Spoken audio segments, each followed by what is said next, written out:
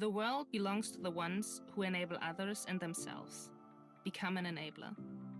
You can become part of a new era, of a new age of legalizing the illegal, altering it from threat to therapy and treat, with the sane consciousness. We are pioneers, and together with you, we will create a transparent ecosystem, enable technological innovation, and ensure a secure market environment. We enable cannabis, together.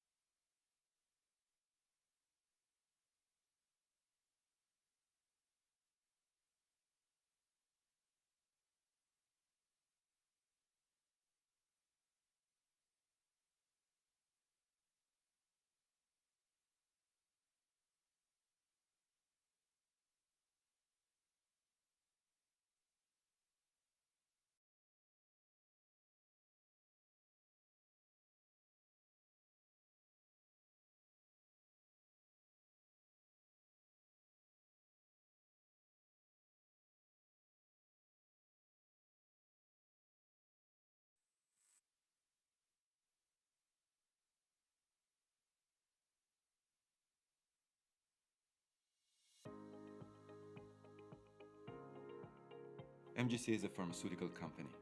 We specialize in production and development of phytomedicine. The idea is really to exploit very robust clinical observations using herbal interventions and to derive from them what can be translated into a rigorous pharmaceutical formulation and treatment. We are creating a natural-based medicine, which are standardized medicine to meet the FDA and EMA guidelines. We work together with the best researchers all around the world in order to bring the best solutions to our patients.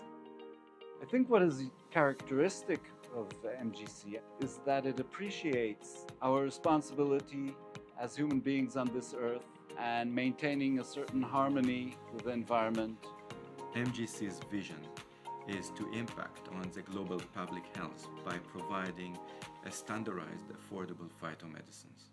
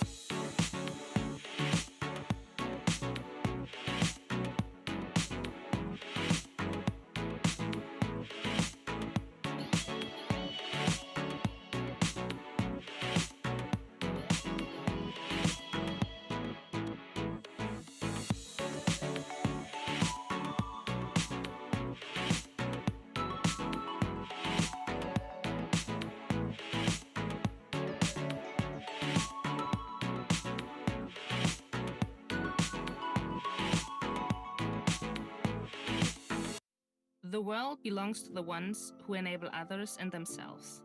Become an enabler. You can become part of a new era, of a new age of legalizing the illegal, altering it from threat to therapy and treat, with the same consciousness. We are pioneers, and together with you, we will create a transparent ecosystem, enable technological innovation, and ensure a secure market environment. We enable cannabis, together.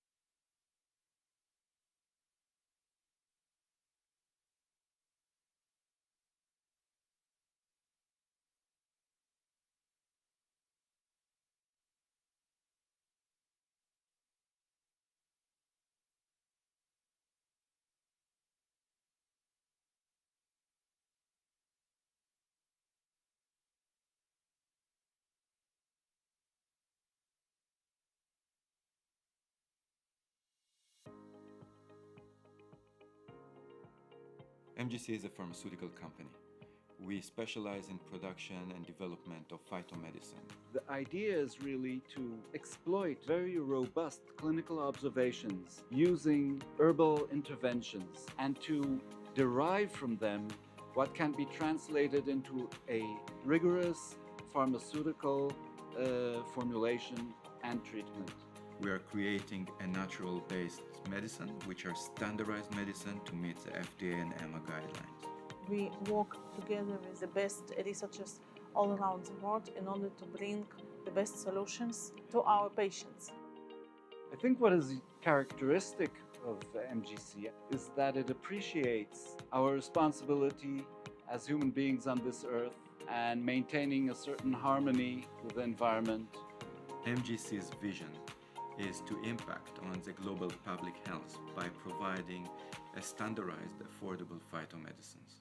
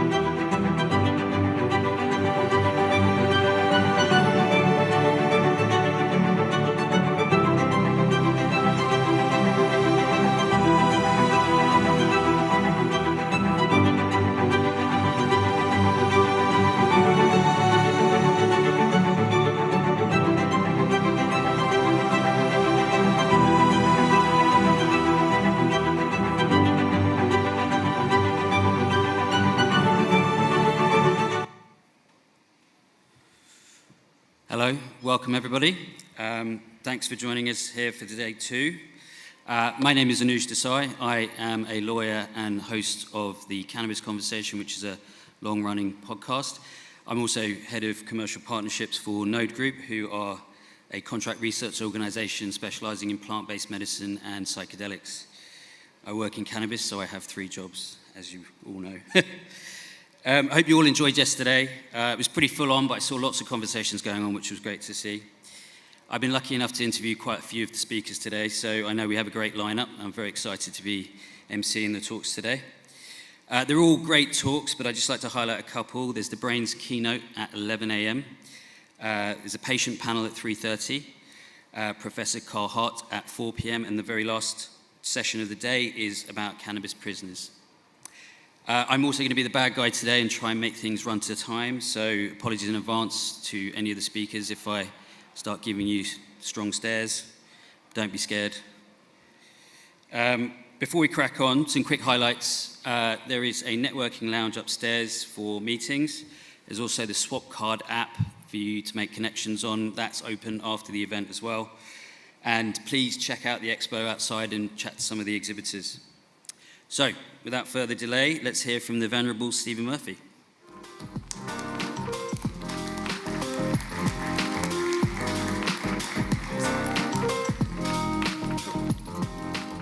Hello. Good morning. Welcome to day 2 of Cannabis Europa.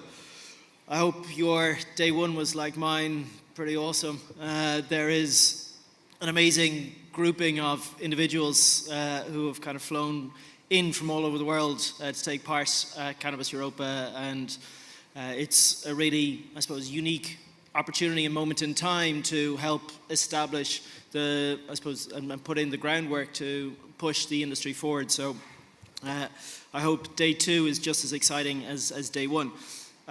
We've got, I think, a nice balance today within the programming side from 3 kind of critical aspects of how the industry is going to move forward, and you can put it into a pyramid format that has been used many times, but across, I suppose, looking at the advocacy and regulation, looking at I suppose from a financing perspective and a business perspective, and how the industry is going to be driven forward, and then of course looking at, okay, how do we make, ultimately our mission here is to make the world a more fair society, and really we believe the best way we can do this is through greater access and acceptability of cannabis. So the last session of the day for me is I'm going to be a little bit biased because I've seen some of the fantastic work they've done in North America, but I would encourage you all. I know how appetizing being out on the terrace can be that time of the evening with a nice refreshing beer, but to remain here for the Leave No Cannabis Prisoner Behind, because this is a critical topic in terms of how we move forward. We can't simply ignore the horrors of our current legislation and, I suppose, the negative impact that has had on society. So it's a really, really, really important message, and something that I'm delighted that we can host at Cannabis Europa this year. Our lead sponsor today is Brains, who have long been supporters of prohibition and indeed the industry. Ricky and Barinder, I count them as good friends, but also genuine leaders of the industry who are looking to do the best, not just in the UK and support domestic groups and institutions in the UK, but all around the world. And look, we're delighted to have them as partners and lead sponsors for today's programming. I suppose the key takeaways from today, and if you were to kind of maximize your time, one, definitely the Swap Card app. It has, I think we've got a couple of thousand meeting requests so far in day 1, so it is great to see people using it, and everybody is on it, so please use and facilitate it. Again, if there is people you can't find or want to find, just contact a member of the Cannabis Europa team, and we will certainly do our best to facilitate any introductions we can do. This is the aim of the game, to generate new ideas and new inspiration. So if there's anything we can do, please do let us know. I'm going to leave on what I think is a fantastic topic and something that is exceptionally timely, and being a Londoner, would love to see accelerate faster, but it's looking forward to kind of seeing how we're going to accelerate change and policy when it comes to adult use in the UK. So thank you very much, and have a great day.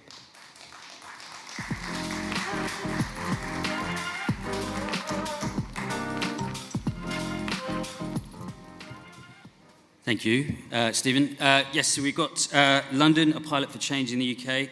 Mayor Sadiq Khan recently announced a diversion scheme in London, and so this panel will be discussing the possible implications of that. Kasia, do you want to join us?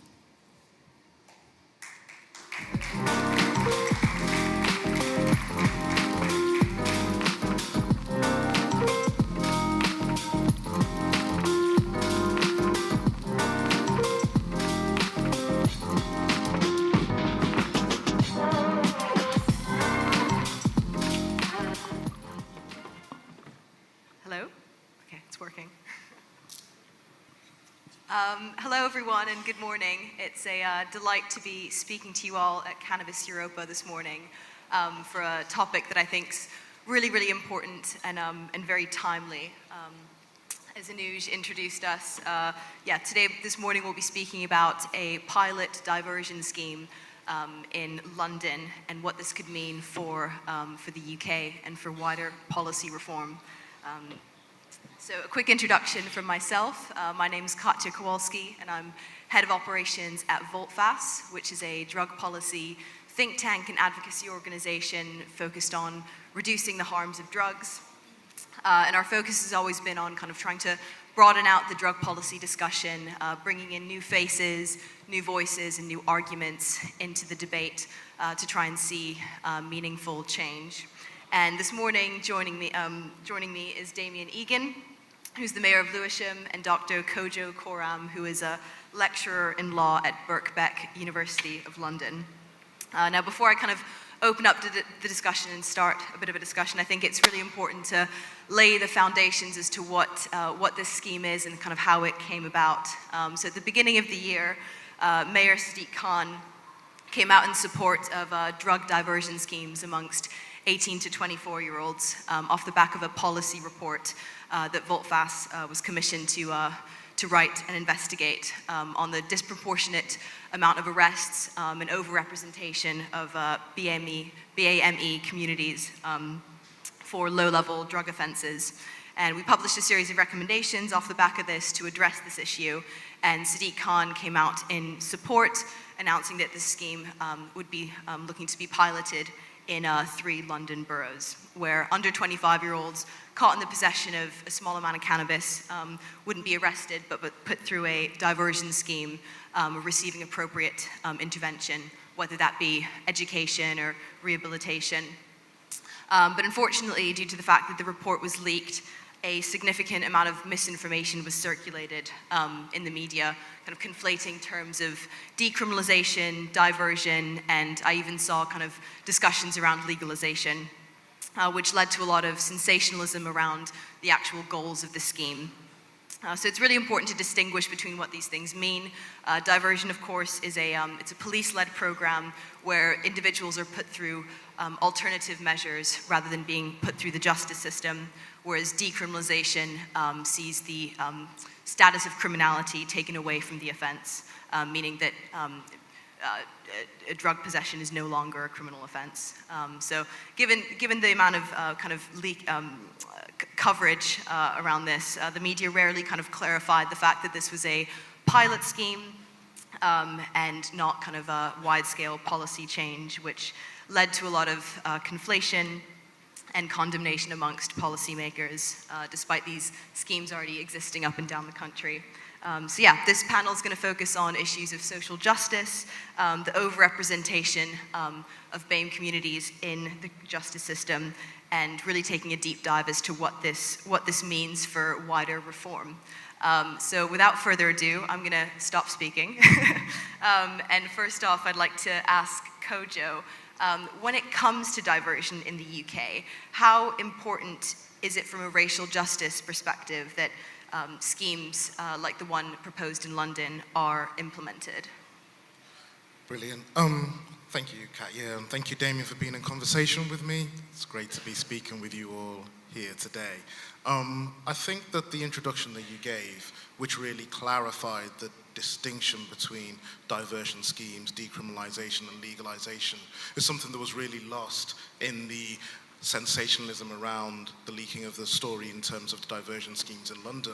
I mean, diversion schemes are police-led schemes that are already present across the country, whether we think about Durham, whether we think about Avon and Somerset, whether we think about Devon and Cornwall. We already have diversion schemes in place, and the importance of them is because we understand that out of all of the different criminalized drugs, cannabis is the one that facilitates contact with the criminal justice system more than any other. And this isn't something that is just simply hypothetical. This was evidenced by the United Nations Office of Drugs and Crime report in 2018, which saw cannabis as the leading cause through which people get contact into the criminal justice system. And not just in terms of incarceration, which not a lot of people in the UK do get imprisoned for personal use, but in many other instances of being encountering criminal justice, most prominently perhaps stop and search. It's estimated that 1 in 3 stop and searches that occur are as a result of suspicion of cannabis. Suspicion of drugs is the #1 ground through which stop and searches are facilitated. Even though we often talk about stop and search in terms of knife crime, most people are being stopped and searched because of suspicion of drugs, suspicion of cannabis primarily, and we know the racial disparities in terms of the application of stop and searches, black people being 9 times more likely to be stopped and searched than white people in the United Kingdom. And then we can think about other ways in which the policing of cannabis and the criminalization of cannabis can impact on particularly ethnic minority lives, as well as lives much more broadly. We know that suspicion of drugs and drug issues is one of the leading causes of school exclusions in the United Kingdom. The recent horrific story of Child Q, I think, made that combination between school policing, stop and search, and kind of racial targeting really explicit, with the young girl who was strip searched for suspicion of cannabis, and of course cannabis wasn't even found upon her persons. And so if we think about the school to prison pipeline that is so often criticized in terms of criminal justice advocacy, we can see the role that the criminalization of cannabis can play at both the beginning and the end of that pipeline. People being removed from school because of drug issues, which is not necessary in order to try and arrange their education, and then ultimately ending up being stopped and searched or being incarcerated due to related drug issues. And so the diversion scheme takes all of that energy and allows police to direct their time and energy into other things that might be of more importance, and allows other social institutions who will be better able to intervene in relationship to people who might have problematic substance use, being able to encounter those individuals rather than them being diverted into the criminal justice system. So I think it's something that should be embraced. This is of course a pilot scheme and there will be evidence that's produced from it, but I think we need to recognize that this is something that is common all across the country already. And the sensationalism, I think, had a lot more to do with the particular dynamics between the Mayor's Office, the Metropolitan Police, and the role of London as the capital city in terms of the national conversation. Yeah, thank you. I think it really shows how kind of relevant cannabis is in this discussion, how that's kind of the first point of call and kind of an introduction into the criminal justice system that a lot of young people face due to this. Okay, moving on to you, Damien, as I guess from a broader kind of perspective in this, as mayor, what do you think can kind of feasibly be done to address these issues, I guess particularly in your borough? So first of all, I wish we'd had that introduction when we had the leak to the story, because there was so much drama and sensationalism around it. I was on holiday, it was over New Year's, and the Telegraph had leaked conversations that we'd been having in Lewisham Borough with the Mayor's Office and with MOPAC. And it was a bit of a shock, because when you actually explain the diversion scheme and what it is to people, you find that people get it, and actually there is very broad support, and in fact polling shows that, and that's the same in Lewisham. However, what we found quite quickly was that you had 15 Conservative MPs, including ministers, signing letters against it. It rattled people in the Labour Party as well, who felt that something had just been kind of thrust upon it. But we are going through that process of explaining it, and I think winning the argument. It's a big issue in Lewisham. Lewisham, my borough, it's one of the most diverse places in London, and I was fine. I've been there 4 years.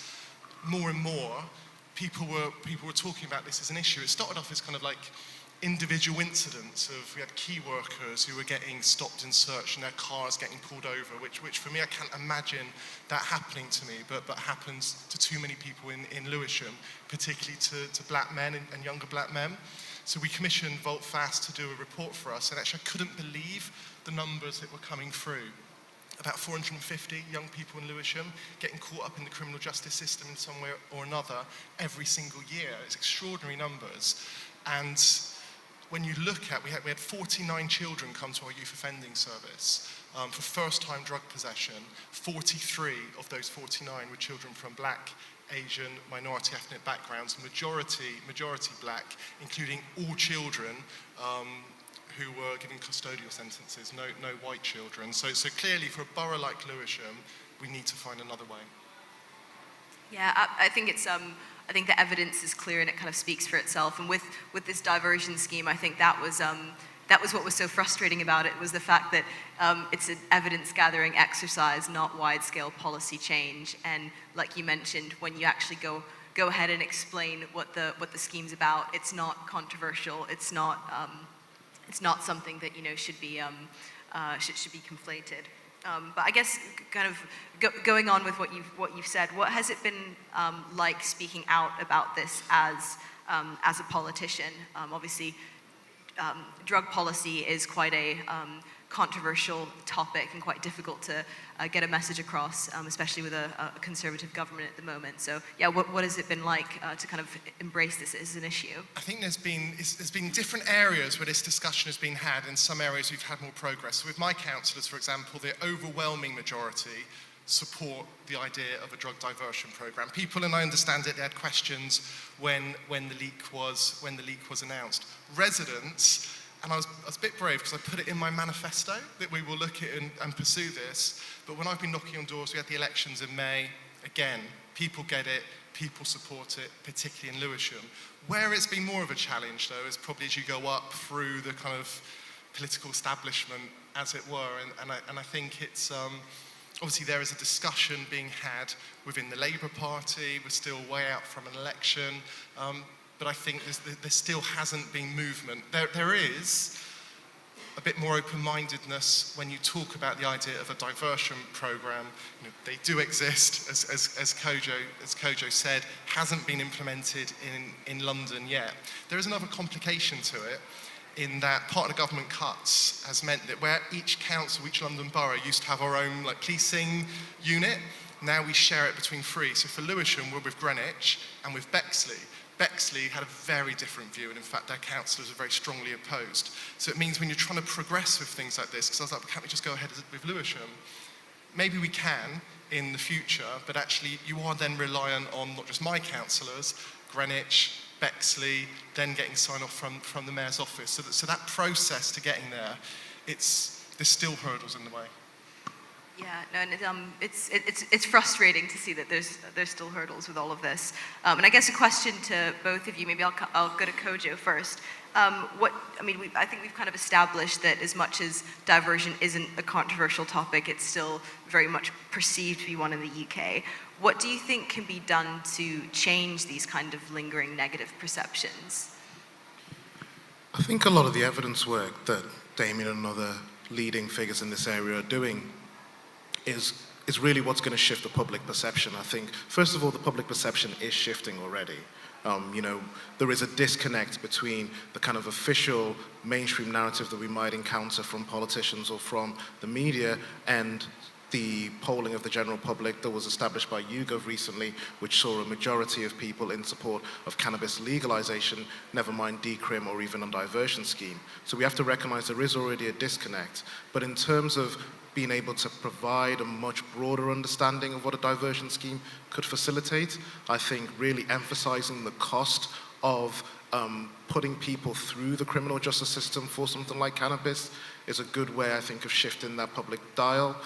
It's up to £65,000 per annum it costs to imprison someone in the United Kingdom, according to the Ministry of Justice, and that doesn't seem to me to be a very efficient use of public funds, particularly in this moment of economic crisis for something like cannabis. And I think also telling those personal stories of how an early criminal encounter with cannabis possession can really devastate people's lives going forward for people who are 16, 17, 18 years old. Even if it doesn't result in a prison sentence, it can result in the inability to travel overseas. It can result, that criminal conviction can lead to an inability to be able to apply for a whole swathe of jobs because this is something that's always going to show up on your DBS check. And so it can have devastating impacts on people's lives for decades after they've had that conviction. So I think telling that story in combination with talking about the economic cost of spending upon trying to criminalize those people, I think can make the general public understand that there must be better ways to do this, especially when we look at the evidence from the different counties in the United Kingdom that have already done diversion schemes and from the places all across the world that have taken even more radical reform approaches to their cannabis laws. Yeah, no, I completely agree, and I think the kind of taking a health-based approach is really, really important. And I think honing in on the fact that, by not criminalizing people for low-level possession offenses of cannabis, police time can be freed up to deal with, more violent and dangerous crime, which is obviously of concern in London. I'm not sure if you got any other points that you'd like to raise, Damien. I think in particular, I'd be interested off the back of what Kojo was saying about polling and the fact that we're seeing that public opinion it's changed, and people are, pro not even just diversion but legalization. What's political appetite like? Are you seeing a shift amongst policymakers in their views towards this? So definitely I can recognise that shift of the public, because when you have those arguments, the key word is evidence, and when you start bringing it back to, look, we just want to follow the evidence, we just want to follow the health-based outcomes. And Lewisham won't be different from so many parts of London when it is genuinely, you cannot stress how difficult it is for our young people to get on, find a job that means that they can basically pay their mortgage, pay their bills, pay their rent, whatever it is, and stay in London. Trying to start that off with a criminal record, add into that the majority, as we've seen from Lewisham, of young people getting caught, getting criminal proceedings are young black men. Add that together, it makes it, I don't want to say virtually impossible, but can you imagine those people getting then, it unlocks the doors to them to get jobs in the city. So actually, I really think the public get it. I do so many public meetings with our residents, you'll get the odd question on it. It's the policymakers, and I think there is still nervousness, there's still some timidity, and it's interesting because we do have so many international examples that you think we should be drawing on these examples to get best practice. Elections, what could be as far away as 2024. I think from a Labour perspective, the Labour Party will be trying to position itself to win certain seats, and I think they're still trying to understanding what people in those seats think, and I understand that. I think that's valid because I think the most from my, I'm obviously biased, but for me it's so important that we get a Labour government to get proper funding into public services and really be able to support residents. So I get that focus as the end goal, but I also think it's probably causing a bit of apprehension about how we move on some of these ideas that people perceive as radical, even though we're saying it's about evidence, it's about health, and it's about people. Yeah, definitely. I guess as well, if politicians are made aware that maybe it's not as controversial as a topic as they think it is, and the fact that kind of cannabis is potentially a vote winner, then their perceptions and thoughts might change around that. And I guess another question to both of you is kind of, I guess, what next and what can we expect from all of this? Do you think that these diversion schemes are kind of a sign of the times, and maybe the fact that the UK is, well, I think it's undoubtable that the UK needs better drug policies and drug reform, but do you think that this could result in kind of broader calls for reform based on what we've seen? I guess I'll start with you, Kojo.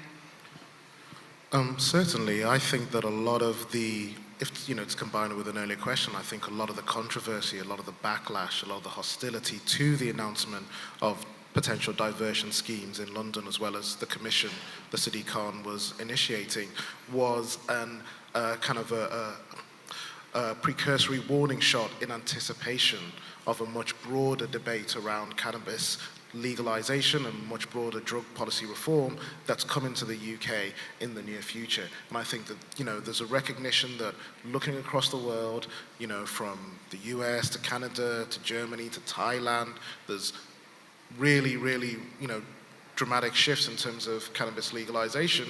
The UK is falling behind this conversation, that we are going to have this debate. We are going to have this argument, not just about cannabis, but about decrim in relationship to a whole swathe of drugs. The Misuse of Drugs Act has now just gone past its 50th anniversary and has, clearly exceeded its relevance in terms of the context in which it was drafted and implemented. This has to have a general conversation, and I think that whilst there was no response almost, or no mainstream response to diversion schemes being implemented in, like I say, Durham and Devon and a lot of these other places, when it came to London, I think a lot of the pushback wasn't against diversion schemes, but against this coming spectre of a much broader debate around drug policy reform that I think we all need to get ready for. For me, my priority has to be getting this diversion scheme off the ground and getting it running. So we know we've got the support of Sadiq, it's fantastic that we've got a mayor of London who's actually out there advocating, visiting cannabis farms when he was over in the US. So he's coming from a place of evidence. My challenge will be, how do we get those other local councils to agree? Do we need all of them to agree? So I have posed the question, if they don't, is this something we can go ahead with in Lewisham? That creates a very practical policing question, because obviously with the police operating across the 3 boroughs, what do you do if you've arrested and caught someone on one side of the road, which might be Lewisham, and then the other side of the road is Greenwich? But these are kind of like, that's where the bureaucracy kicks in. And again, we have to bring it back to people. We had to pause things until the local elections were out the way. They're out the way. We've got some new leadership in one of the boroughs.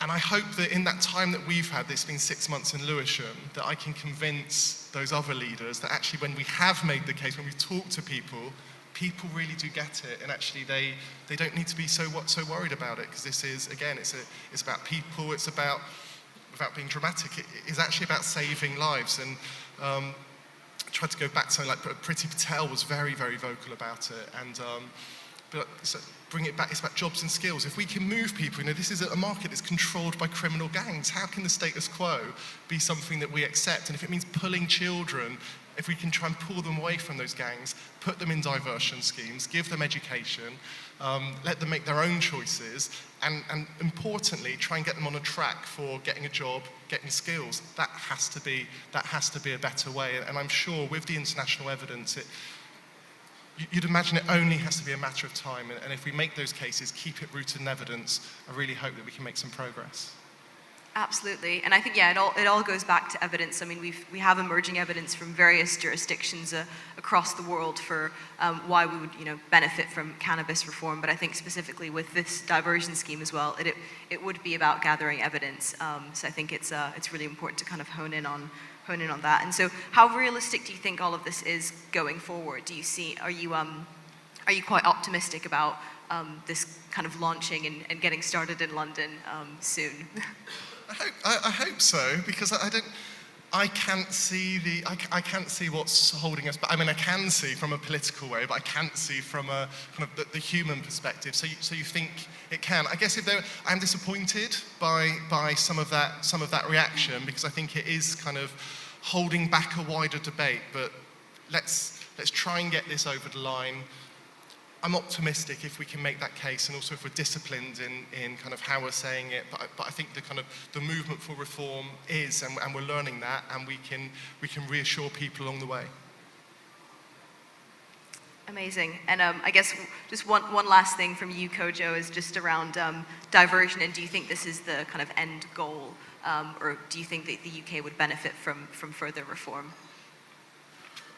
I mean, I think that it's a fantastic goal, it's a fantastic start, it's something that already exists, and it's something that we should roll out across London boroughs. I think that it's fantastic, the work that you're doing, Damien, leading on that in Lewisham. But I think with diversion schemes, we're trying to stop people entering into the criminal justice system as a result of drug possession and the drug industry. We also, at some point, do need to think about the people who have already been caught in the criminal justice system. Many, for years and years, whether it's in terms of prison rates, in terms of convictions that have now expired but still affect, like I say, the ability to get visas to travel to other countries, the ability to be able to apply for certain jobs that they won't be DBS barred from. When we think about how legalization has been rolled out across the United States of America, we of course know that there are some states that have really taken that situation and that conversation to a point of confrontation where they implement social equity programs. I think we're going to hear a little bit more about that from some of the speakers later today, but where you look at people who have been caught up in the criminal justice system and who are being reintegrated into society through changing the drug laws. So I think diversion schemes is fantastic to stop more people falling into the criminal justice system, but I don't think that it should be our endpoint in terms of our long-term vision. Thank you, Kojo and Damien. This has been really, really interesting. I'm really glad we've been having this discussion at Cannabis Europa today, as I think the importance of diversion and addressing these issues of social justice is really at the heart of cannabis reform. And yeah, I'm excited to see what's going to happen going forward. Thank you. Thank you.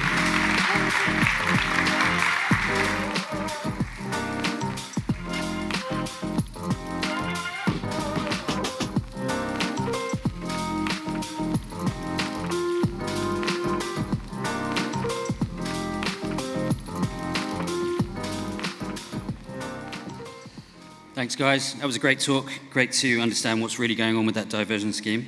Next up, we have forecasting the market in Europe. We take a deep dive on the numbers, patterns, and analyze exactly the size of the opportunity in Europe.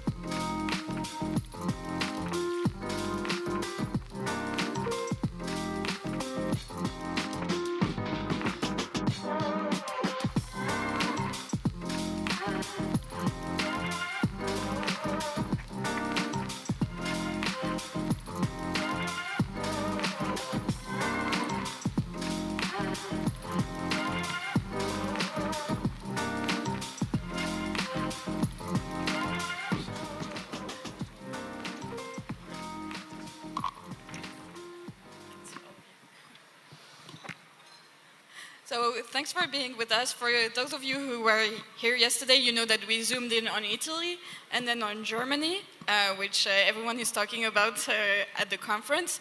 But today we're upping the stakes and we are going to talk about all of Europe.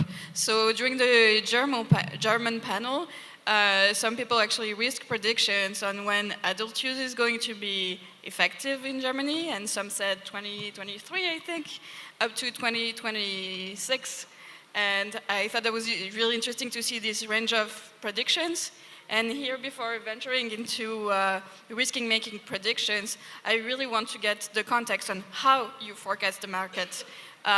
We have a great panel here because we have people who have perspective both on the UK, continental Europe, and America.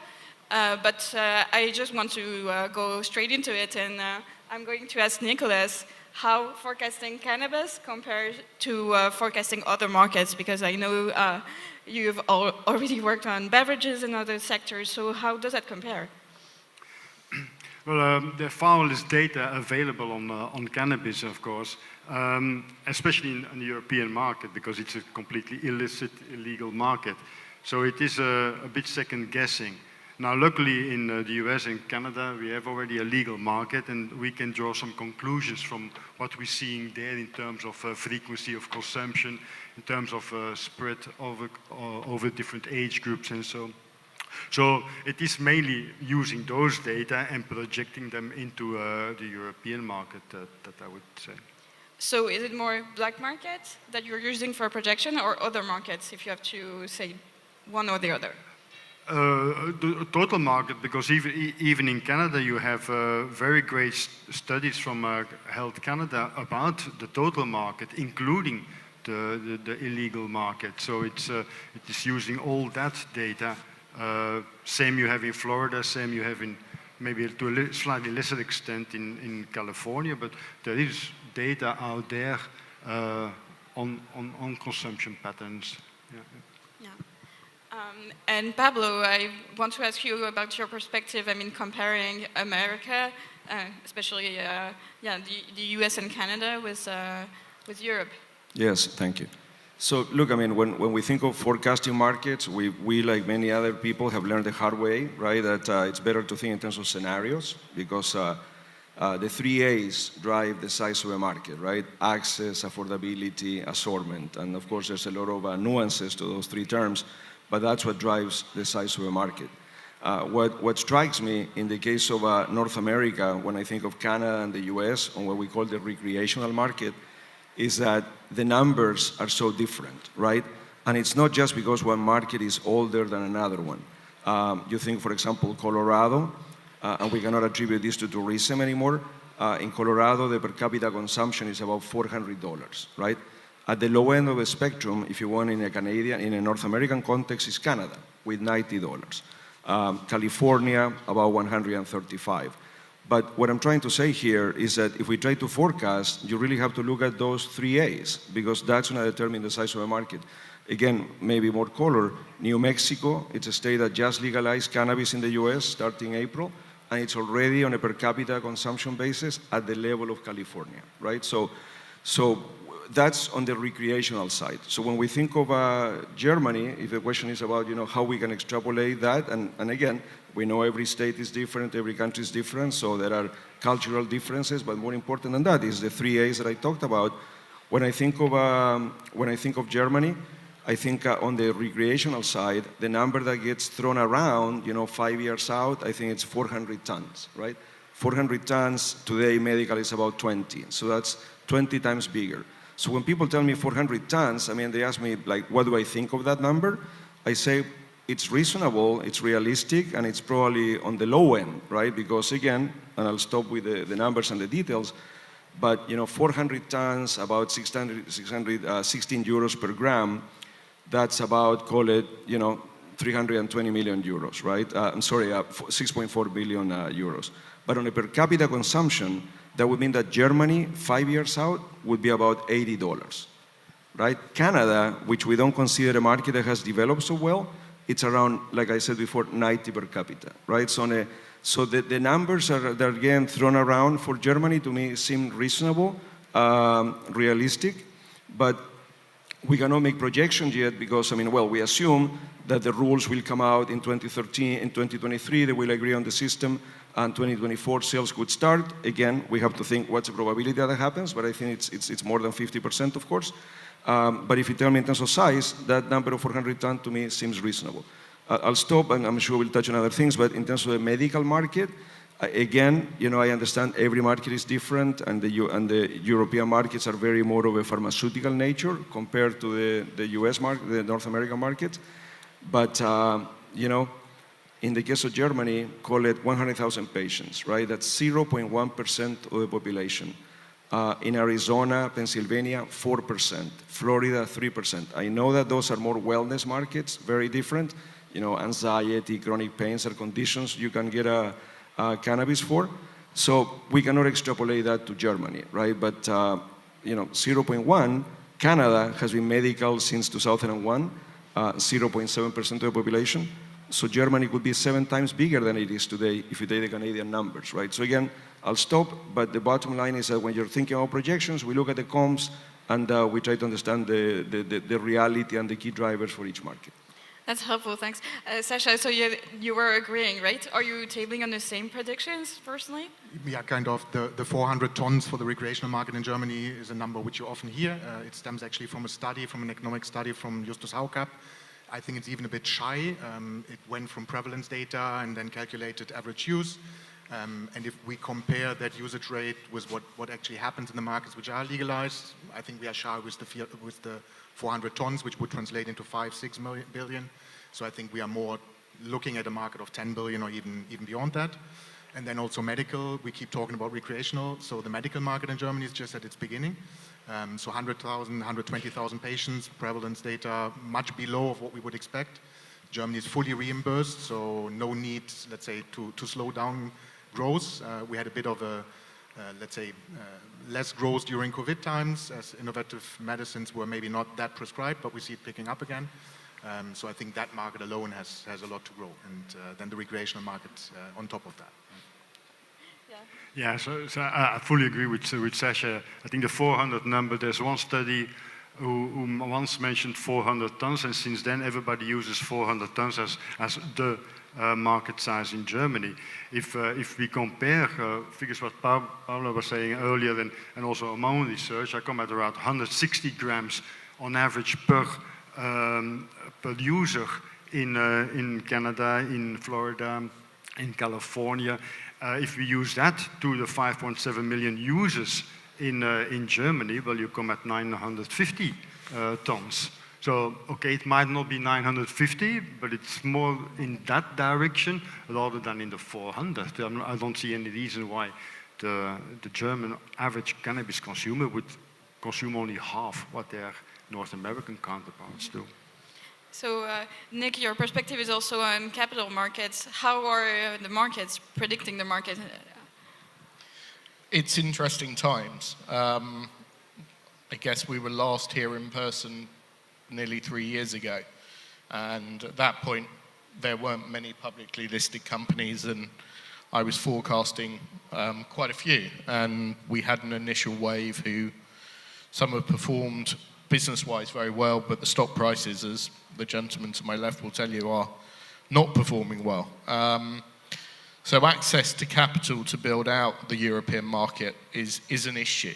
And it's an issue, particularly if Germany does go adult use, how that's going to play across the rest of Europe and the markets, and whether the markets will move with the fact that the largest economy in Europe has taken the step to move the conversation forward. Because at the moment, given the rules that are currently out there, any business that wanted to do business in that German market would not be able to list in London, which is ludicrous.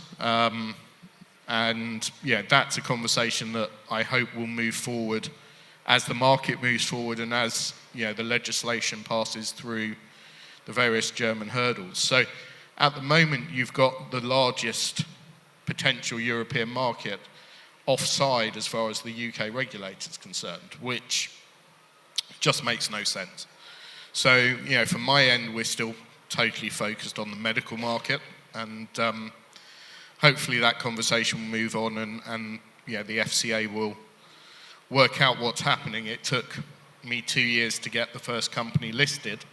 It will probably take a similar length of time for them to realise what's going on. But that's the perspective that I've got from the public markets, and certainly at the moment funding is a challenge for all of these businesses. And so where the funding is going to come to grow that level of product for the market will be fascinating, especially depending on what regulation they go down. If we need EU GMP for the adult use market, we're going to be in an interesting position, because I can't imagine that you're going to find that level of tonnage EU GMP in 3 years' time. So, from a public markets point of view, I think there's some growing up to do again.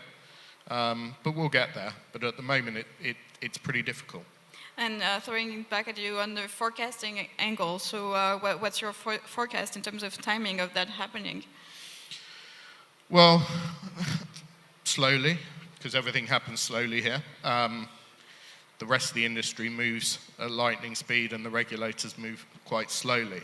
But it can't be, the panel before, which I found fascinating about moving the conversation forward in the UK politically. I think it will become a focus for the next election. Clearly, that will have an impact on regulators and how they're thinking. I would hope that the regulators are watching what's happening in Germany with interest, and I'm sure at some point I will remind them that they should be. So talking about what's happening in Germany, Sasha, what's your forecast on what's going to happen, how long it might take? How optimistic are you about it? So I guess you ask about recreational use. So yeah, I think the aligned date is now the beginning of 2024. So what we hear is that the health minister has announced a so-called reference draft for end of this year, which will then take months to go through the different discussion groups. I think it's okay to assume that mid of next year we will have the law passed, and then it will take 6 to 9 months to regulate and to make sure that the market kicks off. So our assumption is beginning of 2024, and we heard yesterday Ms. Lütke kind of confirming that. So we are very confident to see a market opening at the beginning of 2024. Mm-hmm. That's the date we are preparing for. So I'm going to throw it to the analyst perspective here, and do you also see this prediction, and how, more specifically, when do you see maybe adult use overtaking medical in Europe?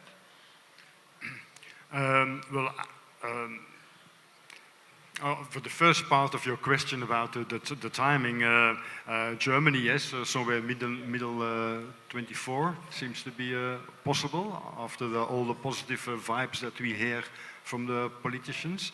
But of course it will leave very little time for companies to prepare, because 6-9 months for setting up production, distribution, retail, we have no idea how it is going to look like, so it's going to be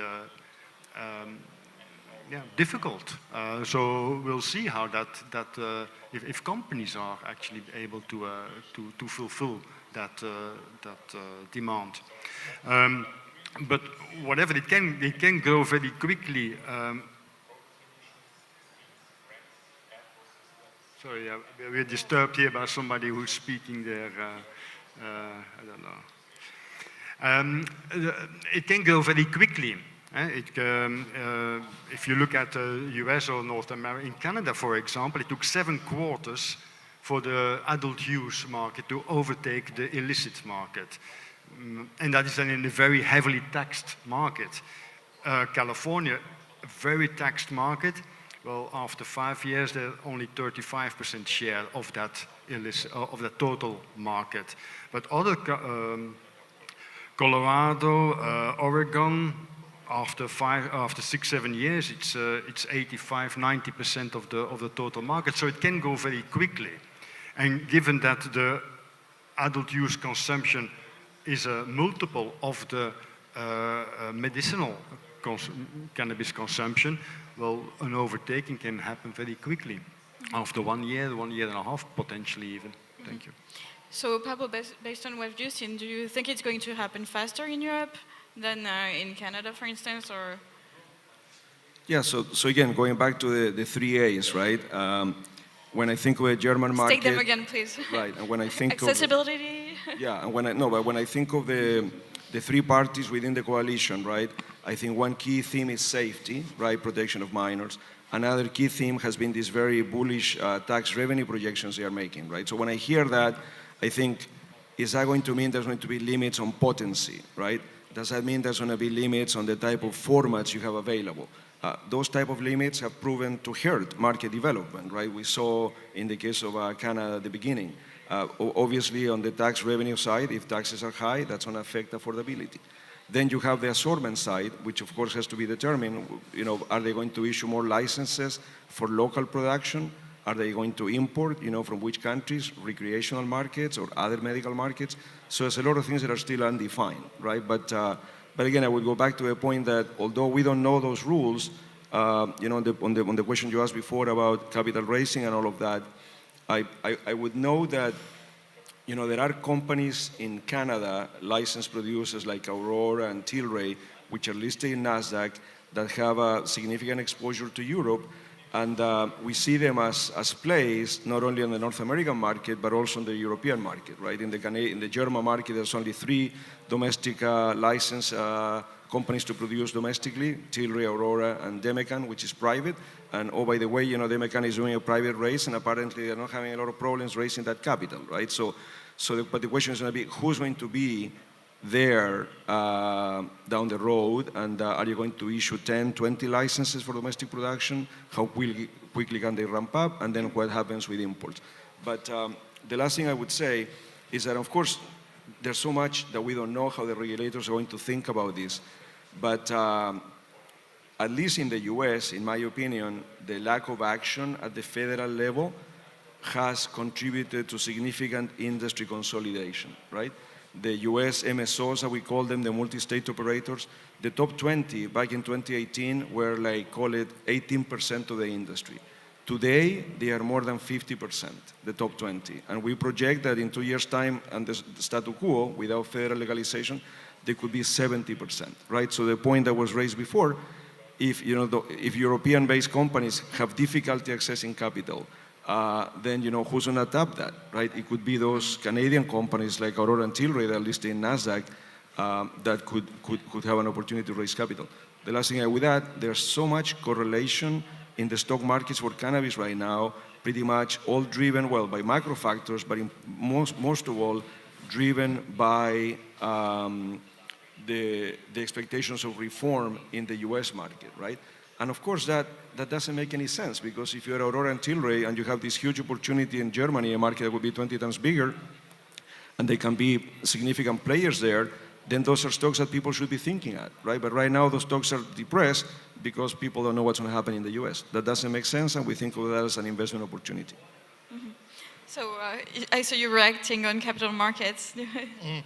Yeah, I think it will be ironic that undoubtedly the European market will be catered for by the large US-listed companies, certainly in the short term, unless we see capital markets in Europe move quickly to facilitate those companies. So, what you'll probably see is multi-state operators from the US being the recipients of any new licenses, because they're the ones who are going to be able to fund what they need to do if new licenses are issued. So it's interesting times. Those big companies, the 2 out of 3 have those licenses, and they are well funded, and NASDAQ is, I would imagine, open to future funding if needed. So as usual, you're going to have Europe behind North America when it comes to access to capital for European companies.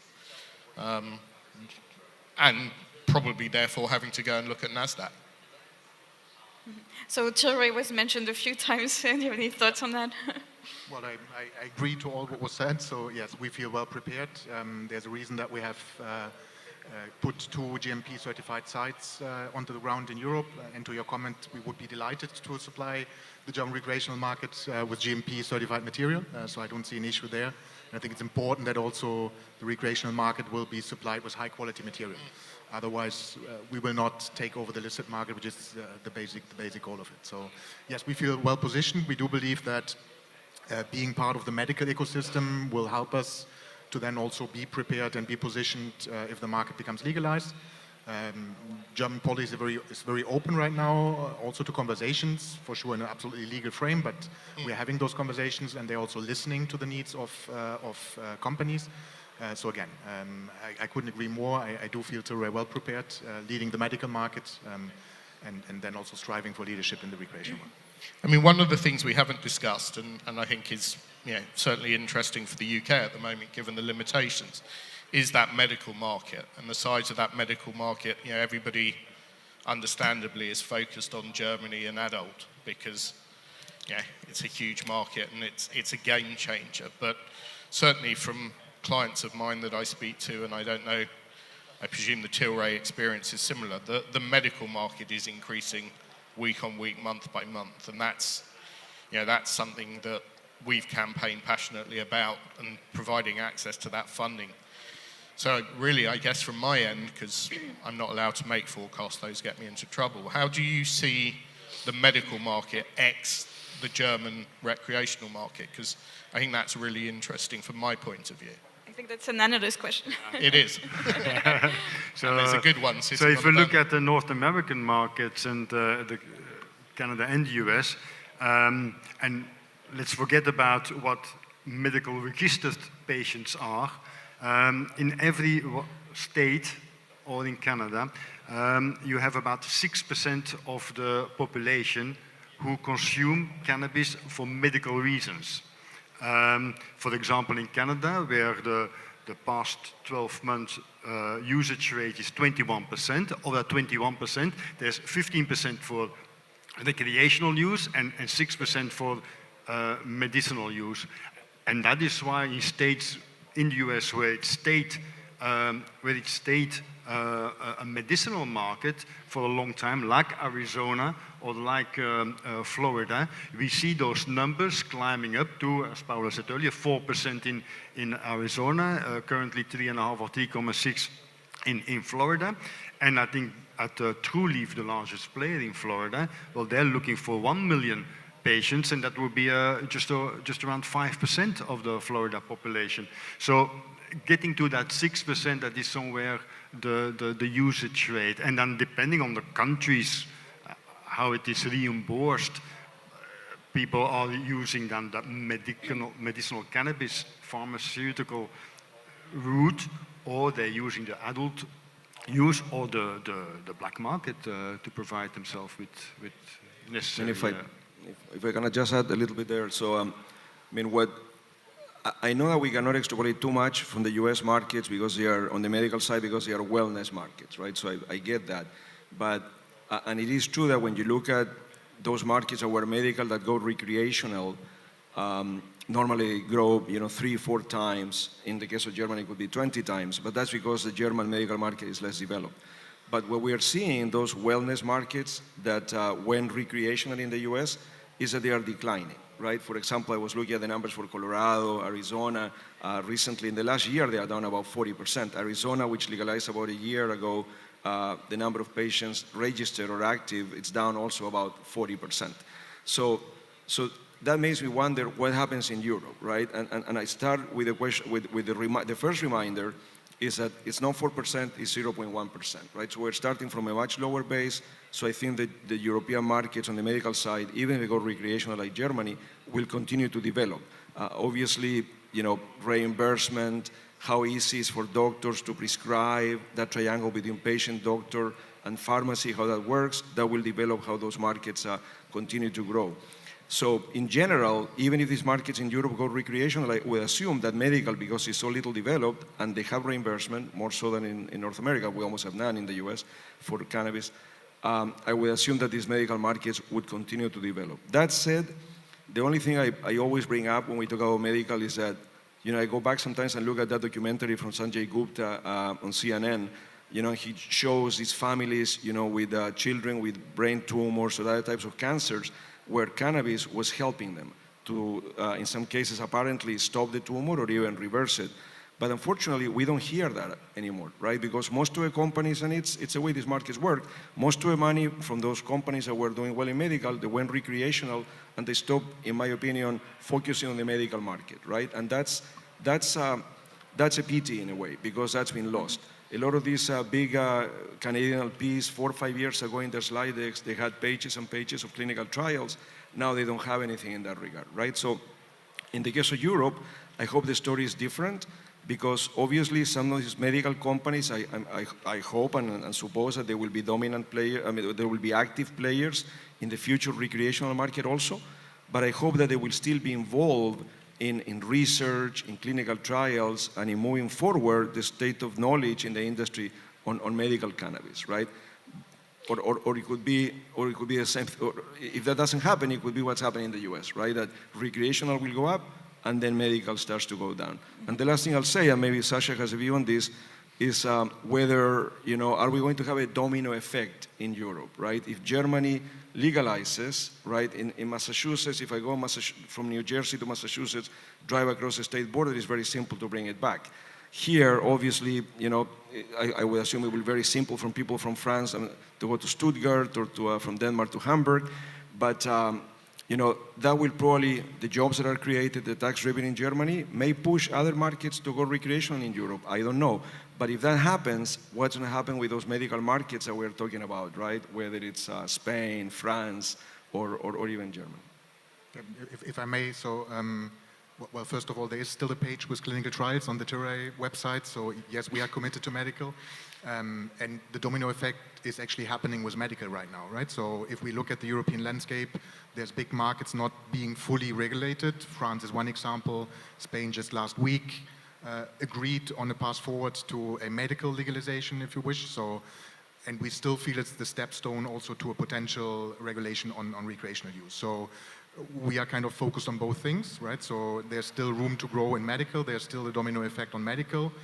France, I think, will be the biggest opening happening March next year. And then recreational, for sure, will also have a domino effect at some point. There are smaller markets waiting for Germany to take a pathway to follow that, and then for sure other markets will also consider that. But again, I feel still medical will be the first step to then go recreational. I doubt that we will see markets going recreational directly.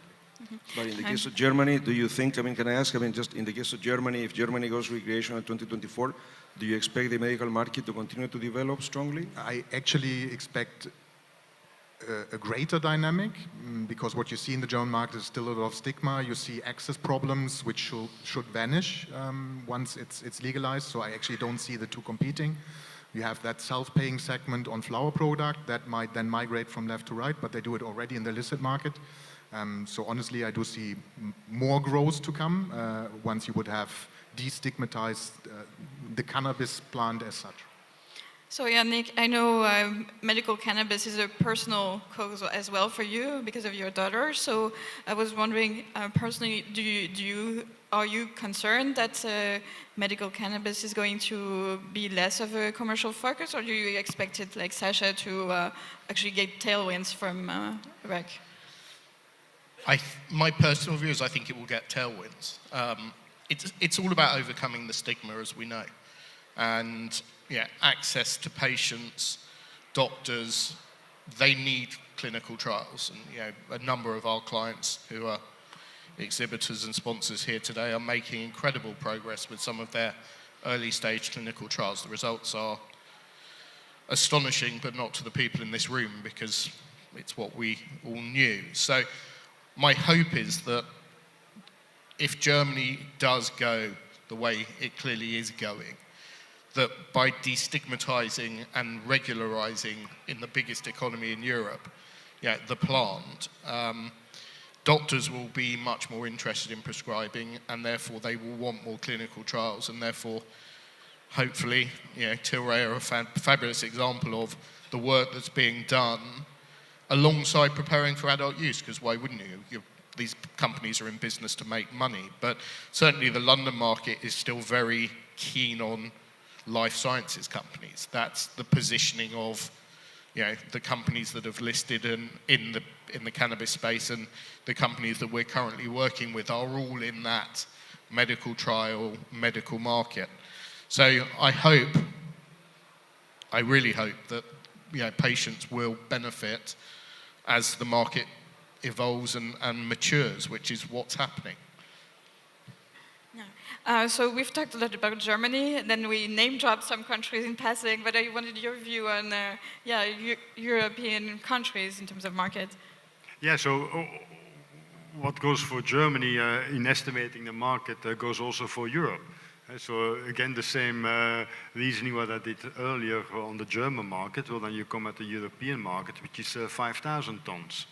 And of course, when will that happen? There will definitely be a domino effect, as Sasha said, starting with some smaller countries, Luxembourg, Malta, Portugal probably is clearly waiting what's happening with, on the German front. I think also Macron has signaled before that he's willing to go to adult use if Germany would be.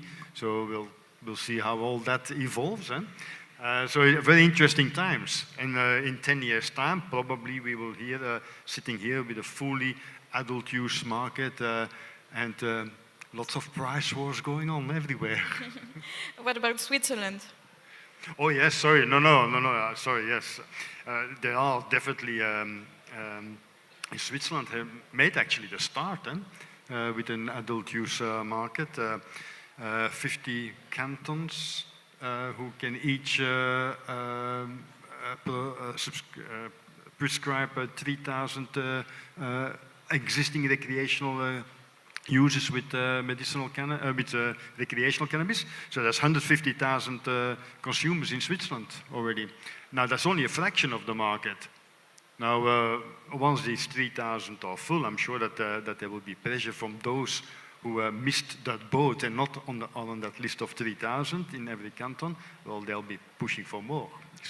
And you see the same happening in probably the same trends as well in Austria. I think it's interesting to see actually currently is Germany, Luxembourg, Austria, Switzerland, the Netherlands. So it's kind of an oil patch seeming to expand across Europe. Mm-hmm. Yeah.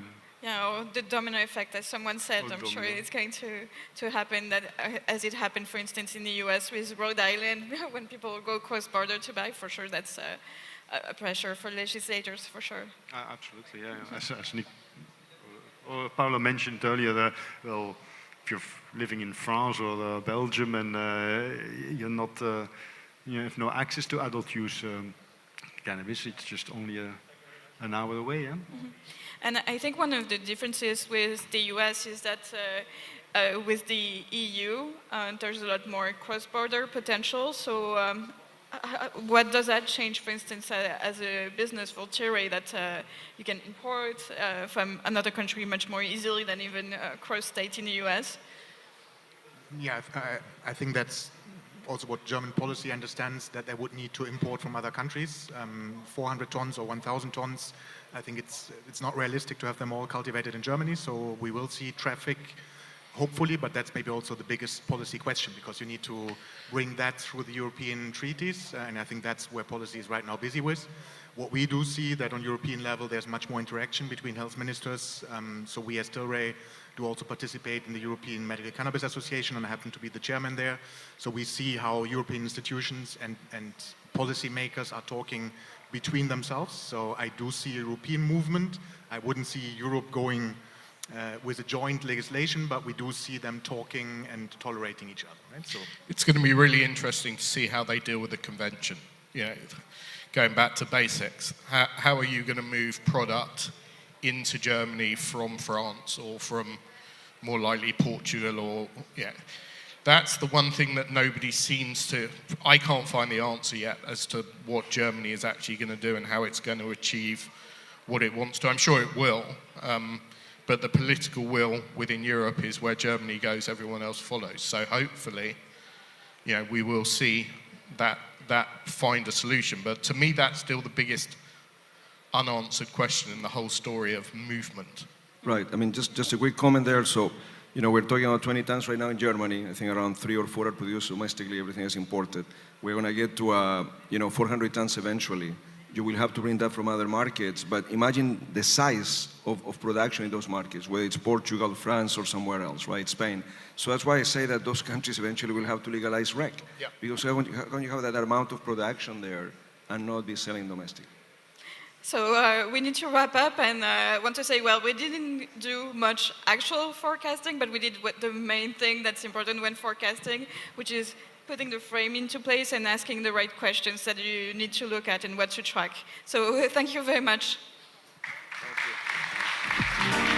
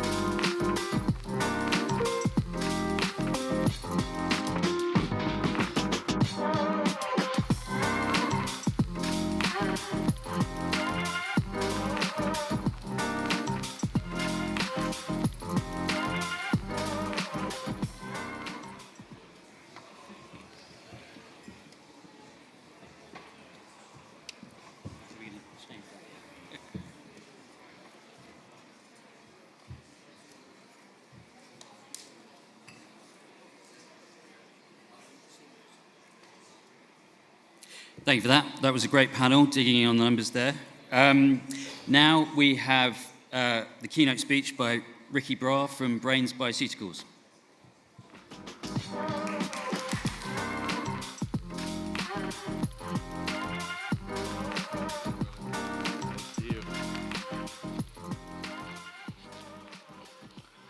All right. Oh, slight delay, or are we okay?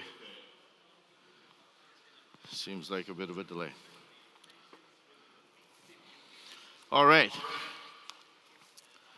Good morning, everyone. My name's Rick Brar, and I'm the CEO, as I'm getting a lot of feedback here.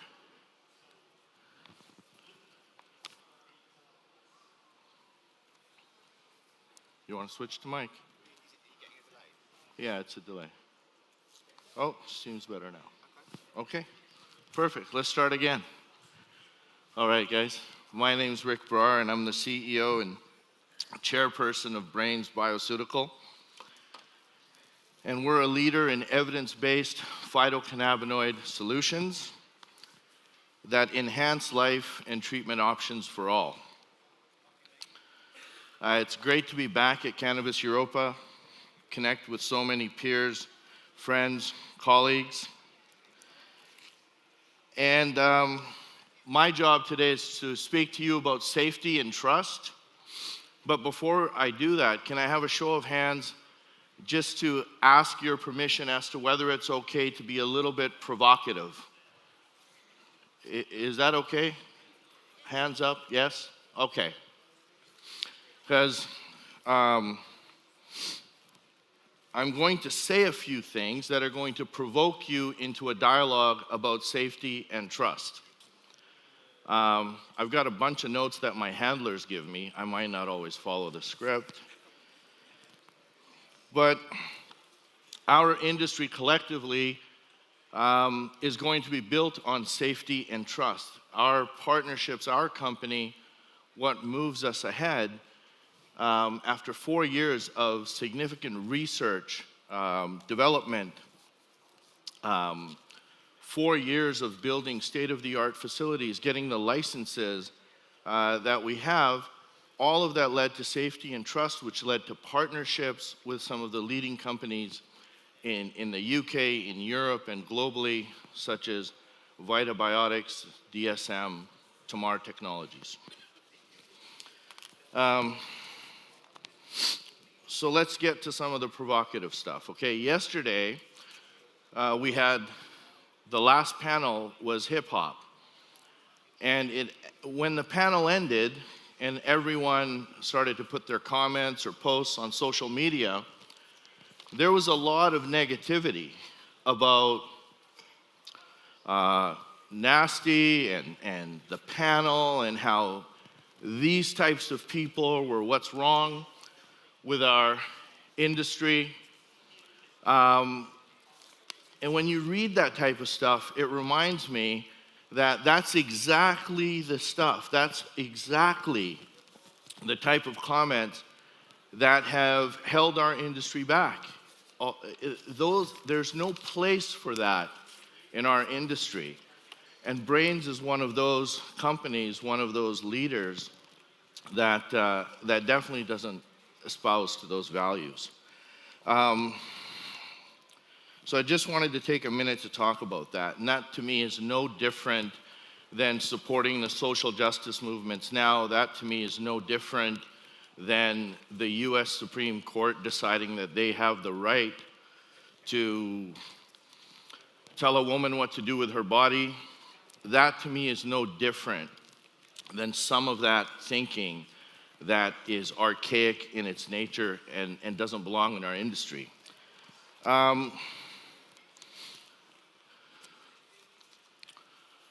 We're investing in a significant amount of phytocannabinoid research and development in the pharmaceutical and nutraceutical sectors. We are, we're in our 5th year now. 5th year, over $50 million spent developing medicines, trying to develop the best, most purest API in the world, and we've succeeded at that. Here is how you create safety and trust. From a Brains Bioceutical perspective, we have a unique suite of licenses, a suite of licenses that's second to none in the world. Our licenses allow us for EU GMP production from a natural plant-based hemp product. We have API registration on our product, and we're quite proud of these achievements, but what it does for us is it leads us into those partnerships. And so if we are to talk to you about safety and trust, we'll use Brains Bioceutical as a bit of a case study, and you may, feel free to come and talk to our staff. Feel free to come and talk to some of our leaders who you met on the panels as to how we've done what we've done, and what these licenses mean, how they helped us achieve the partnerships that we tried to achieve.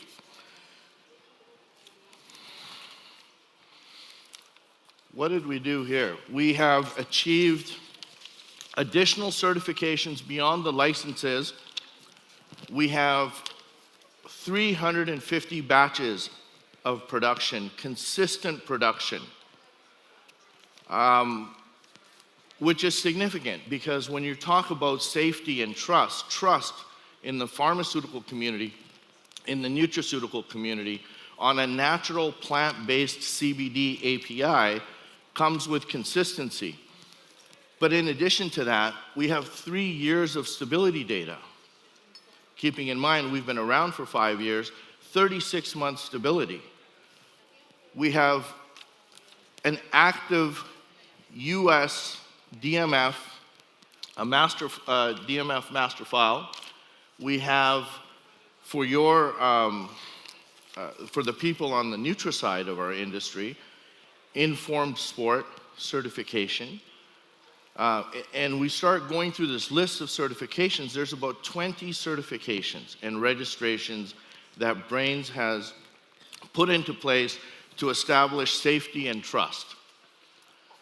The German DAC monograph compliant, and we are tested by the World Anti-Doping Agency's INRS labs, one of the few CBDs, if not the only CBD in the world, tested by the World Anti-Doping Agency's lab for purity.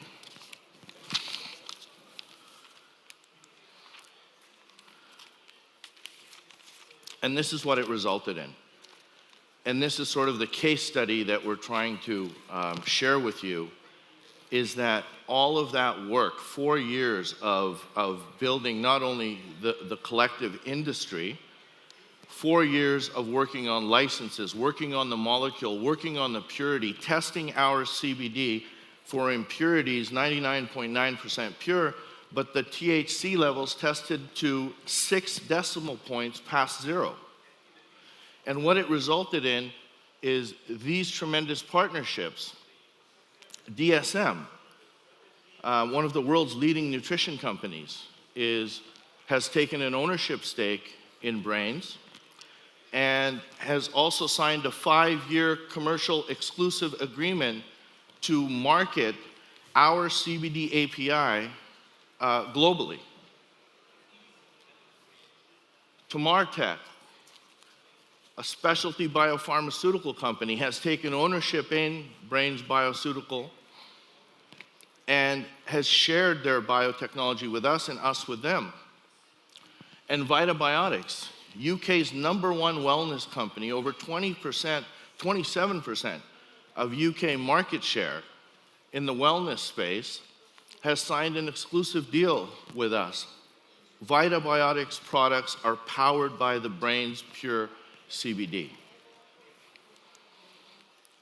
I'm just going to play a video from Kelsey Achenbach, Senior Director of Pharma for Medical Nutrition. If we could play the video now, please. DSM recognizes that innovation happens not only within our company, but in the pharmaceutical market. So we're partnering with a global leader in offering cannabinoid active ingredients, Brains Bioceutical, in order to offer a solution to the market. Brains Bioceutical is a pioneer in the cannabinoid active ingredient space with the capabilities to custom manufacture cannabinoids for our customer base. TSM is driven by a purpose-led vision, and this venture investment and commercial relationship is really focused on putting the patients first. How do we provide innovation into the pharmaceutical market so patients can have the best therapies possible? We believe that together with Brains, we can create opportunities for our customers to innovate with cannabinoids and deliver with a very secure and sustainable supply chain.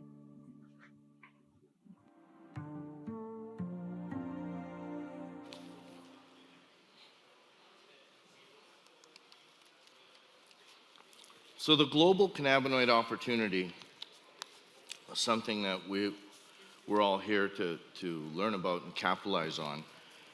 But the cannabinoid-based pharmaceutical market is growing rapidly. It's powered by increasing scientific research, and it's the positive therapeutic effects, the potential that CBD has for those positive therapeutic effects, especially on the central nervous system. CBD API science is the strongest and most established in the field of the central nervous system. Epilepsy, Alzheimer's, Parkinson's, and stroke are some of the areas that it's focused on. And as the population grows and ages,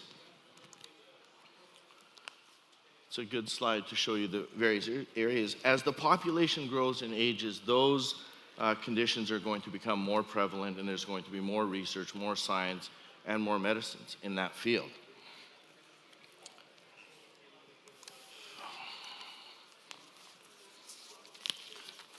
And this is the part where we all have to acknowledge there are gaps in the science, in the data. You know, on our pharma division, with the help of our president, and you heard Terry in a panel here yesterday talking about more research is needed, clinical data is needed, science-backed solutions are needed to advance and support the treatment of major diseases. And that's what we're working on, and that's what we have been working on. Currently, our CBD API is being used in 15 clinical trials around the world. We're partnered with just some amazing companies doing some amazing work. Prati Donaducci in Brazil, for example, is in phase 3 refractory epilepsy trial. Prati will have, hopefully by the end of this year, achieved market authorization for their refractory epilepsy drug in South America. And that's huge for us as the primary ingredient supplier for them. Our wholly owned subsidiary, BSPG Labs, is one of a limited number of organizations that are listed on the Udrelex GMP website. Now that's very important because as the market's progressed in the last 4 years, we hear lots of talk around API and around EU GMP and certification, and everyone has CBD and everyone has the ability to replicate some of the things that we have done or others like GW Pharma have done. But it's not so easy. And if you're going to make a claim around API, let's make sure we're talking the same language and talking apples to apples. You know, are you registered? Are you on the Udrelex website? Have you got all the registrations and licenses that I mentioned that we have? Are we talking apples to apples? That's what we need to figure out. And that language, that consistency is important to build safety and trust in our industry. You know, just this morning we were looking at reports about products that had heavy metals or arsenic, or consumers were being misled. There's a significant amount of trust and safety that we still have to build. And as a case study and as a keynote speech, the information that we have to give to you, or that we can share with you, is that if you do the work, if you put in the effort, if you get the suite of licenses, if you perform with your product third-party testing and take care of the consumer, then it'll reward itself. It'll reward yourself in Nutra, it'll reward yourself on the pharma industry, and you'll be able to establish partnerships with companies like DSM and Vitabiotics and Tamartech and others, and you'll be able to grow your company and advance it forward. Some of the other APIs that we're working on up on the screen, we should have commercial manufacturing for Delta 9, Delta 8 by the end of this year, and other cannabinoids to follow. Our new facility should be open in Sandwich, Kent shortly. And just in summary, these are some of the things that have contributed to our success, and these are some of the things that we strongly encourage you guys to do. And please feel free to come by our booth and ask us for any type of assistance. We're looking forward to working with you as a collective in this industry and embrace all of you along our path. So thank you very much.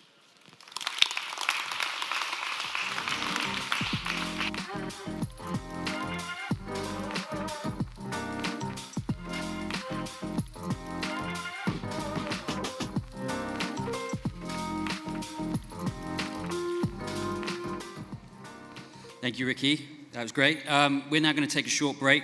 Back in about 10, 15 minutes at 11:30 for a chat about innovation in cannabis. Cheers.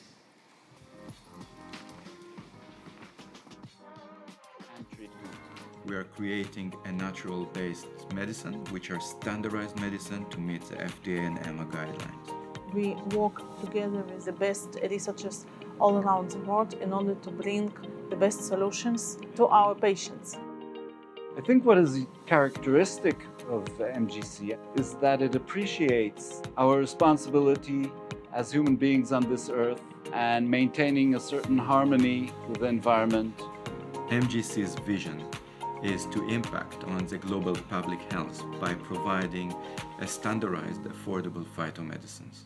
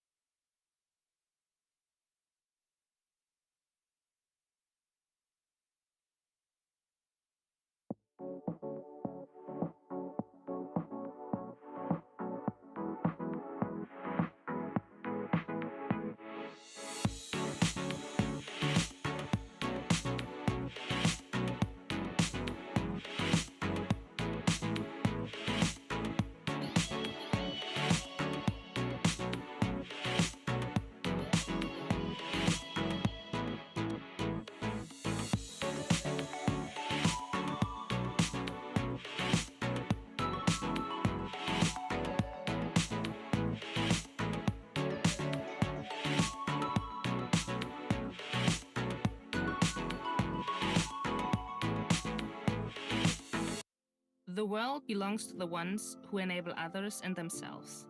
Become an enabler.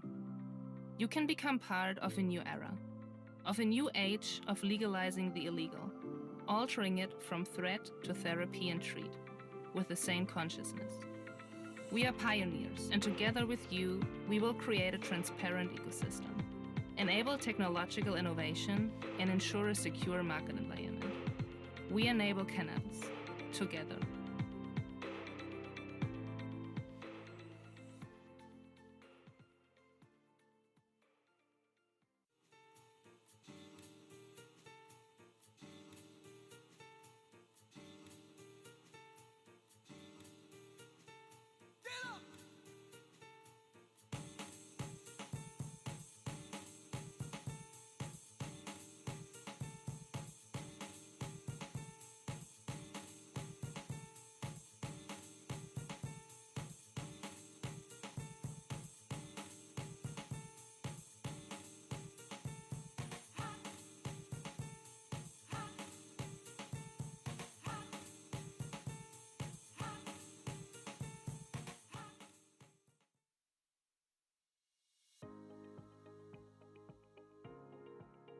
MGC is a pharmaceutical company. We specialize in production and development of phytomedicine. The idea is really to exploit very robust clinical observations using herbal interventions and to derive from them what can be translated into a rigorous pharmaceutical formulation and treatment. We are creating a natural-based medicine, which are standardized medicine to meet the FDA and EMA guidelines. We work together with the best researchers all around the world in order to bring the best solutions to our patients. I think what is characteristic of MGC is that it appreciates our responsibility as human beings on this earth and maintaining a certain harmony with the environment. MGC's vision is to impact on the global public health by providing a standardized, affordable phytomedicines.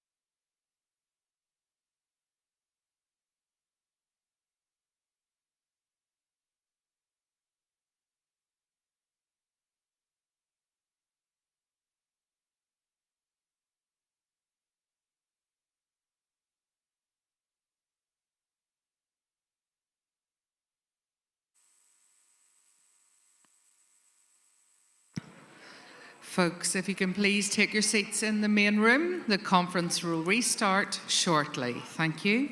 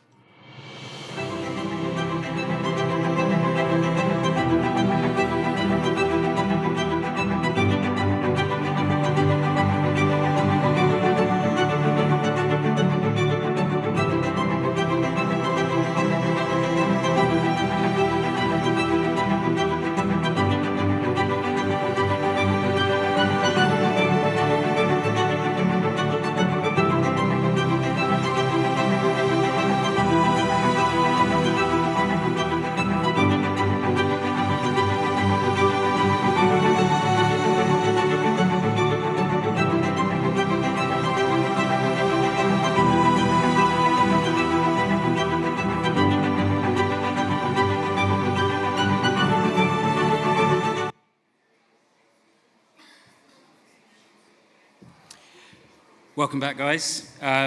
We now have a panel on the complexities of innovation in cannabis, discussing the challenges of research and innovation.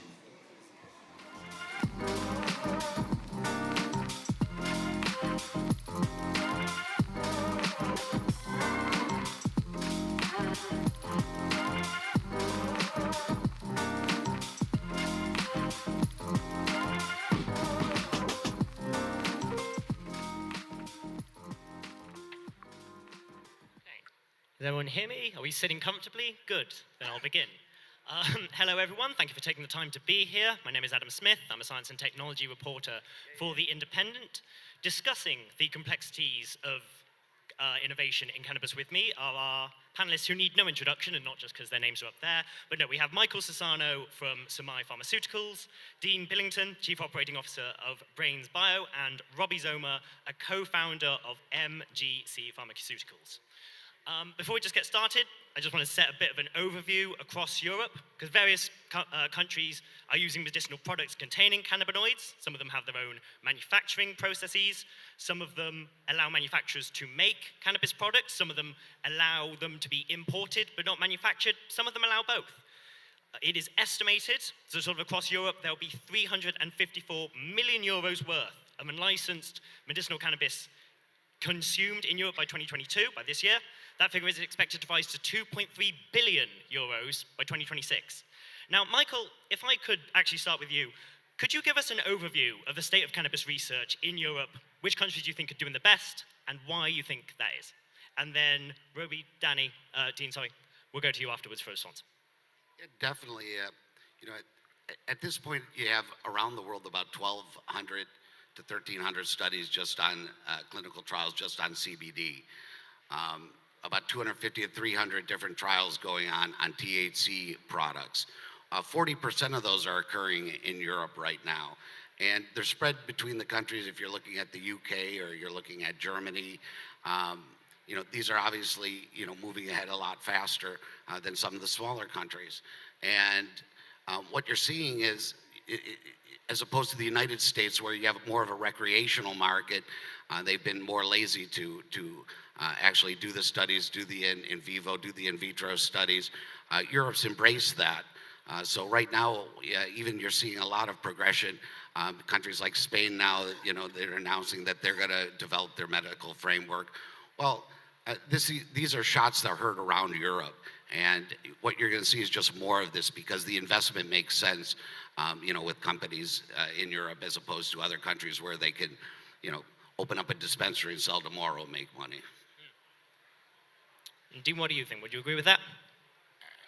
Yeah, to a degree. I think the challenge within Europe is that there are many different countries, different legislations, different approaches to medicinal cannabis, and therefore that makes it very challenging to decide where you're going to target your clinical trials, how you're going to conduct those clinical trials, etc. And then you have the challenges with cannabis versus, so from a Brains Bio perspective, we focus on single individual cannabinoids, so specifically CBD. And again, that challenge is still the same.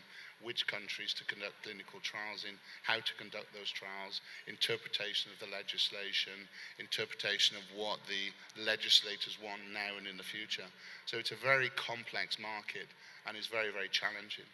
And it would benefit from a harmonization of legislation to make it clear for people spending money in cannabinoid and cannabis research to have a very clear pathway. And Robbie, what do you think? I think we are still not there yet. There is a lot of misleading ideas about, first of all, definition of clinical trials, understanding how a pharmaceutical working. There is a lot of classification of as a differentiate between isolate, API, distillate, full spectrum, and a lot of the clinicals are also misleading by the fact that they're just choosing CBD because it's easier to access with it, but not really getting into the efficacy. And at the moment, the industry is still trying to figure out with the agencies if they can do clinical trials that really working on the patient, or just doing clinical trials that helping them to move forward with the product registration and awareness.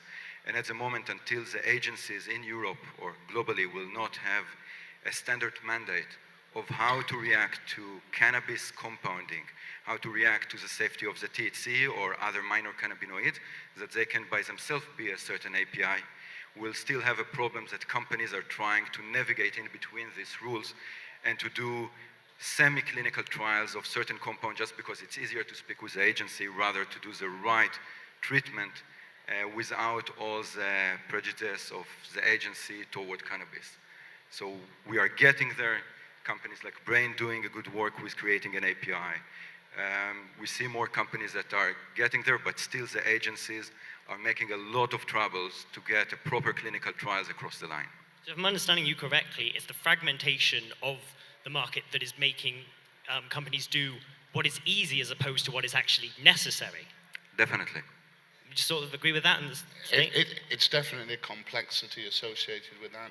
I think the challenge with cannabis is a very complex set of molecules, hundreds of individual compounds combined. Yeah, could you actually run us through more about how these kind of clinical trials are conducted as someone with the expertise to know? I think cannabis is kind of a unique situation in that it is a very complex set of molecules combined. We call it cannabis, but there's hundreds of different compounds, 144 cannabinoids, terpenes, flavonoids, etc. We understand how very few of those cannabinoids work individually. So the brain's bio approaches, we look at individual isolated cannabinoids, CBD, THC, look at how they perform individually, and then potentially recombine them from a medicinal perspective. Whereas you have to accept with cannabis that if it works for a particular indication, you don't necessarily know which elements within the cannabinoids, within the flavonoids, within the cannabis itself actually is contributing, and potentially some is contributing in a negative way. We use the term entourage effect. Well, that can have both a positive and a negative impact. So cannabis is a very unique situation from the clinical trials perspective. And it makes it very, very difficult because cannabis doesn't fit into the traditional clinical trials, studies and designs because it is so complex. And how do you think we're best going to go about understanding these complexities in order to open up more clinical trials in the way that we need to do? I think legislation needs to be much clearer in terms of expectation. It has to be accepted that cannabis as a compound, we won't necessarily understand how each individual component contribute. And if that's acceptable, then we can drive it forward. We also need investment from large pharma historically, and what we suffer from is cannabis legacy. The historical legacy of cannabis, the minute you mention cannabis, people become disinterested. Large pharma have not invested in cannabis technology because partly of that legacy, but also partly because they will not recoup their investment, because there's nothing unique. If you say cannabis works for a particular therapeutic indication, at the end of the process of clinical trials and many millions of pounds and several years investing in those trials, somebody else can come along straight away and copy it because it's very difficult to patent and protect. So you have all these various elements contributing to that. So is this sort of an aspect, and I'd like to get all of your views on this, on that is more a sociological barrier to innovation in the sector, less so than a scientific or even a technological one? Is that true, or would you disagree with that? Michael, would you like to start? At the end of the day, Europe has to develop and shed the stigma. And if you look at the average population, most of them are using it for pain. They're mostly 50 plus. You juxtapose that to a US or Canadian market where you have a younger market, that's using it. It's more accepted. And that has a lot to do with the regulations. So you have Germany in 2019 when they changed their regulations, to be more accepting of cannabis. Well, now everybody knows that if they want cannabis, they can go to a doctor and get it. If you go to the UK, you have to try a therapy twice before you end up getting, cannabis. And, as you see all these different regulations in all these countries, I mean, that's not really medicine, is it? If it was a standardized medicine, everybody in the EU would be following the same rules. And if you were following the pharmaceutical model, well, you'd be following the same rules, right? So at the end of the day, you're either going to follow the pharmaceutical market, which is probably the safe bet, and follow those rules, which are very clear for any medicine, whether you're doing opioids or vaccines or aspirins, it's the same path. But you also have to look at, if you're going to try to do that cannabis world and you think that it's going to be recreational and you want to, bet on that, well, probably not a safe bet in Europe. Well, what do you think about that? I think that from the science perspective, the potential is much bigger than what we see in the commercial pharmaceutical at the moment. The amount of compounds versus the amount of indication give us a very large matrix that we can spend billions of dollars and many years until we will be able really to understand everything about the cannabis, or the cannabinoids, or the flavonoids, or the terpenoids. But the problem is more social and regulation and understanding that we can see it also as a commercial good or as a recreational, but also it can live side by side as a pharmaceutical. And if we're calling Tremodex and not poppy because it's coming from opioid, there is no reason that a medicine made of cannabis will be still called cannabis medicine and not just the name of the medicine. And the doctor or the patient or the regulator does not need to care if it came from a cannabis or it came from another source of material. They need to start to accept that the source of medicine can become also from the cannabis plant, and not to be rigid about it and try to drop it aside and say, okay, it's not really proven science, it's not really proven safety, or the efficacy is questionable. We need that the regulator, and it will come with more active of the industry, to see it that there is existence of a pharmaceutical place for the cannabis. And in terms of those scientific breakthroughs, what have you seen in Europe that really gives you hope that we are heading in the right direction? We see it in all the clinical and preclinical trials that we did till now. We saw it in our recent clinical trials on dementia and Alzheimer, that we titrate high THC dosing in elderly age. We saw there is no additional adverse event over 44 days of titration, which first of all shows the safety of high THC dosing, and then also after we wash out, there was no adverse event afterwards. And the other side that we saw also is a part of the efficacy. And then when we released the publication about the brain cancer, we were clearly seeing that there is different formulation or different work of cannabinoids. And for example, we're able to rule out the THC as an effective in the treatment of the glioblastoma. We see it also in epilepsy, in comparing CBD to CBD and THC and other minor cannabinoids. We see different efficacy profile on the patient. So over the last 4 years, we see endless results through a clinical and preclinical trials that showing us and showing the industry that there is a real proof of efficacy around it, and also a real proof of safety if you're doing it properly. And with these sort of processes going on, and actually I would like to hear about all of you on this, can you give us some sort of speculation on what sort of products, what sort of end uses you expect to see perhaps at the end of sort of this decade from this sort of testing? Dean, perhaps we can start with you and Brent. It's a very broad answer that cannabis, CBD, individual cannabinoids. Which one excites you more? It's most, I would say. CBD from our perspective, because that's the one we have most data on. And one of the challenges is to generate very high quality data packs. At Brains Bio, that's what we've been doing for the last 3-4 years, generating data packs. In a way, we have to generate data that is even more robust than a normal new chemical entity to overcome that legacy of cannabis. So generating data, high quality data. CBD has potential many uses, from epilepsy that we're all aware of to potentially PTSD, psychosis, etc., at various different doses.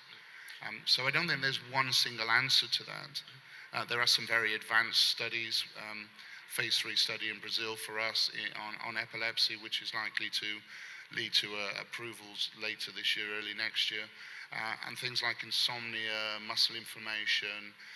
We've got some proof of concept studies running which potentially will give very favorable data. But it's very difficult to predict exactly where the next approved product will come from, whether it be cannabis, CBD, or one of the other minor cannabinoids. Michael, what do you think about that? Yeah, I mean, you're absolutely right. And if you look at all the different clinical trials that are occurring, what are they concentrating on? They're concentrating on more bioavailability, faster absorption. The herbal medicines that are currently in the market with based with MCT oil, it takes 1 hour for the patients to feel it. Well, this isn't going to really, create, any goodwill amongst the patients, if that's the end result.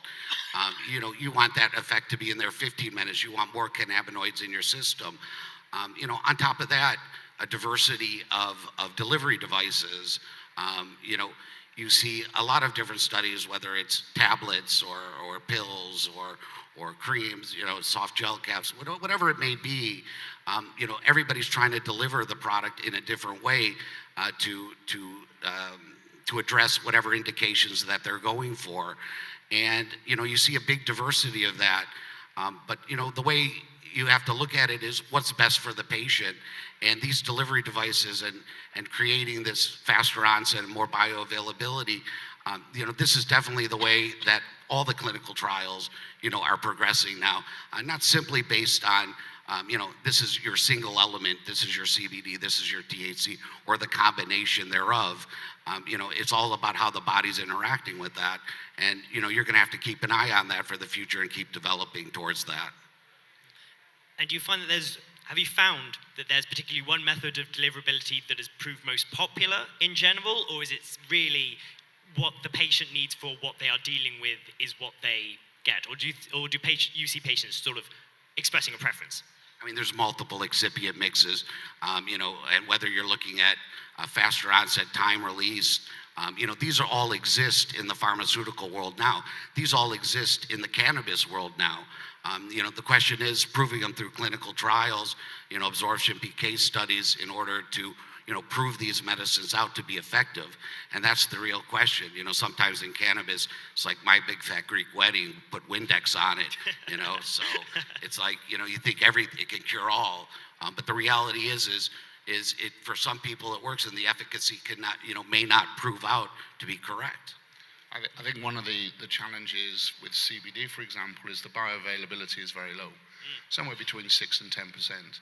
So technologies to improve viability, as Michael says, is very, very important. In a way, perhaps that's just as important as the therapeutic areas that are being looked at. So if you can increase that bioavailability by, say, 3 or 4 times, the benefits the potential patient has, reduced side effects, greater dose, potentially greater effect. So those are the exciting developments within sort of CBD and cannabis, the cannabis environment currently. And these are developments we're seeing now. Absolutely, these are technologies that exist and are being developed now. We have a PK study ongoing at the moment to look at technology to enhance CBD bioavailability somewhere between 3 and 7 times. 7 would be absolutely wonderful. 3 is still very, very good. So, and lots of people are starting to look at technologies, the application of traditional pharmaceutical technologies to CBD and cannabis, and also new innovative methods of delivery. Historically, CBD cannabis has been delivered orally, or smoked, inhaled. But looking at other technologies now, inhalation of cannabinoids, for example.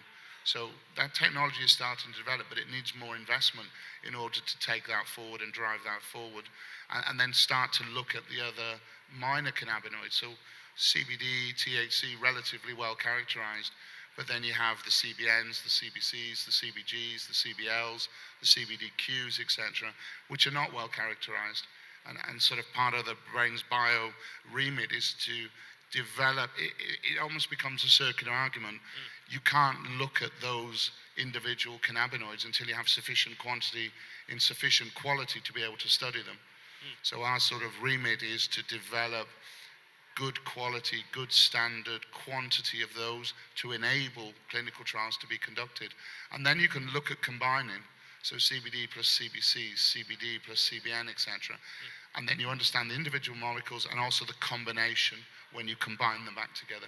Yes. What do you think about that in terms of products developed as well? Yeah. Yes, I would say that combination of what both of them say. First of all, minor cannabinoids, we see the CBG is very potent in treatment of glioblastoma, for example, which was surprise to us that it was better than the THC, which usually everybody are thinking about. The second part there is also the CBDV, the CBL, the CBN, and other minor cannabinoids that we are learning about them, and we study them, and we see them working alone and together with other major cannabinoids. So the minor cannabinoids slowly will start to take more place and more present. It was just that CBD was more easier to get, and there is more of it in the market, so there is less studies on the minor cannabinoid. But as more companies like Rain will start to produce minor cannabinoid as API, companies like MGC will be able to conduct more research and learn about them. The second part, that most of the products that you see outside are using MCT oil or any oil lipid, which meaning less bioavailability and more problem on our kidney and liver. We need to move to other delivery system, first of all, preferable of water, ionic liquid, nanoparticles, different drug deliveries that we see them in the pharmaceutical. I can say that we submitted 3 patents on different drug deliveries to try to move outside of the oil. And this will improve, first of all, the bioavailability, more safety, less adverse event, and also the product will start to move from where there are now that everybody are using oils as a carrier to the product, to move them in the end to seem like any other pharmaceutical product that is on the market, to connect between the technology to the herbalism. And just to move on, because we've spoken a lot about the fragmentation across Europe and the difficulties that is proving in developing products. In terms of changing that, because I think it's something we all agree that it is necessary, it is difficult when a different country in Europe in these close geographic areas have different rules on what you can and can't do. Do you think that change is going to happen from a sort of top-down approach, legislative to a sort of populace, or from a bottom-up as more people, especially more young people, become au fait and accepting of cannabis, that eventually governments and other regulatory bodies will, almost by necessity, be forced to listen to them? Which direction do you think it's more likely that it will come? Gina, if we want to start with you. I think it has to be a combination of both. I think the legislators have to recognize that there's benefit to the patient. I mean, that's why we're all here, right? For the patient's benefit, ultimately. The legislators have to recognize that. They have to accept that legislation currently is perhaps not necessarily not established, but not absolutely clear, and it's not an easy pathway to follow. But also that's being driven significantly by data, by anecdotal data. Now, somebody said to me the plural of anecdotes is not data. True. Absolutely correct, but anecdotal data in terms of the way cannabis, CBD, the other cannabinoids work is very, very compelling. And the more data we generate, the more that forces the change up the change. And certainly helps to put a sort of human face on the benefits that a stat can't really convey. Yeah, this is not about the legislators at the end. It's about the patient getting benefit from the product. And that's what we all have to recognize, and we all have to move in that same direction. Yeah. It's complex. You have the cannabis reputation, the legacy to overcome. That can be challenging. It's not helped by, there was a recent Leaf report published this morning that was quite damning on the cannabis industry generally in terms of some of the quality of the materials being produced, the testing not being done. That doesn't help us as an industry because we all get tarred with the same brush as cannabis. Yeah. Now, from a Brains Bio perspective, for example, we try to move away from that CBD API, pharmaceutical, those types of terms. But it's so very, very easy to say CBD, cannabis, not interested. And that's the legacy we have to move away from to progress. Michael, what do you think about that in terms of bringing that forward? You have to look at it in the form, you have to divide out the two areas. There's pharmaceutical, your Epidiolex, your Sativexes. These have their place in the world. They're heavy spends, and they definitely will have more drugs come out in the future. And then you have what you would call herbal medicines, which would be what cannabis falls into today in Europe. Well, there's clear rules for herbal medicines. And then you have a country like Germany that says, okay, we're going to throw compounding in there, and the pharmacist is in control of this. Well, you're taking a product that could be developed in a pharmaceutical manufacturing facility, and you're putting that hands into a less sterile environment and creating a product of less quality automatically. Is that there to benefit the patient, or is that there to benefit the pharmacist? Well, the answer is pretty clear. And the general hope is that, when you look towards herbal remedies, that clearly exist in Europe for other drugs. If you follow that same path, where you'll have finished products with the herbal remedy application, and market authorization, well, falls right into the cannabis zone. This is one of the perfect zones for it. And the countries and the regulators just have to step out of the way and let the rules be, uniform. What do you think about this? I think that we are dishonest with ourselves, first of all, about this industry, because you have two parts. We're speaking about pharmaceuticals, and we're speaking about medical cannabis, and we're speaking about recreational. But major part of it is what we call medical cannabis, which not really exist. Most of the people, on some of them, using medical cannabis for recreational use, and some of them are using it for pharmaceutical. But because we classified everything as medical cannabis, it's confused the users, the regulatory, the producers. We are talking about regulations that not exist in the pharmaceutical and not exist commercially. We need to understand that if we're speaking about recreational, which has no problem with it, it can be done, it's not pharmaceutical, and the product can be provided, not standardized, and it's not a medicine. And we're not trying to treat people, we're trying to make them better living or quality of living. On the other side, when we're speaking pharmaceutical, we need to have a very clear guideline that this is a medicine, it needs to be standardized, it needs to be accurate. The doctor needs to know what it prescribed today, tomorrow, and next year to the patient. And at the moment, as long as we're keeping the middle side, the medical cannabis side, we are a little bit damaging the recreational, because people will try to get anyway a prescription in order to enjoy the cannabis, which damaging the name of the recreational and the pharmaceutical. And on the other side, pharmaceutical companies have much harder access because everybody sees the cannabis that is being misused for the recreational. So once it will be very clear that there is a pharmaceutical side, and conferences can be more pharmaceutical orientated. The product are pharmaceutical, and we're speaking the pharmaceutical language, and then more pharmaceutical companies will sit in this conference. And then on the other side, we have the recreational and the lifestyle, and it can be supplement, cosmetics, or even just cannabis for smoking. But flower of cannabis, it's not a product, it's a raw material for medicine or a material for lifestyle. You cannot classify flower as a medical cannabis, as a medical product, because it's just the raw material. And until we will not be able to do this split between the lifestyle, what we want to get high, and we want to enjoy the product, because it got its benefit, and we will separate it to the pharmaceutical, we will still have a problem that the agencies are not taking us seriously, and people are trying to misuse the excess of cannabis to get themselves high. And we need to put this split, and until we not do it as an industry, as the users, we'll always have this question in all the conferences that I see for the last 10 years around the cannabis. That's really true. So I was just going to say that the danger is that if legislation and legislators don't accept and become more enabling for cannabis research, simply all that will happen is people will still source their cannabis, but from illegal sources. So that will continue. And that's also the danger with developing cannabis-based medicines, that they have to be competitive, because if they outprice themselves, then again, people will go back to the way they were doing it originally. They will buy illegal products of inconsistent quality, and nothing will improve.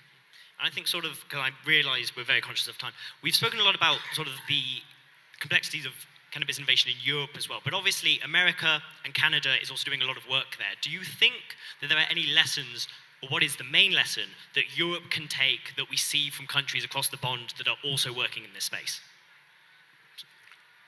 I would say that you see in Canada a lot of research, but most of them are trying to get it more as a recreational. You don't see at the moment medicines that are being registered in Canada. Also, if you look at GWs that are working in America, they started in the UK and started the research here, and then moved to America, while in America you have mostly recreational, and therefore the access of a patient, if you need to think that he need to pay for a product like CBD, very highly priced as a medicine, but on the other side he can get it from the dispensary, it will make it very harder for investment to go into the pharmaceutical. While in Europe you see a little bit more of understanding on the pharmaceutical side, and you will see here more proper clinical trials and potentially more companies that will be able to register a product. So I would say that Europe have a better starting point for legislation of getting pharmaceutical side product and also to get the acceptance of the market, while America is a little bit different, again, because of the recreational and the federal law. Again, it's very hard to do clinical trials on high THC, while the federal does not declare it as a proper medicine. So I do believe that Europe will be much more bigger, and the UK, for the research in the next 2 to 5 years, until standard guidelines will come from the FDA on Canada. It's a bold prediction. Do you both agree? What do you think? Michael? Yeah, I mean, there's such different markets. When you look at the U.S. market, we get our data directly from the patients or the clients that come into the dispensaries. So as a producer, I'm getting direct feedback on a daily basis. Or we have BDS analytics, which gives you real-time data, what's being sold and what's being used, what people like at that moment. And the tastes change so quickly. In one moment now that you go from just an edible to now it's an edible based on a specific genetic, and it's now no longer ethanol or CO2 distilled, it's BHO, and they want live resin edibles. And so you're getting this real-time data, but you can switch products so quickly to address that market. And you can have, one of the better sellers recently has been CBN plus THC, and they call it a sleeping aid. Well, there's no clinical data for that. We don't know if that really truly works, but people seem to claim that it does. And you're getting that data, and you're able to switch these products so quickly. Whereas, when you take a look at the European market, what you're making today will be in the market 2 years from now. And so you have to be pretty sharp to try to pick out which way that future is going to look, and also conform to what the standards are acceptable today in the European market.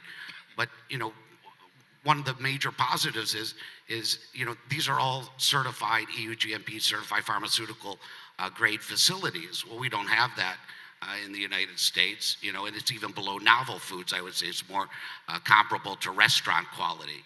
So, you're regulated by restaurateurs. So standardization, bigger distribution lines, pharmaceutical. I mean, this is much greater for a producer. And with the limited amount of producers, you have 20,000 license sets in the United States, maybe 35, 40 producers in all of Europe. And Dean, what do you think is sort of almost the final word? Europe has an opportunity to learn and take some key positive points from both the US and Canada, but we also have an opportunity to frame our legislation such that we don't make perhaps the same mistakes or the same pitfalls that have taken place previously in Canada and the US. But it's a challenging market for sure. And I suppose just on that final point, and it's one that I always like to ask people, what do you think is not being talked about? What do you think is the one thing that, if for people leaving this panel today, the last thing they should be thinking about as they walk out that door? What do you think that is? It's establishing credibility for the industry, and credibility means being honest, having integrity, and generating data. Data that meets the requirements, the expectations of the regulators, that will stand up to scrutiny, and that's how we'll raise the standards of this industry. I think that's true. Bobby, what do you think? That cannabis is not a bad word. We can see it in the recreational, we can see it in the pharmaceutical, and these two worlds can live next to each other without contradicting each other. I think I'd really like to echo that. Cannabis is not a bad word. Michael, what do you think? Yeah, I mean, this is a long process here.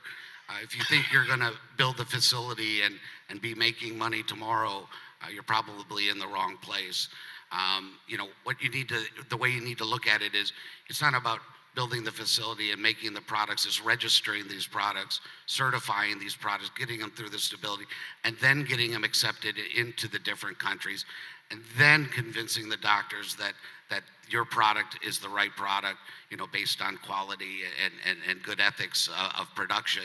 And that process is long, and you have to play your budgeting, your way of looking at this has to be years out from the moment you open your doors. 2 years minimum, just to get to a point where you're making anemic money, and then, it takes off from there. I think it's true that there are no quick solutions to any of these discussions, any of these points that we've been making. I tell you what, gentlemen, I'm conscious of the time. I will bring this to the close. Please, can everyone give a round of applause to Michael, Dean, and Robbie for their entire panel. Thank you.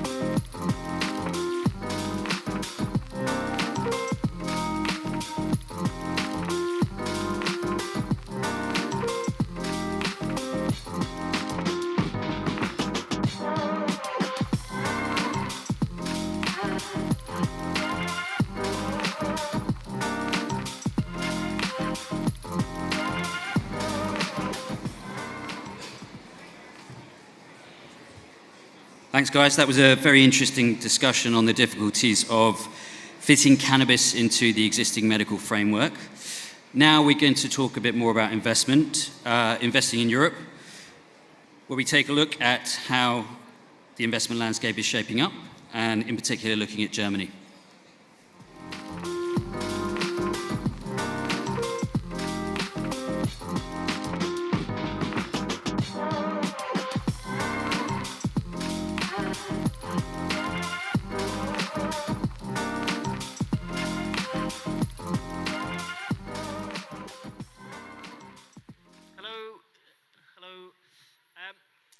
This one is a particularly interesting subject, something that we've kind of been debating for a number of years in terms of when do we see the realization of US capital and US IP entering Europe, and when does the US recognize the opportunities in Europe? Now, we've kind of been on a countdown. It was always a case of when, not if. But I suppose over the last 12, 18 months, significant developments have happened that we have seen major investment and certainly partnership between the US and US cannabis, which is obviously fantastic, and European cannabis. Well, the two gentlemen don't need any more introduction. You know exactly who they are. But I'll just ask you just to jump in. We've obviously been talking for years. We've seen each other all around the world. I've pitched many times, over the years. Why now? Why are you now entering Europe? Why have you suddenly given the green light?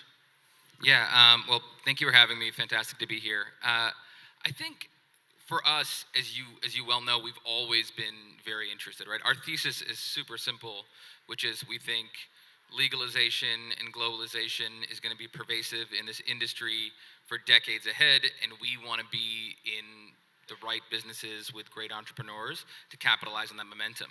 And I think for us, we noticed a few things happening. Clearly, getting more excited around the regulatory was great. Seeing real medical businesses in Germany producing real revenue, was also a bit of a hedge against some of the timing constraints. And then I think one of the things that we have in our favor is, we're private market investors. The duration of our investments are, anywhere from 10 years plus. So we can take a long-term view. And I think when you have that kind of time horizon, and being able to leverage what we've learned from the last 6-7 years in the US, it's clear Europe is going to be a huge opportunity, and obviously Germany at the forefront of that currently. And then, Benedict, from your perspective, when you were looking for new partners, I suppose you probably have the pick of the litter when it comes to European investment. What was it about North American capital or US capital that was attractive? Yeah, so also thanks from my side to be here. Very glad to be on the panel. So we were very much looking for someone who has cannabis experience. That's very important for a company like us. We're in the space for over 5 years, operational in the medical cannabis field, are moving many kilograms each month, moved tons of cannabis over the last 5 years. And now it's a kind of different game when it comes to recreational cannabis. We have a lot of knowledge gained over the last year, but for us it was really important to also get this further insights and this experience from these other markets like California, and that's why for us it was very important to team up with someone who has this experience and can support us. Were you getting the same level of interest amongst European investors who wanted to go into adult use? Can you repeat that? Were you getting the same level of interest from European investors who wanted to go into adult use, or did you see it was a clearer opportunity in North America? Yeah, so our investors are mainly from North America, most of them. However, for example, we have a family office that invested in Cansativa. So we saw maybe like 2 or 3 years back that many European and German funds were more skeptical. This is a bit changing. And I really believe that this debate about legalization and that the government in Germany actually decided on legalizing in the next years really gave a bit support that more European and also German funds are looking with more interest into such investment opportunities. Karen, you have, in your portfolio at the minute, what's the total number of companies? We've invested in over close to 30 businesses. Okay, 30 businesses. What of those 30 businesses, there's obviously a percentage that need to remain within the US focus. Are you giving guidance, direction, or motivation to any of those companies to look into Europe? Absolutely, and there's a couple here today as well at the conference, having relevant meetings. I think it becomes interesting to understand what needs to be Europe-based. Obviously, a lot of the hard asset businesses, you're manufacturing, you're cultivating, you're distributing, retail, having Europe physical presence and understanding is critical. It's impossible otherwise. For a lot of the technology and service businesses where we've been particularly active in our funds, it's interesting to see whether or not we can have impact here, whether or not we can bring the learnings of what it means to operate in highly regulated, frustrating environments and bring that knowledge here and help leverage it for a new nascent market. I think it makes sense. It'll be interesting to see how that shapes up. I'd say for a lot of our businesses, there's enough happening in the US to kind of keep you busy and keep you focused there. But I think for others, you want to be in Europe as early as possible. You want to plant a flag here. And so as things develop, you're well positioned for that growth. Okay, so 30 plus investments, probably 3,000 pitch decks. You've obviously analyzed the North American supply chain and the sector quite heavily. What lessons or learnings, you should say, what learnings are you taking from that when looking at Europe and how it's evolving? So, we were particularly impressed when we first started digging in to understand that, you're already developing an international supply chain from a medical perspective in markets like Germany. I mean, that's quite incredible, and I get it's all happening, and it's more complicated than simply just saying it works flawlessly. But in the US, obviously, everything is happening within each state's jurisdiction, right? California, it's its own economy, so is Massachusetts, Nevada, Oregon, et cetera. So seeing some of that collaboration here, I think really excites us. Clearly, in a future end state, even in a market like the US, does it make sense to have, cultivation and manufacturing redundancy in all 50 states? Clearly does not. How long will that last? How long will the regulatory framework allow that to operate? Again, it's anybody's guess, but it's probably, will stay that way for some time to come. So, from our perspective, areas that make sense and will be durable even into this future hopeful state of, full-scale legalization akin to alcohol and tobacco, clearly, retail and distribution is really important, establishing that presence and being able to hopefully continue to leverage an international supply chain. That's our, crossing our fingers, sort of mindset as to how we hope Europe does progress, and how we hope, Germany, which is going through, a lot of these initial hearings, et cetera, right now, will hopefully continue to adopt that mindset into the adult use market as well. So the early days of European cannabis was somewhat dominated by Canadian LPs coming into the market, planting a flag, putting it on their deck, and I suppose not going much further than that. But it was a bit of a land grab, and I think the US, you've seen a bit of a land grab, especially among MSOs building their profile, and there is a desire where I suppose there is access to capital, investment in establishing a market or establishing market share is achievable in a short period of time. Now, Cansativa has quite a sizable position in Germany. How much motivation is there driven by either external investment or internally to move beyond, a single market focus?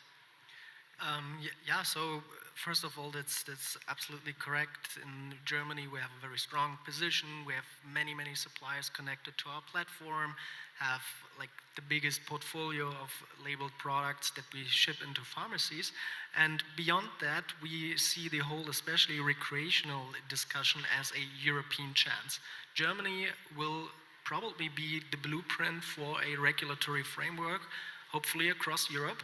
And that's why we believe that being strong in our home market at the moment, which is Germany, will be a key advantage for us expanding in other European countries over the next few years.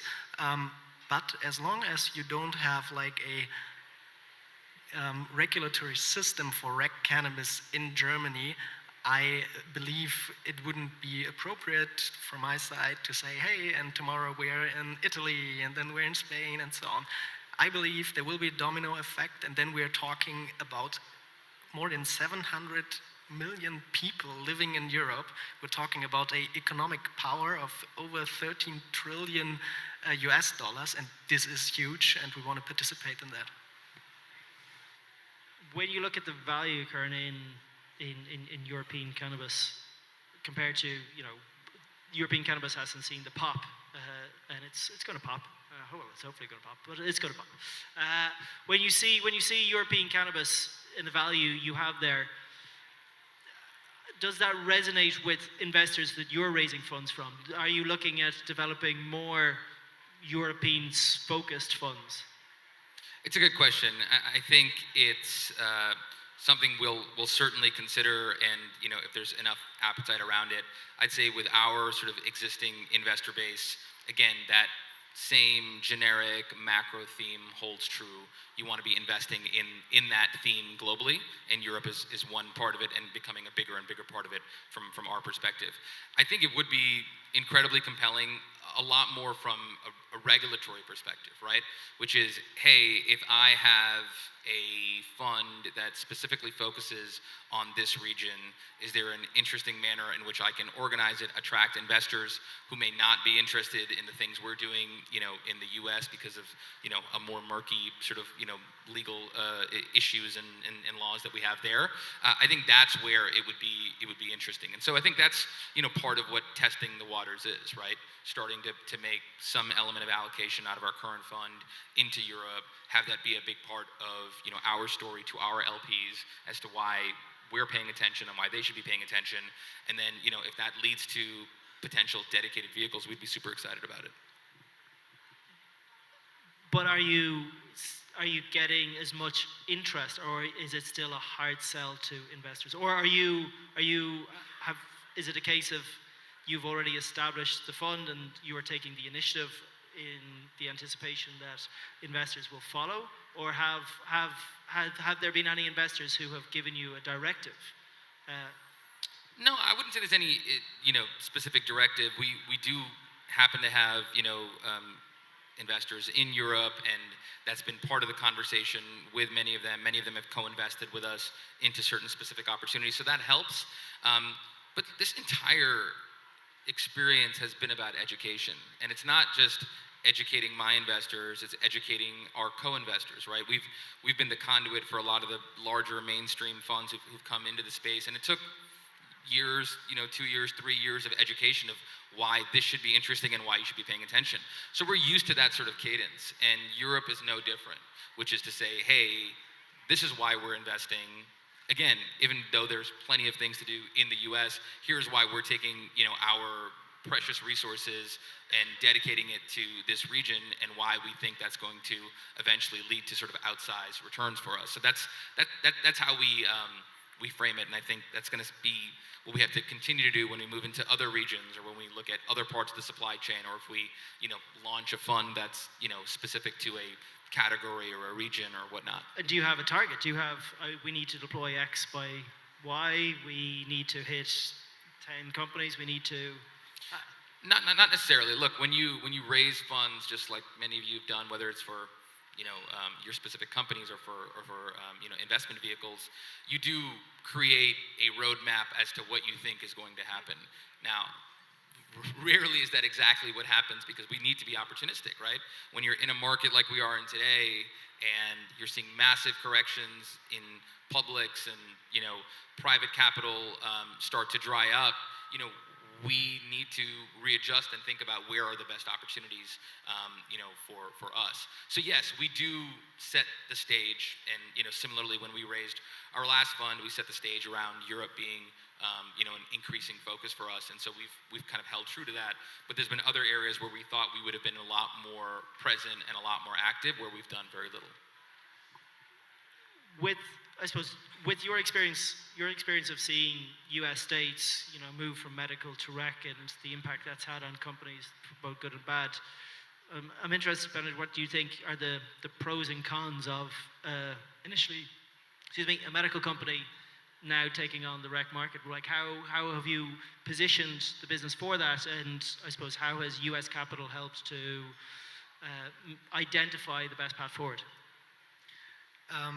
So what we do is actually simple. We enable cannabis. We want to make cannabis available, easy, safe, and responsible. And that's what we did in the medical market for the last 5 years. We built a strong supply network. We built customer networks. We have access to actual supply. We run our own infrastructure with relevant processes of storing, of packaging, of batch releasing, and all that.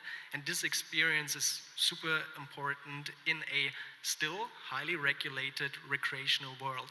And that needs to be understood. It won't be probably a totally free market of cannabis in Germany. So the experience, the expertise, and all that what we already gained over the last years will be super helpful and very, very important. And this comes not only down to product experience, but is also relevant for services and fulfillment activities. And those parts of the business that'll be rather new compared to an existing medical system, like retail, is also very important for us to be active in this space. And here, absolutely, money from our last round and also the expertise of our shareholders comes into play. And I think we're very well positioned to leverage all that. But okay, so we both like forecasts, we both like models, and we've collaborated frequently over the years on that.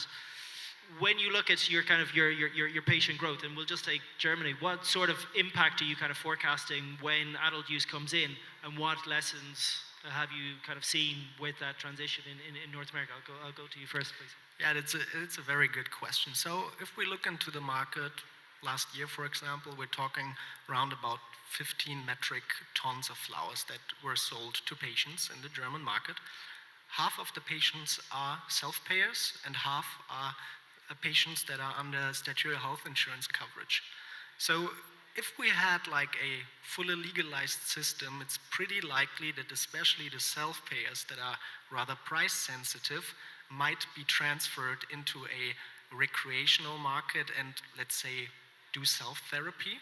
I think this indication is pretty right if you look, for example, into Canada, when they had the legalization, you saw that the growth of the medical cannabis market did not continue like in the years before. So what we expect until legalization happens and the first start of sales of recreational cannabis happens, until this point in time, we'll have a continuously growing medical market. So this year, we expect maybe 20 metric tons. It'll be probably go up to 25 metric tons the year after, but then it probably at some point won't continue to grow because access to recreational cannabis will be hopefully, let's cross fingers, rather easy.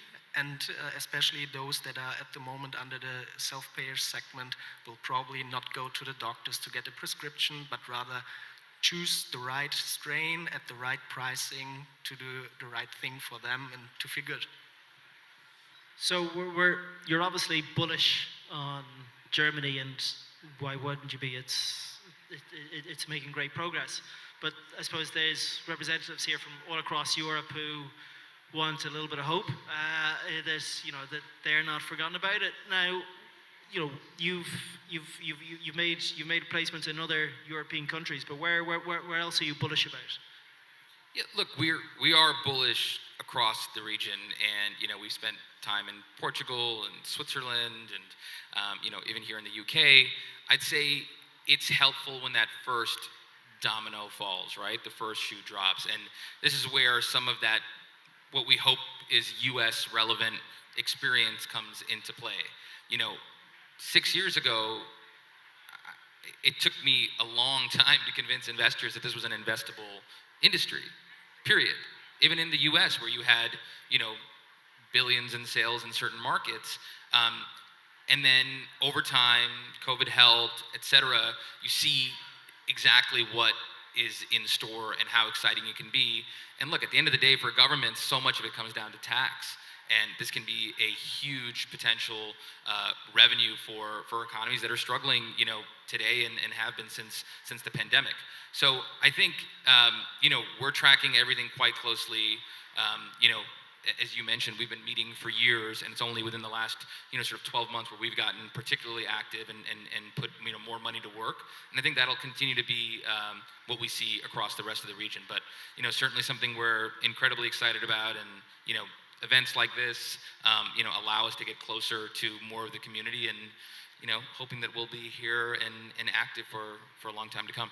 Well, that's great news. So you heard that, everyone. If you need money, Karen has brought his wallet, and he's around for all day. So definitely get onto him. But Benedict and Karen, thank you so much for sharing those insights. Thank you so much. Part of Cannabis Europa. Thanks a lot. All right, thanks, guys.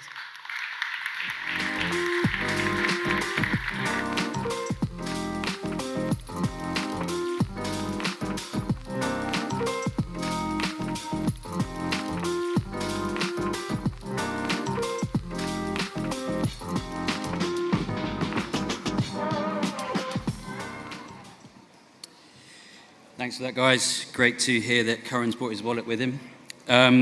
Last session before lunch now. I'm sure everyone's getting hungry. It's another one on investment. This is the investor's view. We discuss what the next phase of financing might look like for cannabis businesses in Europe, as well as looking at any of the mistakes we can learn from North America.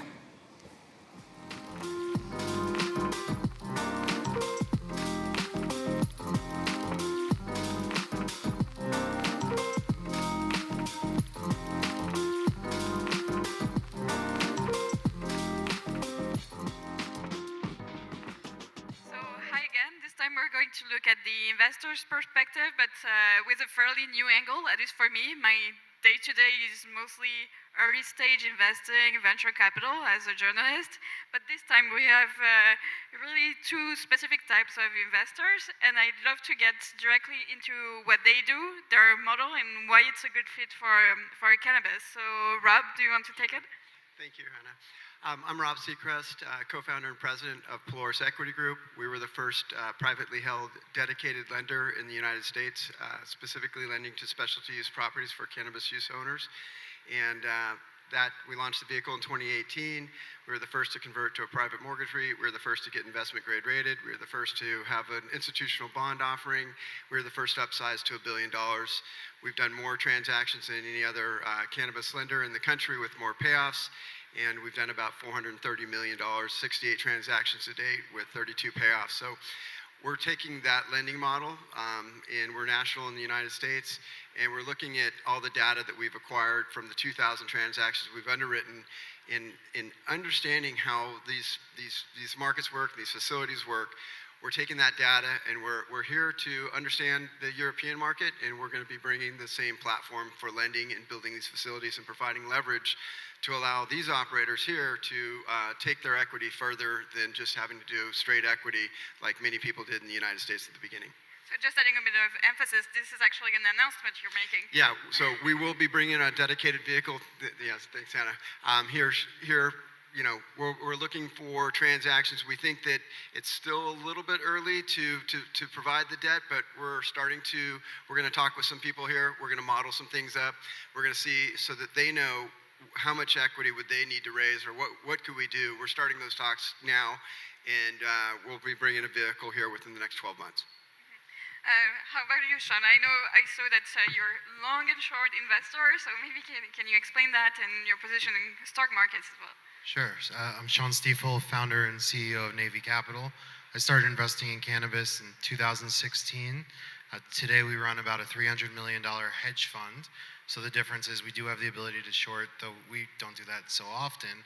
We have investments all over the world, primarily in the United States, but we have some investments already in Europe and some investments in Israel and have done other places over time.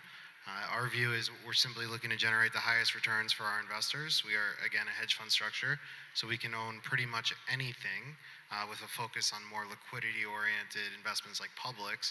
But we're certainly curious as to what's happening in the world and what's happening over here. Great. And just following up on something you also told me before the panel, Rob, that you were also opening up to investors from here. Yeah, so you know, our domestic fund is already operating, and it's been operating for 4 years. So we're opening a tax blocker vehicle in the Bahamas for European investors to come into our fund to bring in so they can participate in our domestic fund if they're looking for that. And Sean, you mentioned you can invest in any segment. So what are you most bullish about right now? I think you have a real disconnect in America, specifically with kind of the public, large, multi-state operators. I mean, the valuations are incredibly cheap. I think one of the big disconnects between what we're seeing here in Europe and the US is you have multi-billion-dollar public companies in the United States that are trading for 2, 3 to 5 times EBITDA. Here you have companies trying to raise at 50 times sales. I think there's a real issue in the sense that most existing cannabis investors have lost a lot of money in the current market. And so when you come out here and guys want to raise at huge valuations, not just in cannabis, but in the broader backdrop of what's happening, you know, to growth and tech and different things, it's a little bit of a turnoff. And I think it's going to be very hard to attract American investors given the dynamics of how cheap America is.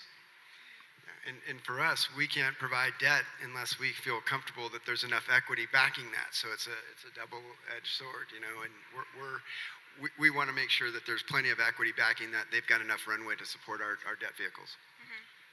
I would add too, like in America, everyone got so excited when Joe Biden won the presidency and the Senate went to the Democrats and the House, and you've seen almost no tangible changes. And so when you look at things as an investor, it's very hard to want to make another large bet that's beholden to what the government does. And so everyone is and us included, we're very excited about the future of Germany and the different markets in Europe. But to underwrite an investment with no certainty as to what the regulations or the timing is going to be is incredibly hard. And so that goes back to the valuations. The valuations must be compelling enough to take that risk. Some of the things that Sean and I have been talking about is, you know, are they going to be able to continue to import into the countries? And Does it warrant building a massive facility here? Are you going to be able to offset that underwrite or that cost for the capitalization cost for that facility, or import from another country? And so these are things that we're trying to figure out, is how is it going to lay out, and where do we place our, he's going to start first placing his bets, and where are we going to backfill that with some debt? So it's a hard thing to know, and especially like you said, we already had a lot of consternation about the legal environment and deconflicting state policy from federal regulation in the United States. We don't know where it's going to go, and it doesn't seem like anything's going to happen in this administration. So it's tough. Yeah, I think it's important to just look at the market and say, what is analogous to cannabis? And I think as time has gone on, I've been investing in the space for almost 7 years, this looks more and more like alcohol to me. I think you're going to have fewer players than people think. You're going to have incredibly large-scale players. You'll have some smaller craft, local-type guys.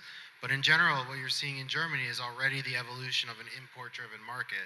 And I think, to me, you look at these facilities in the US, you look at what Trulieve has built in Florida, you look at what some of the Canadians have built across Canada, there's simply not enough capital to fund anything close to what's already been built in North America, and they're already producing very cheap, super high quality product. It just doesn't make sense to go down that rabbit hole. So what you're going to end up with is a brand-driven strategy, very much like alcohol. Like CPG. Yeah, so I mean a little more nuanced because you're going to have other form factors and more medical patients, but I think this looks just like alcohol 5-10 years from now. I have a question for you guys also on metrics, because I know in the US some of the metrics were really driven by production, like we were able to produce as much, but that doesn't really make sense, at least to me, to evaluate an investment. So what are you looking at to size the opportunity and how much a company is actually going to earn in the future? Well, it's tough because that data didn't exist for us. We're on the real estate side, so we do require the owner of the property to provide the tenant information, even if sometimes it's owner user, sometimes it's unrelated. But we started aggregating that information, and each of these states were emerging markets, and there's different constraints, different labor costs, different pricing for materials and things like that. So we started aggregating all that information, and after underwriting 2,000 transactions, we decided this was probably a pretty robust set of data. So we took all that data, we rolled all that into our own proprietary database, and then we took every single operator license in the entire country, and now we just did Canada as well.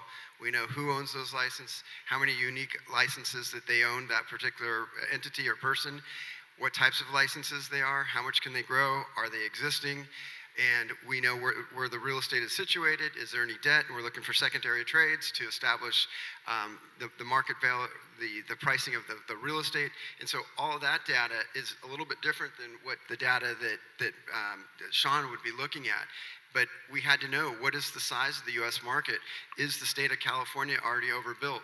And when we first started lending in 2016, it didn't matter because there was no other facilities out there.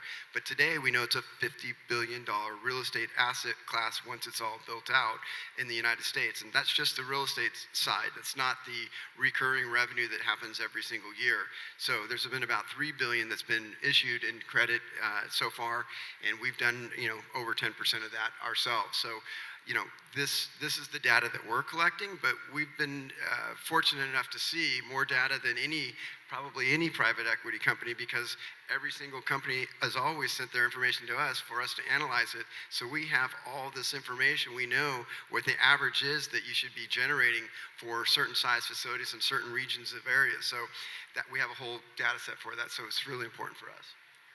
What are you looking at? Yeah, I think for me, we're much more traditional equity investors. We're looking for companies that are going to create shareholder value over time. I think, to your point, there was a moment in time in Canada where the capital markets were encouraging people to build as big as they could, and the metric was funded capacity. That's a joke now in America. I think what you want to see is profitability. You want to see business models that actually scale. Our view in general is you're going to have great producers, you're going to have great retailers, you're going to have great brands, and you can win in any of those verticals. In America, some states make you play in all of those verticals by law, and so we're generally looking for who's got a defensible business. And what did we learn for Europe? I mean, are we going to directly go to the right metrics here? I think, again, the problem is whenever you have to bet on a politician, it's a very difficult bet. It never starts on time. There's always going to be various nuances that make some business models completely obsolete. And so it's hard ahead of a final agreement and a final law to say this is going to be what works. I mean, I do think the Germans so far have been relatively smart, not putting a lot of physical capex into Germany, given what's already out there in the world and the quality of what's already out there for cheap. So I would encourage that model. Do you agree? We look at it a little bit different because we have the real estate asset to fall back on. So we're never going to get completely wiped out if we make the wrong bet. But still, it's important for us we're following that equity in. We're not going to come out and put a big debt facility out and not have the equity to build that out and to have the support. And we know that when we fund these facilities to be built, we know it's not going to be able to cash flow for 12, 18 months. And so we need to make sure that the partners that we're working with are strong enough to support that during that period and get up and running. But it's the risk of how things can change. And even in the US, we've got now DEA licenses, a federal license that's legal, and that license can cross state lines. It can import and export, and it's under a totally different jurisdiction than everything else that we've underwritten to this point. We were the first ones to lend on one of those. And what's going to be the things that can change like that here in Europe and Germany? So we're all just trying to assess this and be ready to go, but we're making a big bet is tough when we don't know what's going to happen. I think a view I have that's a little more controversial is that I think 80% of any given dispensary in America is a commodity. And with that context, how do you brand? How do you get shelf space? Is this just a game, just like alcohol, where you go into a supermarket and it's a fight for shelf space because the consumer who's looking for vodka may or may not care about the different brands, they may not care about the different potency. In America, you're seeing the commoditization happen incredibly fast, and so it's very important to be cognizant of that as you think about the development of Europe. So does that drive you towards bet? At least what I'm seeing and hearing in early stages that I hear a lot about investing in ancillary and defensible models that won't get commoditized. The whole game is owning the customer. Whoever is going to have the relationship with the customer is going to win. In America, that's generally driven by the retailer. And so we've gone full circle watching people de-emphasize retail and now really going for as many physical stores as they possibly can because they want that customer data, they want that relationship, they want their email, they want their phone number. That has become the core of the game in America right now. So that made retail more important and therefore real estate more important, isn't it? Ironically, for the real estate side, the retail is the easiest to actually get traditional bank financing for. It doesn't require a whole lot of tenant improvements or equipment to be put in there. So our portfolio has probably 1 or 2% of retail. Most of the people that come to us are building large-scale cultivation indoor facilities or greenhouses, and just by nature, that's typically going to be high-end product, and it's usually owner-user. So our portfolio is more focused on brands that are supplying to themselves and are always going to have that premium flower on the shelf. I do agree that there is going to be a commoditization for one part of the customer that's going to be buying the Budweiser or Coors, but there's always going to be that high-end customer as well. So we're tracking that data. We're trying to make sure that we're not overbuilding for that supply for the market, and that's what we're thinking about today. So I keep hearing about, I think the term is EU GMP. Would that be a good thing for you if that was a requirement?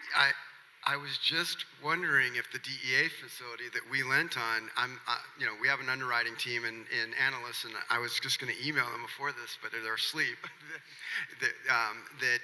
Is that facility GMP certified? And I was doing a tour, and I'm pretty sure that he said it was, but I'd like to know that. I don't think any of our facilities would bother to go through that certification. We do have one co-packing facility that's at FDA levels. The guy got certified himself for FDA to do FDA approvals. The federal government is not giving those approvals, so we have one facility that's operating at that level, and he would probably do that same thing to go into that. But I'd be curious. It's cost money to get that certification. I don't think it's going to do you much good when you can't cross state lines. I think there's two things right now that are going to matter. Are they going to mandate the GMP certification for importing, and are they going to adhere to the UN Charter, or at least stick to companies that are already violating the UN Charter, like in Canada, for instance? And so I think those are the two variables that we're looking at. You are seeing facilities in America being built to GMP standards in case that becomes sort of a bigger obstacle. I think for sure that's something people are aware of. America's not, I don't think, going to be exporting in any large numbers anytime soon, but people are preparing. And changing topics a bit, but I think you backed also a Black-owned business. Do you have any thoughts on inclusion and how lending can facilitate that? So, yeah. So for lending, we're just looking at the property, the equity, and the metrics of the transaction.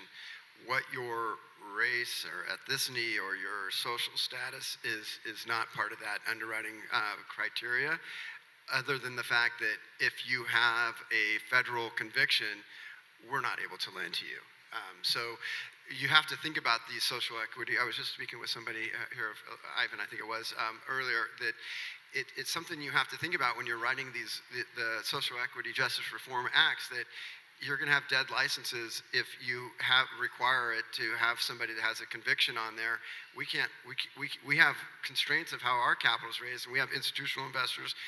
There's certain things that we're not going to be able to rewrite our documents to facilitate that. So we're not going to go down that road to be able to lean into to help there. So we're much more constrained.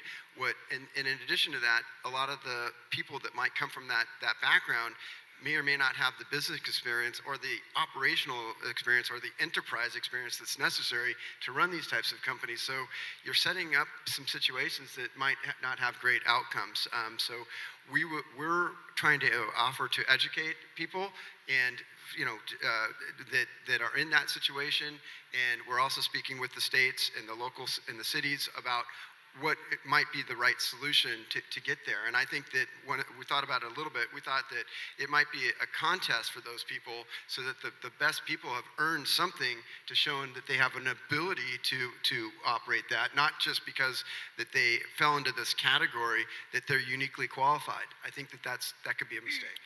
We are investors in several Black-owned businesses, minority-owned businesses.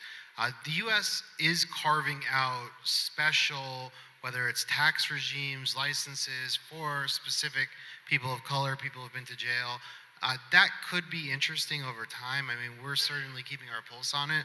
I think the point, though, that you want qualified people who can run a business, whether or not they are qualified, that's more important. So one of the investments we backed is a franchise type model. So they are looking for the most qualified people to run those social equity licenses.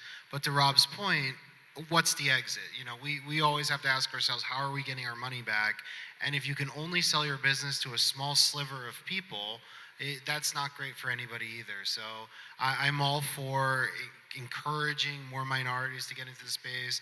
I think the tax breaks help, but at the end of the day, if you're going to limit the outcome, it's not good for anybody.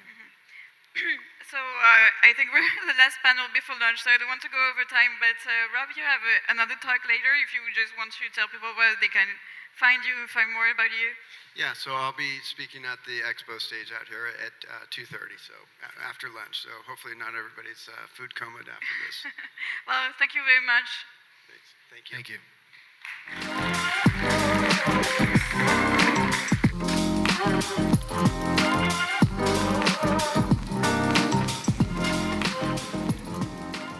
Thanks, guys. Some very sensible observations there on the difficulty of investing before you know what the regs look like. Now it's time to get fed. Food at the back. Please come back at 1:50, where we'll be talking about the European Cannabis Report.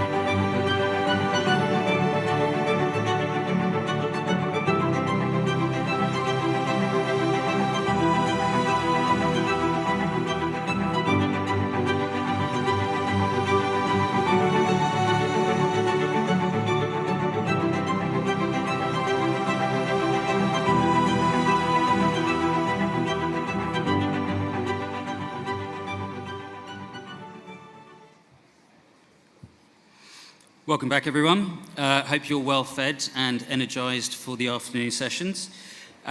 We are now going to take a dive into the latest European Cannabis Report from Prohibition Partners with Conor O'Brien.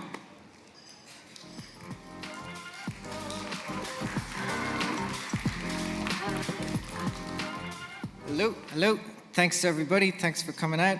I hope you had a nice lunch. So I'm Conor O'Brien. I'm the lead analyst at Prohibition Partners.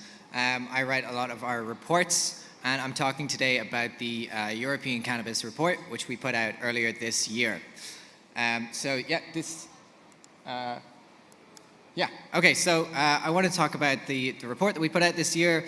I'll review the kind of information that we had in the report and give updates on what's happened since then. The thing I really want to impress on you is that, the kind of size of the opportunity to help millions of patients around the continent and the immediacy of this opportunity. So diving straight in, the legend is a bit messed up, but this map shows the kind of legality of cannabis across Europe, of medical cannabis. So in the dark blue, we have countries like Germany and Italy, where in theory there's full access to medical cannabis. In countries like France in the green and Ireland, we have access to medical cannabis on more of a trial basis. We have countries like Spain and the Ukraine where you can still only get access to products like Epidiolex and Sativex. And then over towards the east, you have a lot of countries where medical cannabis is completely banned. So in total, about 90% of the EU have some access to medical cannabis, in theory. In practice, for the vast majority of patients, whether it be through economic or bureaucratic hurdles, access to medical cannabis is still very much lacking. So I want to go over some of the key countries in Europe and just kind of update on the progress that's being made in each. Starting with Germany, so obviously the biggest market for medical cannabis in Europe. It's got the most patients, it's got the highest addressable market, and they've made the most progress so far. Looking at this graph, so this is probably the most concrete data we have on the progress of medical cannabis in Germany. This is the sales to pharmacies data that the government put out during the year. There's a little bit of fuzziness in this data in that the government, but what is clear is this kind of increasing trend from 2020 to 2021. There's about a 43% increase in the amount being sold to pharmacies, about 9 tons of medical cannabis. So this represents, a considerable improvement in the situation for thousands, if not tens of thousands of patients year on year. Moving on to Italy, this is an example of a country in Europe that they've got a very old system of medical cannabis access in the country, but they haven't really progressed in the way that they should. So we had a great panel yesterday looking at the main reasons why patient access hasn't progressed in Italy in the way that it should. Looking at this data, there was only about a 13% increase from 2020 to 2021 in the amount of cannabis distributed in Italy. The central reason for this, to my mind, is the monopoly of control that the government keeps over the supply of cannabis in the country. So they basically control how much can be imported, who can import it, and they only allow the single state body to produce cannabis in the country. The net effect of this is that there are shortages across the whole country. About 11 out of 25 municipalities in the past 60 days had shortages. And the reality on the ground then is that if you're a patient in Italy, it means you can't rely on a single product being available to you throughout the year. So this raises massive issues, of course. In the near future, we would hope that the government either releases new tenders if it has to, or preferably opens up the licensing to production and imports in the country. Moving on to the UK. So this country was obviously a laggard in the access to medical cannabis on the continent. Over the past few years, virtually no unlicensed medical cannabis was being prescribed to patients, despite the demand. And looking at this graph, so this shows some exclusive data that we got from the NHS just recently. It's unpublished, so you're the first to see it. And what it shows is the number of unlicensed medical cannabis products that were being prescribed in England alone and dispensed to patients. And what it shows is about 40,000 products were prescribed to patients in England last year. That's a 750% increase on the year beforehand. So, you know, massive growth, something that we should all be pretty proud of. It's thanks to groups like Drug Science in the UK that are facilitating patient access. It's thanks to everybody supplying medical cannabis, and it's thanks to the medical cannabis clinics that are being set up.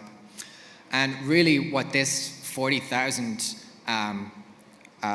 transactions means to me is 40,000 times where patients didn't have to go to the streets or didn't have to go to their home grows to get a fully safe, regulated product. And this is, you know, this is the goal that we want to see spread across all of Europe. Briefly touching on these two countries, Netherlands and Austria, these are just another example of countries that have not progressed in their medical cannabis access as well as they should have. So looking at the top graph for the Netherlands, we see that access hasn't really progressed since about 2017. This is because of a negative recommendation from a National Healthcare Institute in 2017. So we're seeing kind of a stagnation since then. Similarly, in Austria, conservative drug policies means that patient access hasn't really progressed, although they do have a relatively large market by the European standards. For example, they can only prescribe dronabinol in terms of unlicensed medical cannabis products. So this really limits the market there. To give an idea of just like drive home how early we are as an industry, how early the people in this room are in tackling European medical cannabis, we have France and Spain. So neither of these countries have full access to cannabis yet. France are just conducting their pilot trial where they allowed 3,000 people access on a trial basis, and the government's going to assess this and hopefully allow access to full medical cannabis in the coming years. In Spain, we all heard the news recently that they're going to open up access to magistral cannabis, hopefully by the end of this year. And that's thanks to groups, great advocacy groups like the Spanish Cannabis Observatory, other advocate groups that will hopefully see sales by the end of the year. So together, these two countries represent about 25% of the EU population. So when you think about that, over the next 1 or 2 years, you have a quarter of the market in the EU like really coming to life. And I hope that kind of drives home like the immediacy of the work that needs to be done to support the patients in these countries. So overall, this contributes to these market size projections that we've put together. And obviously, there's a lot of caveats to this kind of data. First and foremost, if political or regulatory changes occur, then that shifts the numbers considerably, even a year or two out from the current period. But taking into account data like the current growth rates, estimated price compression, the political sentiment, these are our estimates. So we think that in 2022, around 350 million euro worth of unlicensed medical cannabis products will be sold, and this could grow to about 2.2 billion by 2026. We go into a lot more detail on these numbers in our most recent European cannabis report, which you can download. So products, speaking of like what products medical cannabis patients are using in Europe at the moment, flower is still in the leading position. So when you look at the data coming out of the UK, Germany, Netherlands, you see that flower still takes up more than half the market. You could argue that Germany, the values for Germany could even be higher if you took into account private prescriptions. We do have some outliers. So data from the Czech Republic and from Denmark show that there's a preference for extract-based products. So whether that be oils or capsules. And I've just compared this to the international markets. So take Australia, they're a heavily oil-based market that's kind of similar to Europe. Canada takes about 40%, is led by flower, but if you add in vaporizers, that takes it up to something like 70 or 80%. So vaporizers is something that's obviously missing very much from the European cannabis market at the moment. And then Israel is an example of a country that is still completely led by flower, which we don't get in Europe quite yet. So thinking about where this cannabis comes from, if you asked me 2 years ago or up until very recently, the answer would have been fairly simple. Most of the cannabis comes from the Netherlands and Canada, and this situation is changing quite rapidly. So these graphs show the amount of medical cannabis being exported from each country over the past few years, and you can see that that's stagnating. In the case of Netherlands, this is partly because the government places a cap on the exports. But in the case of Canada, it's because the supply is being replaced by other places. So to give you an idea of the international exports market, in Germany in the first half of 2021, we had about 17 countries exporting to Germany. And then on top of this, we have the domestic cultivation of medical cannabis, which is spreading across Europe. I've mapped out the countries here that allow for some domestic cultivation of cannabis. In the dark blue, we have countries like Spain and Portugal, Denmark, that have licensed production. That's not to say that it's not still highly bureaucratic, but it is happening at least. We have countries like Germany and Italy that allow for tendered production. And then we have countries that we expect to come online soon, like France and Greece. And then overall, you might ask, like, how is this impacting the kind of balance of supply and demand on the continent? We don't have that answer for every country, but we do have some good data coming out of Germany. So this graph compares, in purple, the amount of cannabis that's being imported into the country, and in green, we have that data on the sales to pharmacies. Now, again, there is that fuzziness in that green data. We're not sure if it includes the cannabis that's being sold for the purposes of extracts. But what is clear is this increasing gap in this data between what's being imported and what's being sold. So in 2018, we had about 60% of this cannabis being imported was being sold to pharmacies and onto patients. And as of 2021, this figure dropped down to about 43%. So this means, for patients, this is obviously a very good thing.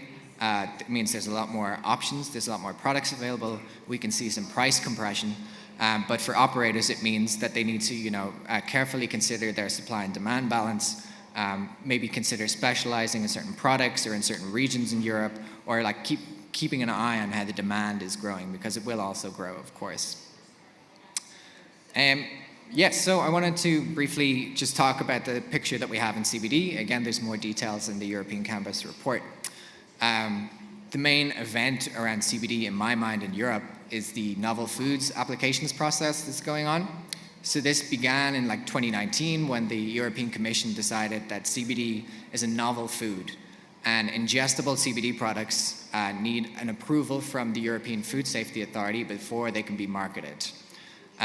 So since then, in 2020, we had the case in the European Court of Justice deciding whether CBD was a narcotic.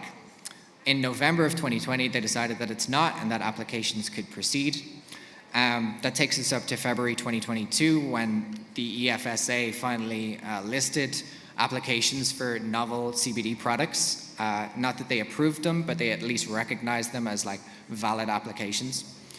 And then that again takes us up to this month where the EFSA has paused all novel food applications, where they say they need new information on the safety of CBD. I was in contact with the EFSA and the European Commission over the past week, and they were saying that they want new data generated and that they're not going to accept data that already exists or new reviews of existing data. So this puts a question mark on when we can expect fully EU-level regulated consumable CBD products. But having said that, it's important to bear in mind that we exist in this weird dichotomy where if you go to any city in Europe, there's specialized CBD shops selling CBD flower and selling CO2 extracted CBD oils. So we have this weird dichotomy that while no product has received the EFSA approval that we're talking about here, CBD is already ubiquitous. The gray market is already thriving. So that's the kind of situation we have for CBD at the moment. So I want to move on to adult use cannabis and just give an overview of where we're at with the adult use cannabis legalization in Europe. Specifically, I want to talk about the 3 countries that are legalizing at a commercial level. So that's Switzerland, Netherlands, and also Germany, of course. I won't go into too much detail, but there are still important cases in Malta and Luxembourg where they're legalizing for personal use and for home grows. Not to mention the countries like Denmark and Portugal that also have legislation that's going through, and we would hope produces some fruit over the next couple of years in terms of legalization. So first of all, Switzerland. The situation in Switzerland is that the government has opened up policies to allow for private groups and also research institutions to set up their own experimental schemes where they can supply 5,000 participants per scheme with legal adult use cannabis. So that means over the next year or two, we're going to see legal, and they can decide, how they distribute this cannabis. So we're going to see legal coffee shops, we're going to see legal social clubs, we're going to see legal pharmacy dispensaries. The government has fully approved at least one of these pilot trials. So we're expecting the first fully legal sales of adult use cannabis around Q3 of this year. So that's obviously a super exciting development. In the Netherlands, the legend is again messed up a little bit, but in the Netherlands they have a single pilot scheme where the government is allowing 10 producers to produce cannabis, legal adult use cannabis for coffee shops in 10 municipalities plus 1 or 2 big cities. There have been some delays on this project. So the latest information from the government indicates that in about Q2 of next year, we might see some sales. And this is an important lesson for, looking ahead to when adult use cannabis is going to be legalized in the rest of Europe. Even with a soft launch, with a pilot trial, it can take a while, longer than expected, to set up the industry infrastructure before it can really get going. So then finally Germany. The government, the ruling coalition, promised at the end of last year that they're going to legalize adult use cannabis in Germany. And you may have gathered from the panels over the past day and a half that we know very little about what it's going to look like or when it's going to be put into place. So there's speculation that the law is going to be based off the previous Green Party law, but really we don't know if that's the case. So the latest information from those politicians are that they're going to put out they're going to finalize their bill this year, but really there is so much uncertainty around when this bill will be put into action. We still don't know how the government in Germany is going to deal with their international law obligations, and that can set back or forward the date for full legalization by a scale of a year or 2 years or whatever. But obviously still this is the most important development in cannabis drug policy that's happened in the past 5 years in Europe and potentially globally as well.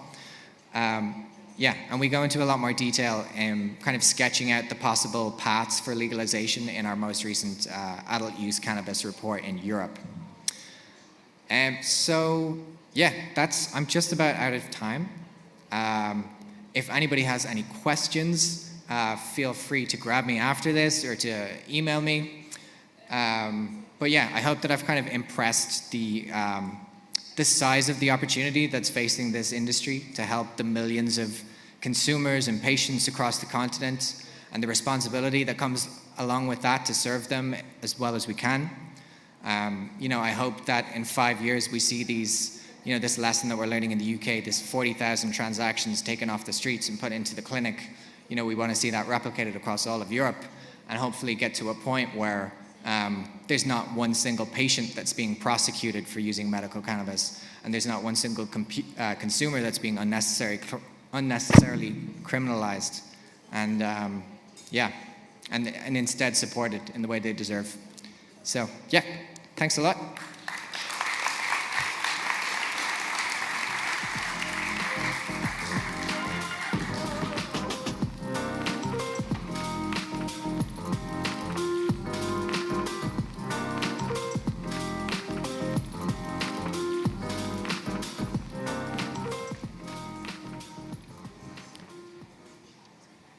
Thank you, Connor. Now we have the next panel, which is not on the high street, a recreational approach. We explore the economic uplift cannabis products could provide, as well as the challenges faced and already overcome in existing markets, and the opportunity to do things differently.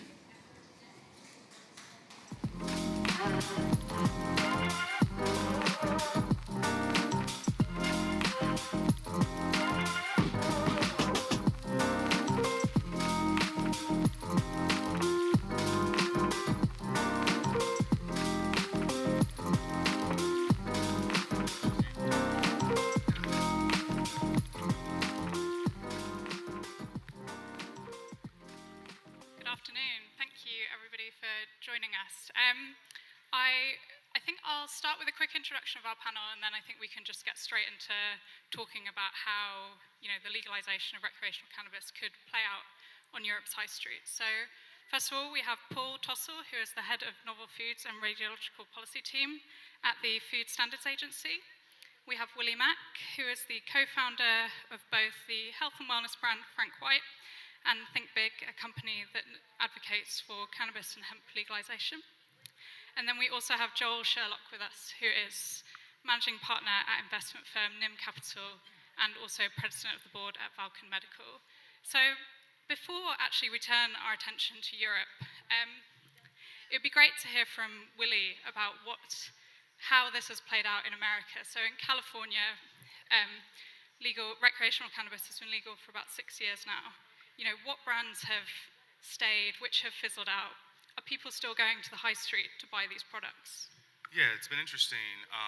California, I think the last that I had, there were like 1,500 brands in California, just in terms of what they're doing. There's some that have really developed a following and really sort of have built authenticity in terms of how they enter the market, what products they develop. You have brands like Sweet Flower Cookies, you have Pure Beauty. There are lots of sort of niche brands that have sort of really targeted people. You have a different level, so you have some that are a bit more high-end, so a bit more premium, beautiful design stores, really building sort of art and culture and design into the aesthetic, so you're really mirroring what you see when it comes to luxury brands and high street just globally. And then you have some that are targeted more to women, targeted more to sort of minorities, so you really get a sense of people who are starting to recognize that consumers, we all buy brands. We go to, you go to a bar, like I want Belvedere, I want Top Shelf, whatever it is. So that same behavior is also happening in the cannabis industry. We see it in New York as well, with some of the bigger MSOs and bigger brands getting spaces on Fifth Avenue and Soho, and just understanding how New York's going to start to recreational cannabis will start to unfold. We are also looking at Frank White. We're going to develop a premium sort of location that's going to allow people to have more than an experience of just cannabis. It's not just about the flower and the vapes. A lot of people are coming in and they have questions around, I've never been to a dispensary before. I've been waiting for years. How do I, sleep? Help me understand anxiety. My kid needs this for medical. So there's a lot of opportunity to really build a brand, build a retail environment that allows people a place of comfort, but also a place of discoverability. Okay, and I'd be interested to know when, sort of around 2016, was there this massive rush of brands trying to open up things, or was it actually quite difficult to, bring this to the high street? California legalized medical in like 1996, so there have been a lot of brands that had a chance to develop and grow over that time period. When legalization happened, there was a rush for new people who were like, I want to get into the market, I feel safer now because it's legal. There's sort of systems in place that allow me to be able to provide consistent quality testing, all of those things. So there was a huge rush. And you saw a lot of brands didn't succeed. A lot of them were undercapitalized or just didn't really, I wouldn't even call them brands, the logo on a package and trying to tell a story, versus brands that connect to something bigger than just themselves and connect to something that is important and also are telling a unique and authentic story and providing something that's very sort of some differentiated product that you can't get anywhere else. And that ultimately, and we saw this in California a lot, the social currency of I am choosing this product and therefore I now can talk about it. I'm using this pre-roll because it's targeting women and it feels like cool and sexy. I'm trying this, I'm smoking this flower because it's super high THC, blah, blah, blah. And I feel, it's giving me this sort of social currency that I'm in the know. The same we have with any other sort of consumer brand. People want to feel like they have an ownership to it and a connection to it. Do you think, I mean, I'd be interested to know how you feel these trends in terms of what people respond to, what different consumers respond to from a brand. How does that translate across different markets? Do you think it will be similar in Europe? And I mean, Joel, in Canada as well, we've seen this space develop. I think, let's look at Seth Rogen's houseplant, which launched in Canada. He's Canadian. It's had huge success in the US, California, and the states that are in. I think that as you start to recognize, as consumers can feel a connection to a brand that speaks to them, regardless of wherever it is geographically. I mean, there are brands that I buy from all around the world, fashion, apparel, and art and design. I think that same sort of narrative will run. California brands are some of the most well-known, and they're the most copied, and also the gray market and the legacy market is flooded across the country with them. So those brands have a brand affinity and people connection to, and there's just been this sort of repetitiveness of the brands being seen. I think that as you start to develop more stories around what the sort of usage are and how people can look at them and connect to them in a way that solves a need, then the cross-border communication, the ability for brands to cross borders and have an audience that actually is real becomes much bigger. So like for us, we're like, we have a brand that's based upon Black culture, creativity. My business partner's father was Notorious B.I.G. We recognize that there's a global diaspora of people who are connected to hip hop culture that also are connected to what it means to be creative, what it means for brands to have a connection to music and creativity. That's universal. So for us, it becomes a question of how do we expand that and find the right consumers that are the ones who we want to talk to. Yeah, totally. And Joel, with your kind of investor hat on, I mean, which markets are you sort of most interested in, and thinking about Europe in particular? I think if we take a look at, we've been in this market since 2014 in the Canadian side, so there's a lot to learn from every market, right? I mean, there's branding challenges galore in Canada. I mean, it's just basically not allowed. But when you come into the US, there's great branding opportunities. There's some great brands there, but there's a manufacturing consistency challenge, right? You can't make your product in California and take it to Las Vegas. Right? You have to manufacture in California, you have to manufacture in Nevada, you have to manufacture in New York in order to have that consistency. So looking at the European market, we're very, very excited on the opportunities here and the way that this is evolving, right? So we're watching very closely, and there's been lots of conversation around Germany. That's going to be an exciting market, but I think, Spain's an exciting market. France is an exciting market. We're very long-term thinkers, but there's going to be unique opportunities and really big challenges in each of them. What kind of retail experiences do you think the European consumer will want? I think that's going to vary greatly as well, right? And looking at the Cookies brands or some of the big branded dispensaries, I'm not sure that's going to be adopted really, really quickly in Germany or in some of these markets coming up. It's most likely going to be far more regulated, through the pharmacies or over the counter. But I do see long term, that there will be some beautiful stores here. But going back to the panel of yesterday, it's the crystal ball of when will those be allowed. And if we learned from Canada, it was we're going to go down the dispensary road, but then it still took a significant amount of time to get those stores licensed, opened, find landlords who were going to be willing to take on that kind of tenant.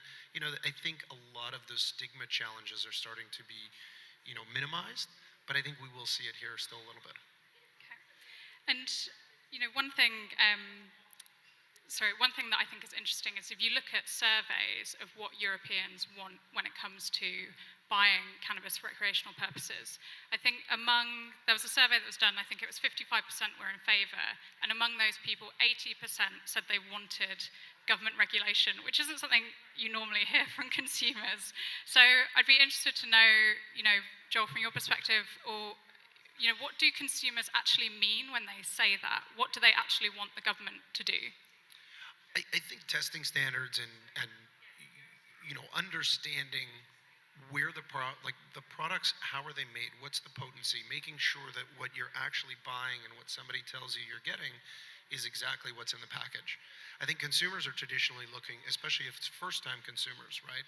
These branded stores are going to attract a lot of people who may not have used these products before, right? So having testing standards, having consistency, it is kind of a way to control that experience, right? If you're a new user, you want to know that what was explained to you is kind of how that experience is going to be, or as close to it as possible. Paul, I have to direct that question to you as well. I mean, I'd love to know what do you think what reassures consumers about having some government regulation around products like these? Well, our work shows that consumers will buy more product if it's regulated. And then, obviously in the FSA, we're looking at food safety. So the feedback is that the regulation is around proof that a product is safe. I mean, obviously Joel's mentioned about the sort of quality and the authenticity, this genuine product, etc. That's part of a bigger thing to actually ensure that what they're getting is safe. So the assumption is a consumer goes into any shop and they pick a food off the shelf. They want to know that it's been thoroughly risk assessed. It's safe. General food law has got a requirement of that anyway. That any company selling a food has to ensure that it's fit for purpose, fit for consumption.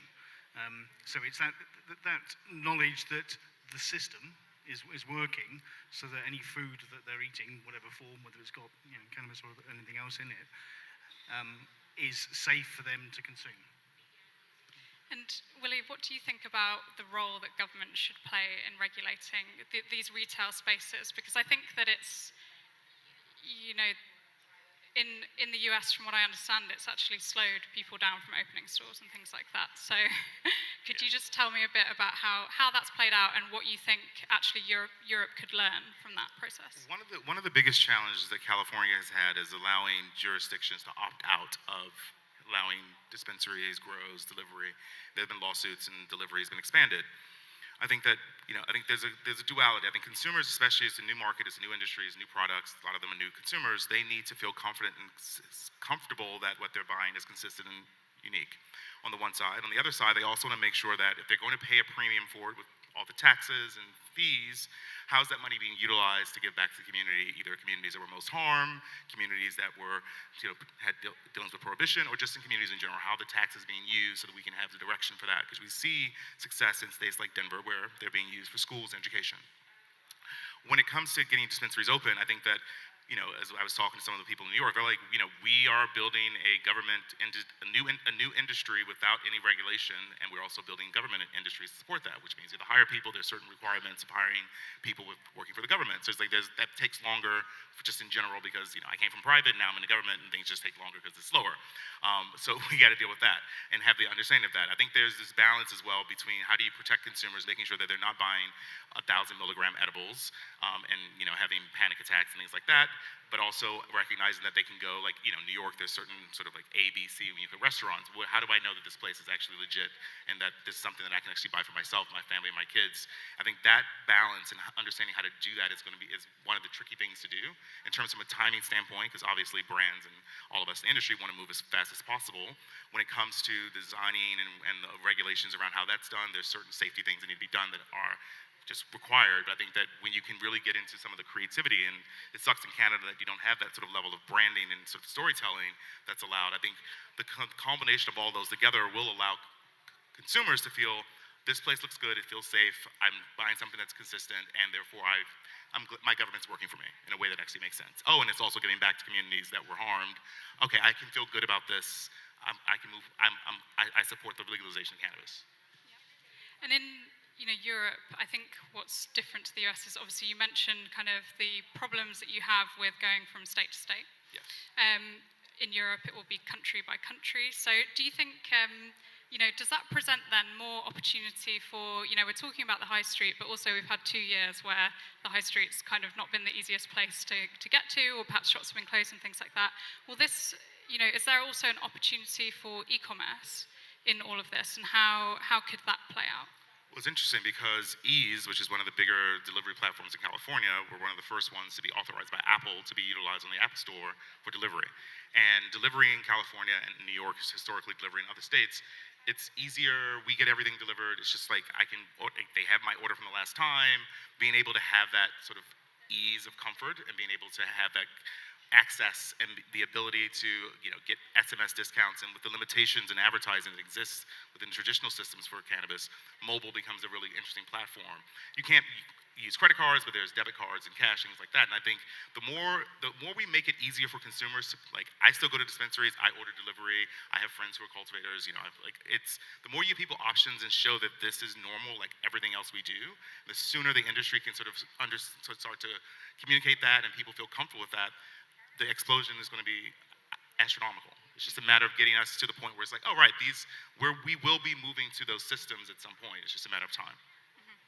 Do you think, because, you know, if you look at the kind of high streets, and the previous speaker actually mentioned this, which is you walk down the street and there will be, you know, these kind of head shops and they have that kind of cheesy branding and, you know, flames and things like that.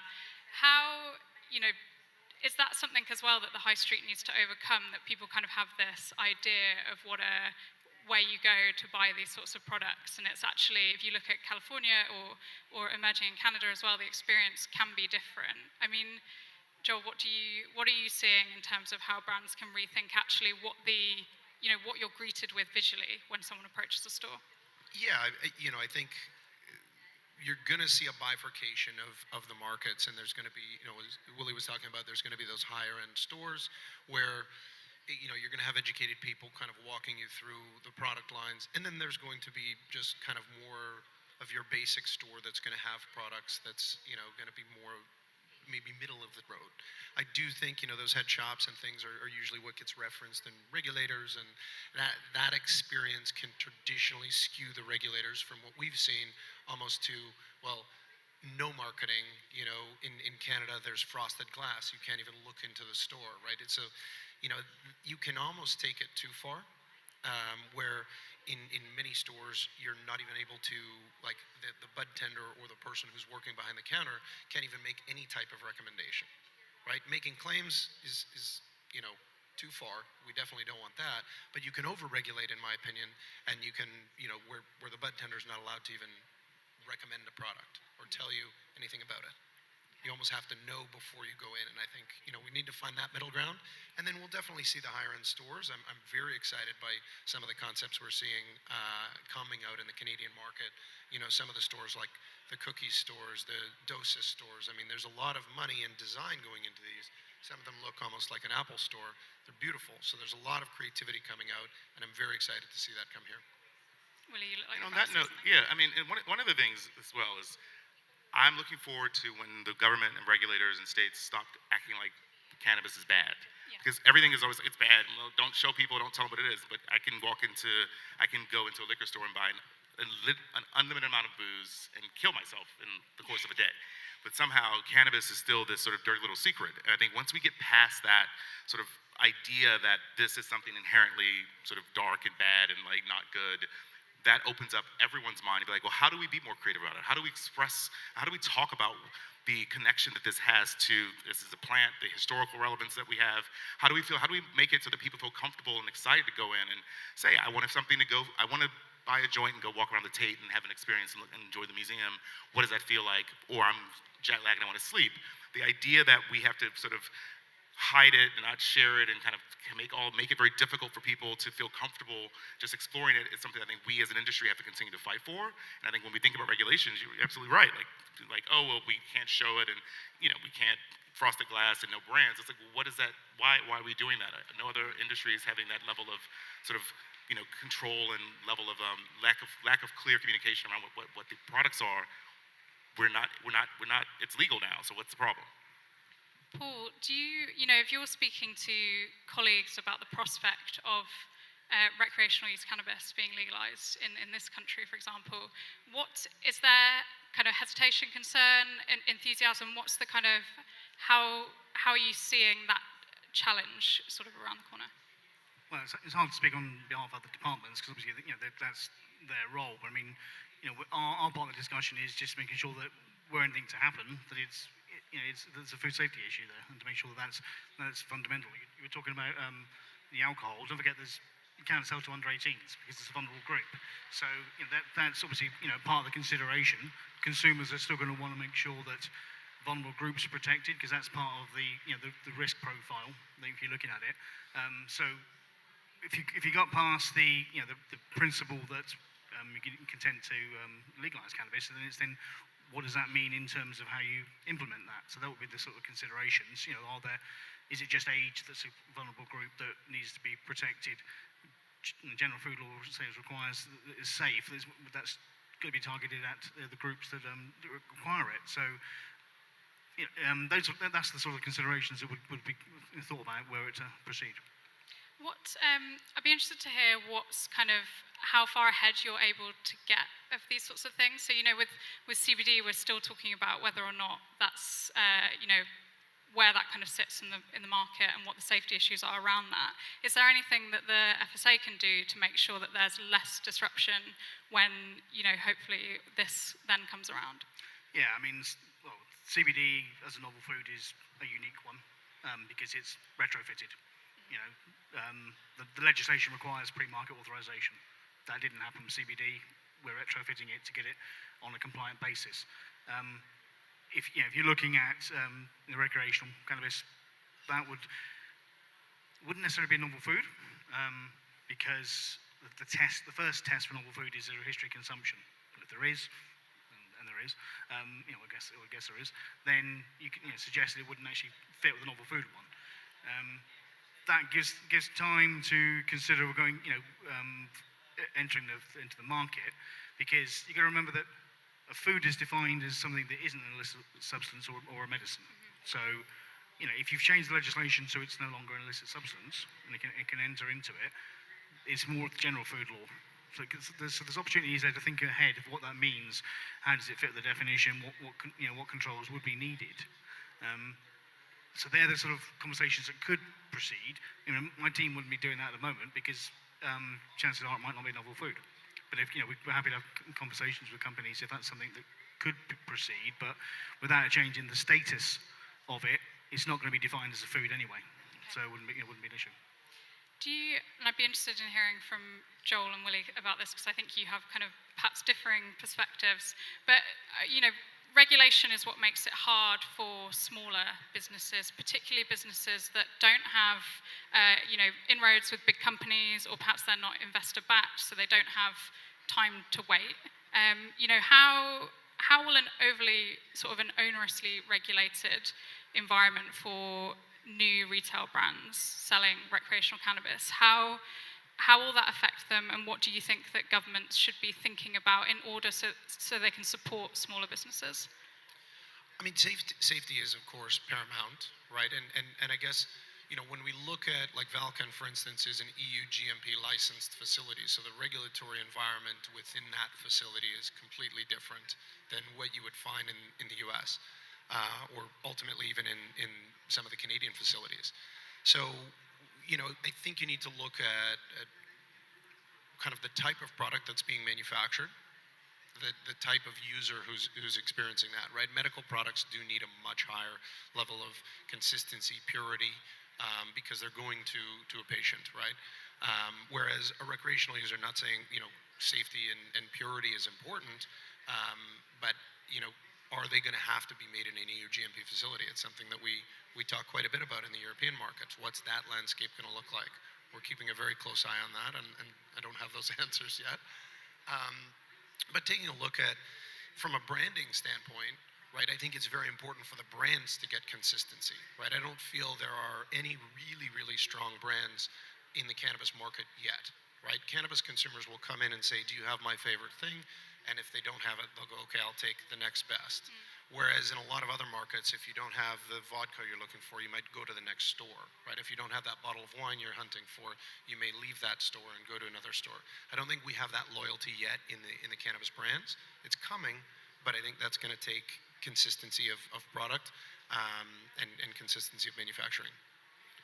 I think part of it's going to be, from a regulatory standpoint, how do we support new businesses? At the end of the day, this is a new industry in the U.S. It's one of the fastest growing industries. I think it's employing more people than, I forgot some of the other industries that are growing.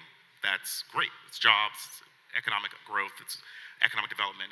COVID destroyed the retail markets in lots of countries. So how do we get funding to the brands that want to be able to be funded? How do we provide them with spaces? How do we provide them with the resources they need to actually develop and build? The other interesting part as well is that a lot of brands, and we're one of those brands that look at it and say, well, this is about a way of life and a lifestyle. So what's my soft goods strategy? What's my accessory strategy? Am I doing an apparel line? Am I doing something that I can sell over e-commerce that's maybe not cannabis, that's not plant touching, but allows me to start to build an audience and generate revenue? That's what we've been doing for the last few years. And you're seeing that. You see brands like Cookies and other brands who have very strong sort of soft goods and apparel lines that are making, in some cases, more money than the cannabis lines because they've been able to build a following and provide consumers with things that they don't necessarily need. I remember a stat that in Chicago when Illinois first went legal, the dispensaries were upset because average basket size was like $225, but there was a limit to how much you can buy by the state. And they were like, we need grinders and accessories and t-shirts. Like, people want to buy stuff. We need more stuff for them to buy. So I think understanding that consumers, once they're in the store, they're willing to connect to a brand in a way that's important, give them something that can allow them to do that. Well, yeah, I was going to say, I think new businesses, people getting into this industry or getting into this market, I think everybody needs to embrace the regulations, right? And really follow them, because as we're building this industry, any type of recall or it's the bad press that's going to slow it down. It's going to, tend to sway regulators, in new markets, right? Oh, look at what happened in Canada. Let's now swing that pendulum maybe too far over to this side. So, getting those testing results, making sure you're clear on it, getting the packaging clear, making sure that we're minimizing recalls or any type of challenges is going to help the entire industry moving forward. Willie, you said something interesting there that I thought would be good to pick up on, which is kind of these, peripheral products within the space that you can sell. And, do you anticipate that as laws and kind of the change, the legal status of cannabis for recreational use, once it's starting to look a bit more certain in Europe, do you think that brands will try to get ahead of that by selling, coming out with, beautiful ceramic bongs and things like that? Yeah, I think so. I think that ultimately, one way to build a brand, and that's what we did, was I was like, I don't want to be limited by advertising restrictions from Google and Facebook, so I'm going to build an apparel brand and an e-commerce brand so I can build an audience and start making revenue while we also talk about the sort of cannabis side of the business. I've seen it for the last 10 years. Individual people, they have a really beautiful pipe company. That company they made $10 million last year just selling pipes and grinders and beautiful ashtrays. I think there's an opportunity to really develop that. And I think that as consumers start to see, oh right, this is not just about the flower and the vape, it's about the lifestyle. I want something beautiful on my table that's an ashtray. I want a beautiful holder, a beautiful tray. I want things that the same way I want to have beautiful artwork or objects in my house, I want to have that same sort of connection. And the industry and the consumers, we're the same consumers. We like nice things, so let's develop nice things that will also allow us to connect to the lifestyle and the industry in a way that maybe isn't just, flyers and pot leaves and something a little bit more sophisticated. Go on, Joel. And if you look at, we were investors in Doja Cannabis and Tokyo Smoke, and they had a very smart strategy of getting their real estate locked up. They had opened coffee shops, apparel brands. They sort of had their stores open, not selling cannabis, while they were waiting on their licenses to arrive.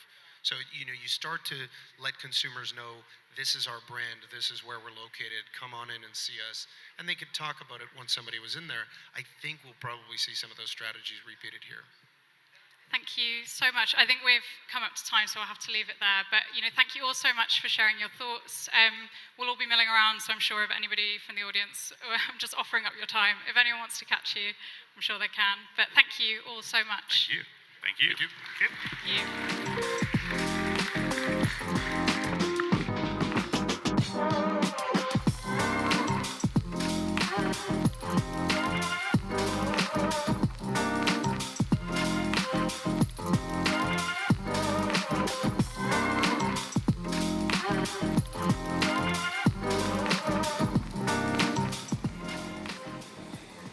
There you guys, some very interesting reflections on the consumer market there. Now we have Bridging the Gap. We discuss how can doctors, patients and producers come together to bridge the gap and ensure ongoing efficacy for medical cannabis.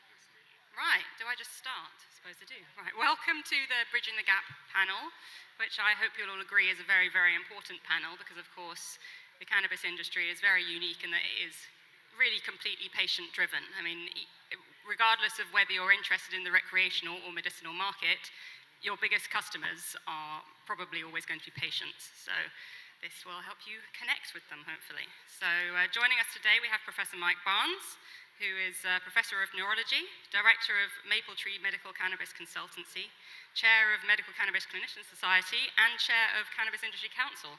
It's a mouthful. It is It's a a lot. mouthful, thank you. We have Zach Thompson, External Relations Lead at PLEA and UK representative for the IACM Patient Council. Jonathan Nadler, co-founder and CEO of Life, and Beck Muslimov, founding partner of venture capital firm Leafy Tunnel. So I'm actually going to start off with a little question for you, Beck. So when you are choosing who to invest in, how do you vet the companies? Do you look for evidence that they have the patient's interests at heart? Maybe I'll just quickly introduce myself. So Beck, Leafy Tunnel is early stage venture capital fund backing exceptional founders working with alternative medicine to address mental health and pain disorders. We, I guess in this community, our role as investors is to direct capital to best management teams, best founding teams, best companies that truly working to harness and maximize the therapeutic potential of alternative medicine. When we look at these companies, obviously for us, for early stage funds, it's all about people. So we look at the mindset of founders. We look how their vision, is it well articulated, is it long-term, and whether the patient interests are priority for them, because that's fundamental of the viability of the business model. So patient interest should come first. Also, the company should have that community approach. And when we invested in Life, for example, for us, those was a criteria why we decided to invest. Life, for DNA of Life is patient service. So more than half of the team at Life is in patient service team. And also engage with various stakeholders in the community, working with drug science to support their observational studies, also engaging with NHS to help them execute their clinical trials as well. So for us, this is it's not sort of tangible sort of metrics, but it's more the founder mission and vision, how they want to change this industry, and patients are a priority. So when we spoke before, you mentioned sustainability as well. So what does that mean to you? Can you say it again, please? Sustainability. Sustainability, yes. So we, as a fund, we have a very long-term view on the sector, and for us, it's more important the eventual milestones that we will get, where the patients will have the access to this medicine, and we always supporting the sustainable approach to the sector. It's better to make consistent steps forward rather than make some mistakes and then again sort of moving backwards. So we always looking to make sure that the investments we make in companies that's sustainable in their approach, how they work with the community, but also in the business model. And there is a direct link as well. You mentioned about, let's say, metrics. There is a link between how you care about patients and then retention rates. So for us, when we invest in businesses, for us it's important that the business has that repeat elements where they have the customers who are always coming back, or patients who are always coming back. And if you can only achieve that if you, again, truly care about patient interest. And with Life, for example, as well, we were, again, impressed by low churn rates, in the patient cohorts, and that was also a reflection how well they work with patients. Okay, thank you.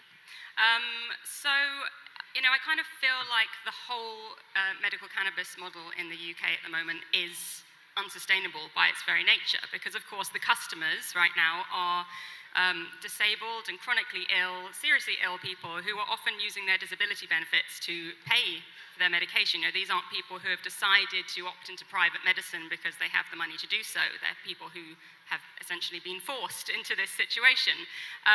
So considering that that is really not a sustainable model. I mean, like on my Twitter, for example, I have a lot of patients who follow me, so I ask questions on there to kind of get a feel for what's going on. And a lot of them said that they don't want to pay more than £5 a gram for top quality cannabis. And I think that's because they can't pay more than £5 a gram, a lot of the time. So really the only way it's going to be sustainable is if it's on the NHS. And obviously then, hopefully, the brands that offer good cannabis medications, they will get the contracts with the NHS. But Jonathan, do you think that the big businesses behind cannabis, like Life and others, should be doing more to push for availability and accessibility and regulation change as well? Yeah, so since day one, back in 2018, we've been pushing for market access. That sits kind of as a central pillar to our business. Hopefully we're seen as one of the leaders in doing so in the UK. Everything we've done has been about how do we get patients as quickly as possible to the medicine they need. Clearly we're a bit hamstrung by the regulatory framework that we're operating within. So we just do the best that we can do based on the regulations that we're presented with. It's obviously slow moving, so there's lots of patients that have been lucky enough to get to medical cannabis, but there are a huge amount that still haven't. There's all sorts of issues of why they haven't. Clearly, a large majority of current patients who are on benefits are struggling to afford the monthly payments. As a business operating for profit, although we haven't made any of that yet, just like the rest of the cannabis industry in Europe, I would imagine, we have to take cash for the services we offer and the products that we sell. I know that there's all sorts of interesting things going on with groups to try and get the NHS to change their mindset, but 3.5 years later, we don't seem to be going anywhere. So I think there needs to be a massive shift in approach, and we need to, I 100% believe that we need to decriminalise, to be honest. I think the only way around this, if the NHS aren't going to move, and if there's not going to be a rescheduling again to make it even easier for cannabis to be prescribed, and there's not going to be a shift for GPs to start to make prescriptions themselves and therefore open the market, and reimbursement isn't going to happen by the NHS, we have to decriminalise. We have to allow there to be a grow your own market. We have to allow there to be clubs in operation with the head above the parapet as opposed to below it. And what that will hopefully do is it will move the patients that can't afford it, that are happy to consume it through the grow your own market, to do so, and to swap product with those in the clubs as well. And then what it leaves is those that want to go and see a doctor who are able to afford it to go and do so. Now, there's still probably a proportion that don't want to operate in the adult use market or the illicit market, whatever you want to call it, in the grow your own market, and they can't afford to get their prescriptions. And that is a group of people that need to be seriously looked at, because if we can't help them, and if the decriminalisation structure wouldn't work for them either, then NHS do need to jump in. But the question is when and how. Well, as it stands, obviously they're having to come to private clinics. And so, unfortunately, they are technically customers. Patients are now customers. They're having to pay for their medication. So the service that they receive has to be that. It has to be good customer service, good care. And I think a lot of patients feel that's very lacking. And the TMCC group under Life. They just had a CQC report that, I mean, you said yourself was disappointing. I think it said it requires improvement, and there was mention of there being lack of transparency and poor communication and lack of education or appropriate training in the clinicians. What are your plans to improve? Well, we're always improving. I mean, we're seeing the most patients in the UK, 8,500 patients we've seen in the UK. Our churn rate is actually extremely low, so we hold on to patients. Some of our patients have had 23 prescriptions from us since we've opened. So we've got a lot of very, very positive patient case studies. And unfortunately, there's a few things in the way that we went around the clinic that the CQC looked at in a poor light. But we're very glad that there's lots of other stuff that they highlighted as being good. And since the inspection in March, we've made huge amounts of changes to the clinical setup of the business. We employ 50 patient service coordinators now, and the training's improved. We've got a patient director who's looking after those patients. So we've got a whole new clinical team, a whole new medical director and associate director team. So there's huge changes. And look, we see volatility in the market across the board. You know, if you read the forums, which I'm guessing you do, there's people leaving every single clinic in the UK and moving to another. We take patients from other clinics regularly. We lose them to other clinics regularly. That's just the nature of the beast. You know, it's we're doing whatever we can to improve the service levels, and I think, and I hope everyone else is as well.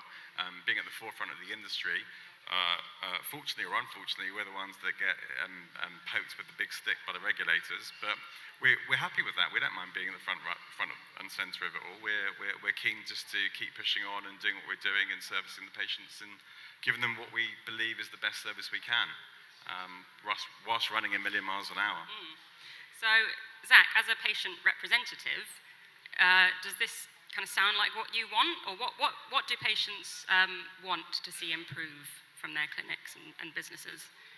The medicine, I think patients want to know that actually their medicine is safe to consume. At the moment, we can't access certificates of analysis. We have issues with mold. We have issues with bug infestations. So it's got to a point now where EU GMP, from a patient perspective, is meaningless. We have patients where you go into a doctor and you're seen in and out within 5 minutes. There's no real patient care. There's no continuity of products that you receive. Batches change from month to month, and that's not just one licensed producer, that's right across. And I think that is a real issue for actually patients. There's a lack of transparency, there's a lack of consistency, and there's a real lack of quality. A quality product is not contaminated with mold. It does not have bugs in it, but somehow that is allowed to be prescribed to patients. I work with a lot of HIV and AIDS patients. I would not feel morally able to say, come to the prescription service in the UK, because I would be concerned about the harm that they would face, because we do not know what we're consuming beyond what it just tells us on the label. There's no transparency whatsoever.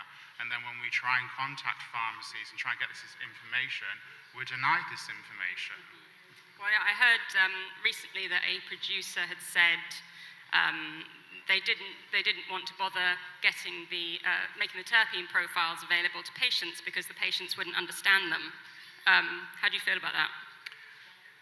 I think that's insulting to patients' intelligence, telling them that they can't actually understand the information. I think it's important to just, beyond just terpenes, and understanding the microbial count, beyond that, the heavy metals in this product, is the pesticides in this product that's being organically grown. There's just no information available to me as a patient beyond what my doctor tells me is on 20% THC, 4% CBD, to then go onto the manufacturer's website to then find out actually it doesn't contain any CBD whatsoever.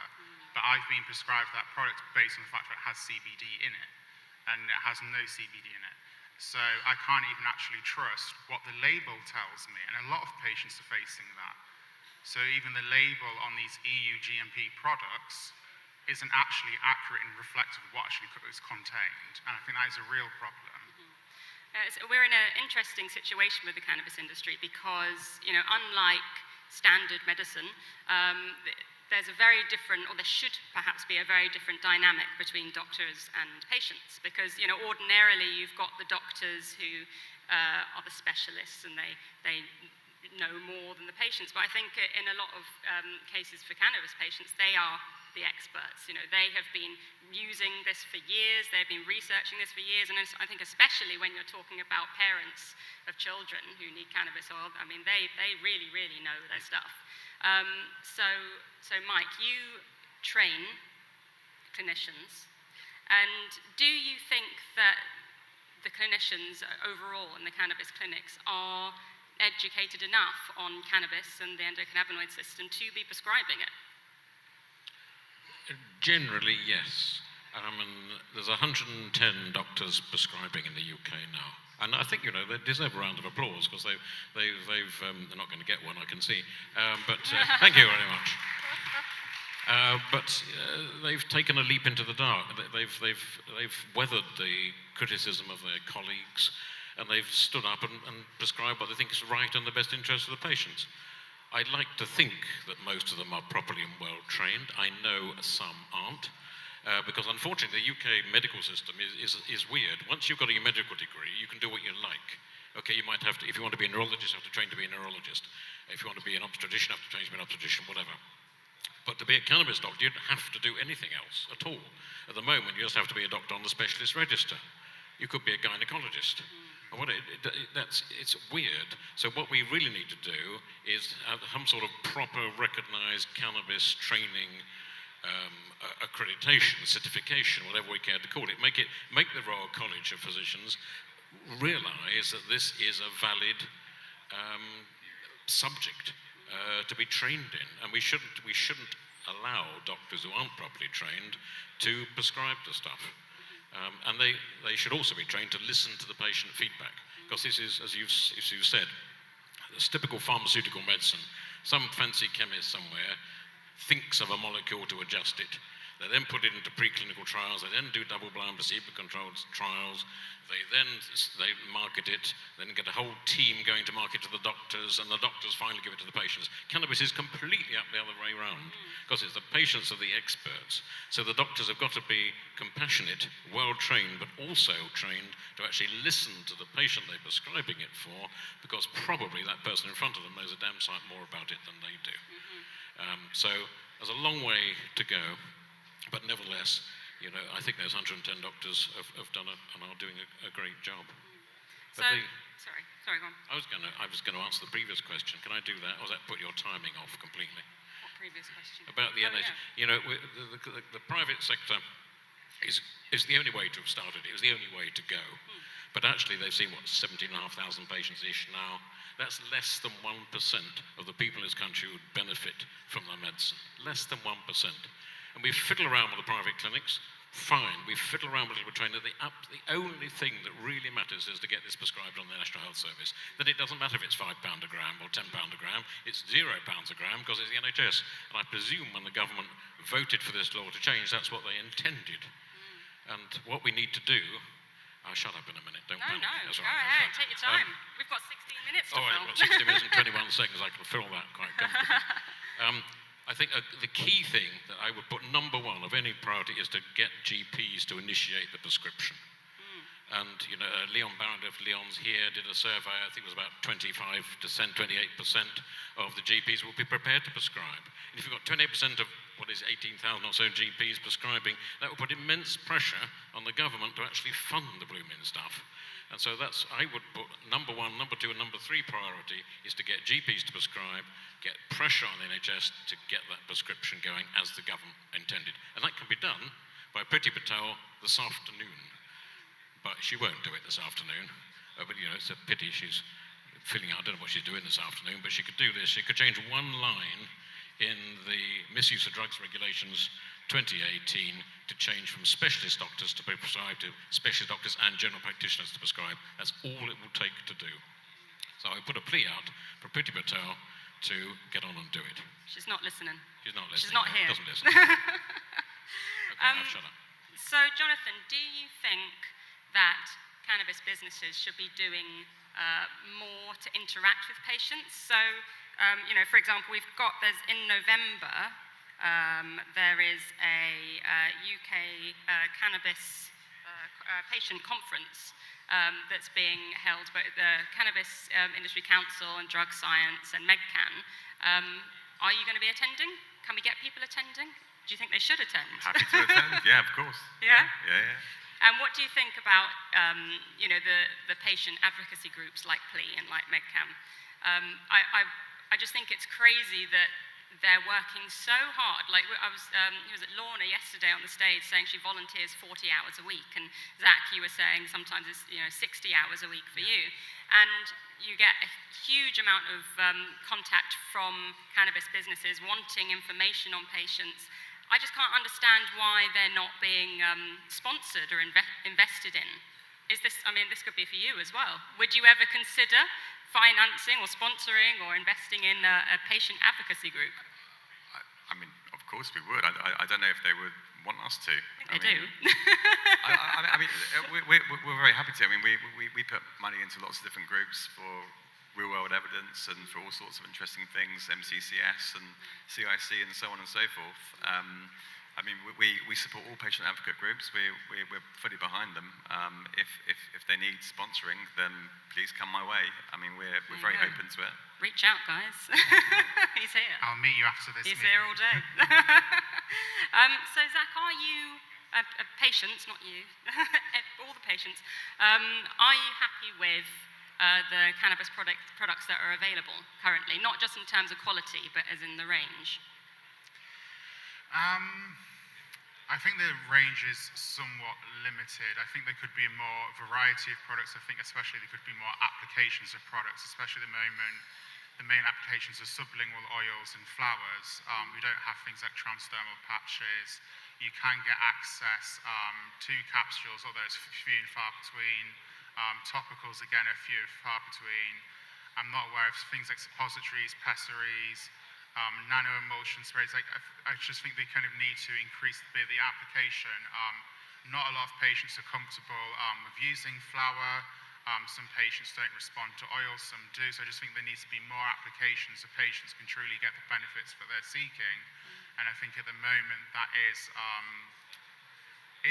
lacking because you can really only access flour. But then say, for example, I didn't bring any prescription with me today because I just simply do not feel comfortable traveling on public transport, interacting with police, even though I have a prescription and I can demonstrate all everything I'm asked to do, have it in the container, provide proof of prescription. The reality is patients are still being arrested. They're being told that they're only seeking drugs. There's multiple videos circulating online of patients being arrested in these circumstances, and I think actually this is why we're seeing patients look into things like oils, etc., or looking into vape pouches, etc., so then it allows them to live their life independently, go to a restaurant, go to their family's weddings, etc., go just out about in public without drawing attention to themselves.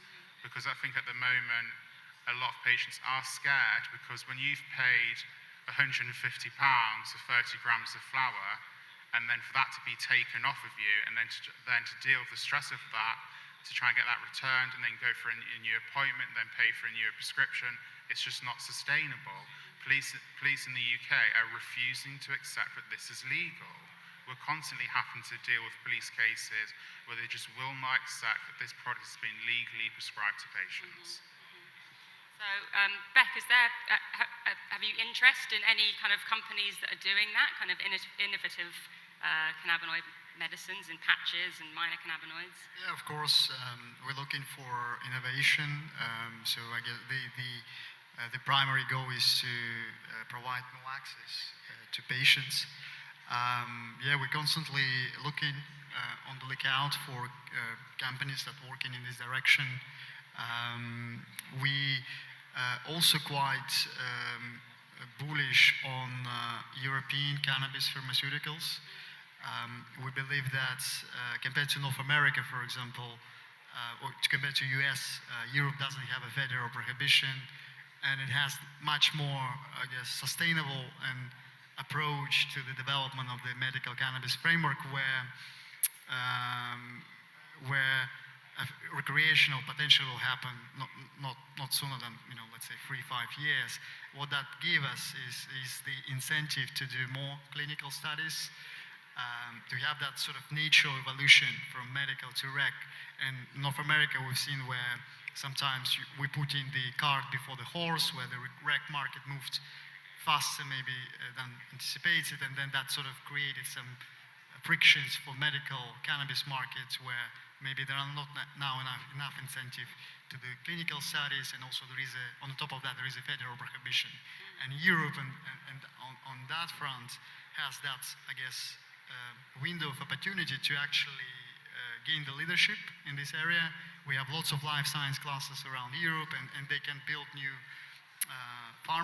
cannabis pharma companies, and that would also allow, let's say, for doctors easily to prescribe cannabis pharmaceuticals, because with unlicensed medicine they take some liability risk. With pharmaceuticals it's somewhat reduced, and that will give more access to patients. And also I think I was talking to Jonathan today, and also importance of NHS access, that and being able to get the prescription through NHS will facilitate more access to cannabis. But for NHS, in order to change their view, they need to see more clinical studies. And what we see now is that clinical studies from year to year, they're exponentially growing. So let's say, 5 years ago, there were around 15 clinical studies a year. Last year, we saw that clinical studies were approaching 100. And year before, it was 40. So we're seeing exponential increase, doubling number of clinical studies. So we're seeing that tide is coming. And also, on the top of that, drug science doing Project 2021, observational studies, real-world evidence data is becoming quite and medical community understand the value of that. So eventually that will hopefully open up the NHS access as well. Thank you. So Mike, you mentioned to me that you kind of hope to see the death of cannabis clinics at some point. Yeah. Would you care to? I didn't know I was going to sit next to John. What I meant by that, and I think the cannabis clinics was the only way to start. Because not NHS, it wasn't embraced by the more generic clinics, so it was a good way to start, and it will continue. I think, though, what I'd like to see is more generic clinics. Let's assume it's going to be private, and my tirade against the NHS, let's forget that for the moment. What I'd like to see is, say, a pain clinic where the pain doctor can look at all the possibilities, whether it be physiotherapy, exercise, or some of the licensed analgesic medications, and cannabis, just as part of their general armory. And it's an odd thing, really. If you have a new antihypertensive drug, you don't go to a new antihypertensive clinic. You go to a blood pressure clinic and see a blood pressure doctor. It should be the same. For a pain clinic, a pain physician, pain doctor, cannabis should be part of their armory. Psychiatry should be part of what they do for chronic anxiety. Epilepsy should be part of what they offer for epilepsy. So I think there's a bit of a trend, and I would support that trend, of seeing cannabis in those more generic clinics, and indeed seeing it as part of just an independent doctor sitting in their rooms at Nuffield or Bupa, whatever they do, and just offering cannabis as one of the options they have. Let's normalize it. So there's no criticism of the current cannabis clinic, because that's how it had to start. But let's try and normalize it and not put it out there. The cannabis clinic, they're a funny lot. They're full of old stoners, and they don't know what they're up to, and it's easy to move them sideways. And that's what we don't want with cannabis. We want to embrace it as a perfectly valid, perfectly safe part of medicine. So I think in the end, if I could wind forward 5 or 10 years, I think probably the pure cannabis clinic will have gone or morphed into a more generic clinic. I agree. Yeah, I was just going to say, what do you think about that? Thank God for that. Yeah. Well, I think it's just a journey, isn't it? I mean, we opened the market with clinics because that's the only way you could do it. So we wanted to work hard to make sure that we controlled that bit of the supply chain, so that we could have the doctors that are putting their head above the parapet, prescribing under our watchful eye. So that's how it all began. Now, clearly, as things mature, you want to see more doctors prescribing cannabis. For whatever reason, it's not working in the current structure. I mean, we've got 110 prescribing clinicians, 75,000 on the GMC register that could legally prescribe, and they're not. For whatever reason, they're not. So something isn't going right, and we need to evolve the conversation towards the mainstream, which means GPs prescribing. And you know, if you look further afield, if you go to Florida, for example, which is, I suppose, quasi-adult use, but 700,000 patients with medical cards from doctors in a country of 22 million.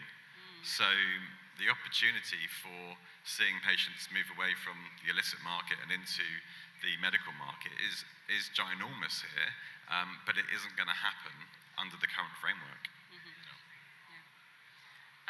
So, Zach, what do you think about that idea? Do we think patients would prefer that? Does it make it feel more accessible if it was set up like that? So just seeing their doctors independently rather than going through a clinic? Yeah, and there being clinics that aren't cannabis clinics, but more condition-specific clinics. Yeah, because I think actually care is is a part of a whole package. So you can see you have chronic pain issues and you see your doctor, they can prescribe cannabis, but then also send you to a physiotherapist, send you to a psychologist. I think there are many different routes. It kind of needs to be comprehensive care rather than, okay, here's a prescription, off you go now, because that patient is a person. There's a lot more to them beyond than just their condition. And I think there are other elements of care that actually need to be looked at. I think Dr. Danny Gordon talked about this yesterday, about you need to be able to offer a full-fledged service. It's not just, oh, here you go, here's a prescription, off you go now. And I think this is why bringing it back into GPs is a good idea, because that GP generally has probably known you since you were a child. You've seen that GP, and then they're going to be able to deliver you a whole package of care, and then not just, okay, well, here's prescription, then off you go. And I think then it's being able to actually bring in complementary care services, looking at this as a whole team approach, and bringing the whole multidisciplinary team to do that. So I think if you look at clinics, say, there are clinics that offer those services to patients, and I think that's a good, to me, I think complementary care, being able to access other services rather than, okay, I'm just here to get a prescription for my pain. I can also go see a physiotherapist now. I can also go see a psychologist. I can also look into other complementary therapies and have a whole package of care, because I think that's really the way forward. And you can either do that through a clinic, or you can do that see a doctor independently, but I do think there kind of needs to be a whole package of care rather than just being a prescription. All right, we've only got 1 minute, 44 seconds left. So, quick guys, to wrap up, I want an answer from all of you, which actually is a question that Zach gave me. So, what value do patients have? Go ahead. Who wants to take that first? All the value. Everything comes from the patient. I mean, we're here because of the patient. I mean, everything we're doing is because of the patient, and there's interesting things going on in that space. They're patient first for research. There's patient boards forming across the industry now as well as obviously the patient advocate groups that are in existence. It's everything. And the industry is doing all it can to ensure that it's giving the best service to those patients. And where it's letting them down, it's trying to improve it. And there's some things that are out of our control, some things that are in our control, but it's all about making sure there's gold standard service for the patient. They get their medicine. There's continuity of supply of product. They get the medicine they want at the right quality and the right price, and we keep moving the conversation forward. Anything to add? I totally agree. I mean, patients started this movement. They're the experts. And every company in this space really has to have a mechanism by which they embrace the patient, feedback from the patient, listen to them, listen to their feedback about the customer service, listen to their feedback about the products and the pricing and everything else. Not just lip service, but a real meaningful feedback from the patients is absolutely critical. And some companies do that and do it very well. Others, frankly, don't at all. And everyone in this industry should start to do that. Thank you. Um, pa- Patients first. Without patients, there simply would not be an industry. It's true. Like, without a patient, we would not have an industry to work in. So, of course, patients have the absolute greatest value. I think there needs to be a patient on every single board of every single medical cannabis company across the world, because I think you really need to be reminded why you are doing this, who you're interacting with. We're not just numbers, we're human beings who require care. And I think actually, if you can work alongside a patient in developing products, then I think you're going to be a lot more successful, rather than if you just ignore us and think that you can making presumptions about what we want. Speak to us, ask us what we want. Don't make presumptions. It's not a one-size-fits-all approach. We're all individuals. One chronic pain patient is not the same as the next chronic pain patient. And I think this is the entire industry really does need to do is engage with patients more. Surprisingly, patients want to see this industry succeed. We want to help you develop products. We want you to help develop your services. We want this industry to succeed. I need access to medicine. If this industry does not succeed and people aren't making money, then this industry will fail. I do not want to have to go back to an illicit market. I want to be able to access my medicine through a safe route. And at the moment, I am scared as a patient that this industry will collapse, because I do not think that the industry is engaging enough with patients. Well, hopefully that will now change. Now you've all watched this panel and you know what to do. So thank you very much. That's us. We're done. Thank you.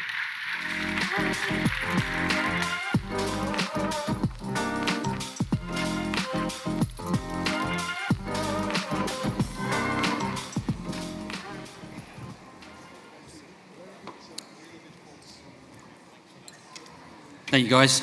Short break now until 3:30. I'm sure you're all getting very thirsty, but please come back for 3:30. We've got a brilliant all-woman power panel who are going to explain why putting patients first is key to building a successful cannabis business. Rigorous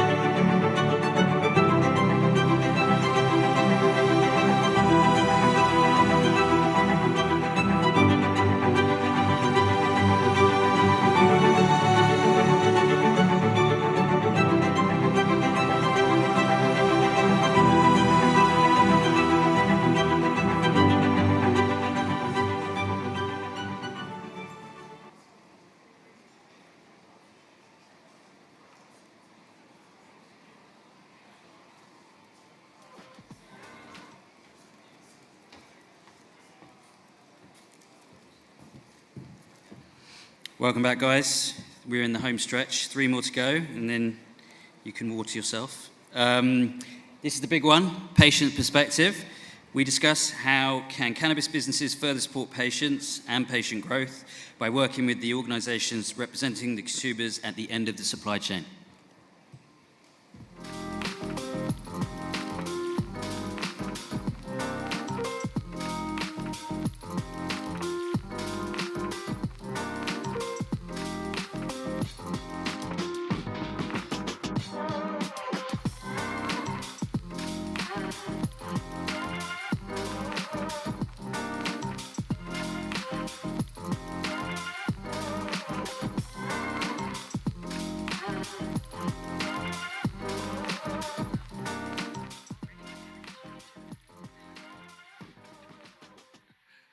Hello. Hi, everyone. How are we feeling?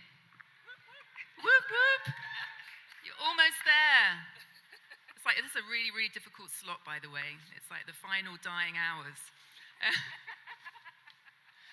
So I'm going to ask a question. I'm going to break all panel rules and stand up, okay? Because this is a brilliant panel that was talking about patient perspectives, but it can feel like a UK thing, that there's this kind of break in dialogue, there's this industry blind spot that's going on between the industry and the cannabis companies and the patients, who are, after all, at the center of this industry.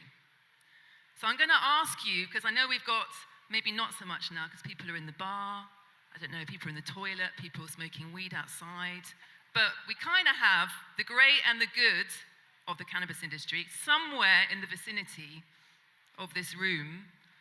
So I want you guys to think, just to kind of really reflect, okay, regardless if you're a CEO, whether you've got a biotech company, you've got a lab, a clinic, you're a startup, you're an investor. Do you genuinely, hand on heart, have the patient at the center of your business model? Okay, this is a question that I'm asking internationally, because I know we've got people from all over the world here, because this isn't about the UK, this isn't about Europe, this is everywhere. This crazy, crazy blind spot that's going on, that's hamstringing the industry. We can do so much better than we're doing right now, okay? So, rant over. My name's Mary, by the way. So I'm going to get my esteemed colleagues to introduce themselves. So, Jackie. Hello to everyone. I'm Jacqueline Boitras. I'm from Greece. I represent the MAMAK organization, which is an organization for patients who want to use medical cannabis in Greece. And I'm also representative of the IACM Patients Council, which is an international council which we are forming at the moment under the umbrella of the IACM in order to bring together patients' organizations from all over the world who, as it seems, basically face the same issues everywhere that they are. Hello, my name is Hannah Deacon. I began as what I would call myself as an accidental campaigner, campaigning for my son Alfie, who has severe epilepsy, and received a license and a prescription for him in June 18. Since then, I've gone on to co-found a group called MedCan Support, because I felt very, very strongly, as did my colleagues who helped set it up, that there was not any support for children like my son Alfie and their families. We have over 500 members, we're growing all the time, we provide education and support, because believe it or not, when your child is diagnosed with a life-limiting condition in this country, you do not get any routine support from the NHS, sadly. So we're trying to bridge that gap and provide that support. I also set up a consultancy business with my friend and colleague, Professor Mike Barnes, called Maple Tree Consultants, and I work with him helping to develop the UK sector. Hi, I'm Monique Ellis. I'm the CEO and co-founder of Chillum. We are a life science company. We're headquartered in London with operations in Europe, and our R&D is focused on female pain. I'm a medicinal cannabis patient myself, so for us it's, I kind of know it from the forefront in terms of the patient experience within the UK market. That's great. Before I start off with the questions, I just also wanted to kind of reiterate what came out of the last panel discussion, that none of us would be sitting here right now if it weren't for the patients, okay? We have parents of patients here. On the last panel, we had Zach, who is a patient. We have Corolla in the front there, who's also a patient. So not only, as Ruby said, are they your end customers, but actually it's thanks to their, as Hannah mentioned, in her own story, the campaigning, the personal sacrifice, the suffering actually that they've gone through in order to push through regulatory change. So Corolla, sorry, I feel a bit emotional. Sorry.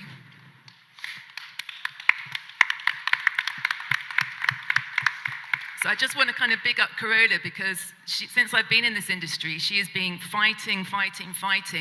And I think people forget that these are patients. These are patients, and actually their suffering and their pain or their mental health is unseen, actually, and they end up being a commodity. So I'm actually probably saying what my lovely panelists are going to say in a sec, but I just wanted to hammer home, and they are also the experts. They understand the nuances of the cannabis plant far better than anyone sitting in this room, and they also understand their bodies. So without further ado, on to the questions. Okay, so this is really to Hannah and Jackie. So what does it mean to have a patient-first approach in the medical cannabis sector? And is this reflected in the industry currently? So Jackie, what would you say? Well, we've been hearing a lot of conversation, especially today, I would say, from companies saying that we are supportive of the patients. It's a patient-first policy that we have within our company. But I really must say that we as patients organizations don't necessarily receive that information in any tangible sort of way. One thing being that to be involved with a company means that Zach mentioned in the previous panel, that there should be representation on the boards of all of these companies, or a panel of patients in each of these companies that can manage to transfer their experience and all of the information that they have gathered over the years that they've been working, because there are thousands of hours that we have invested into either ourselves or the patients around us, and that's valuable information for these companies. But the second thing is and even more tangible, is that these organizations, you have to remember that they're all volunteer organizations. Hannah said before that she just sort of happened into this. We all happened into this. Nobody started a business to be working with patients. We were called to this, and it's not something that we can walk away from, because if we don't do it, nobody else is going to do it. And what is it that we're doing? We are convincing people that cannabis can help them. We are convincing politicians that cannabis can help them. We are the bridge between your companies and your customers. If I have to walk away from my organization because it's no longer financially feasible for me to do it, how much longer do I have to continue working at something on a volunteer basis without being able to pay a secretary, without being able to pay somebody to take care of my social media? These are jobs, and we are doing them for free. And how much longer do I have to say to my family, well, your mother's not being paid for what she does, but it's really important, so just hang in there. So support patients' organizations, and that kind of support is financial. Hannah? Yeah, I would echo that. And I don't think medical cannabis businesses should treat this business model any differently to any other service industry. You are your stakeholder. Who's your stakeholder? It's your patient and your doctor. That's how you make money. You understand what your patient wants, you understand how you can connect with doctors, and you put money behind that, because actually, what concerns me is that people see medical cannabis as a commodity and a way to make a quick buck. And you might do that, but you're not going to have longevity, you're not going to take a big market share, it's not going to be sustainable. You need to listen to patients, because that's how you develop a robust business and a long-term business, because you will continue to keep your share of patients. And I think the way you do that as well, as you said, Jackie, is support patient groups, because we are all volunteers. We work very hard because it's very personal. This is my child, this is Matt's child, this is Callie's life, the people that set up Medcan Support. This is very personal, and what you must not do is try to access that sort of information and understand that sort of information for free, because it's very valuable information, and the way you connect with patients is by supporting them financially, but also by actually asking them what they think. And I did help set up a project called Patient First recently with VoltFast, which is just that. It's about companies can access patients to do focus groups, to, depending on what you want to do it in, but those patients get paid. And that's really important because, we've all had it in Medcan Support. We've had lots of people contact us and say, I just want to pick your brains about this. I just want you to tell me about this. But that's because it's a commercial thing that you're trying to achieve. And if you're trying to do that, then you should help those people run those organizations. And that's really, really important. And there are companies doing that, but there's not enough as far as I'm concerned. I think it's interesting because what we're talking about a bit is reciprocity, isn't it? And that's a word that's used in the psychedelic space because, there's, with ayahuasca and psilocybin, there's an origin story. They're the indigenous tribes who are the caretakers of that wisdom. And so, you hear these conversations about reciprocity there, but not so much in the cannabis industry. And for me, the reciprocity there is about the patients, precisely because of what I was just speaking about. They are the ones who forged ahead and created this industry. So, and what I kind of find a little bit astounding is that it's this kind of, sort of token gestures that happen at best. And it can feel like, well, we're not going to get anything in return, the kind of, I'm not in the business world, I guess it's the ROI, R-O-I, that's what you guys like to think about. But actually, which we're going to hear from Monique, there is plenty of goodies to get in return, no matter where you are and what point you are in your cannabis journey with your business. So Monique, can you tell us a little bit about where you are with your company? Because I find it very interesting that you're almost at the beginning of a long journey that lays ahead, and yet you've decided to take a patient-centered approach in your business model. Can you tell us a little bit about that? Yeah, absolutely. And I think we heard it in the last panel, and I think yesterday as well, is that, without the patient, there is no industry. Without the patient, we're not, there's nothing that we're going to be getting out of bed for. And so what we've done is we've really taken the view of the patient is at the absolute heart of everything that we do. And it means that we need to make sure that when we talk about the end mile in terms of the patient engagement, when the patient receives their medication and how that engagement model actually works, you need to focus that you need to bring it back to the beginning of your entire strategy. It needs to be front and center in your business model, and it means that you need to take what we're doing is taking a very an integrated approach to our research and development. It's not just about the clinical trial or the scientific research. It's actually about fundamentally understanding what the patient wants, what level of pain they're in, what are their wishes, how do they need to be educated, how do they want to receive their medication, the delivery methods in which we need to actually build into our innovation roadmap. And with focusing that, that kind of front and center approach in our qualitative and quantitative research, it means that from day one, we're actually building out a roadmap that is ultimately going to be, best fit for that patient in the end mile. So I think that's been really key to the way that we're focusing our strategy and our business plan and our research and development. I think the other aspect is we have to all partner with patient advocacy groups. It's really quite crazy. I haven't really seen anything like this. I come from a technology background, and and it was specifically in streaming media. And your end subscriber is king.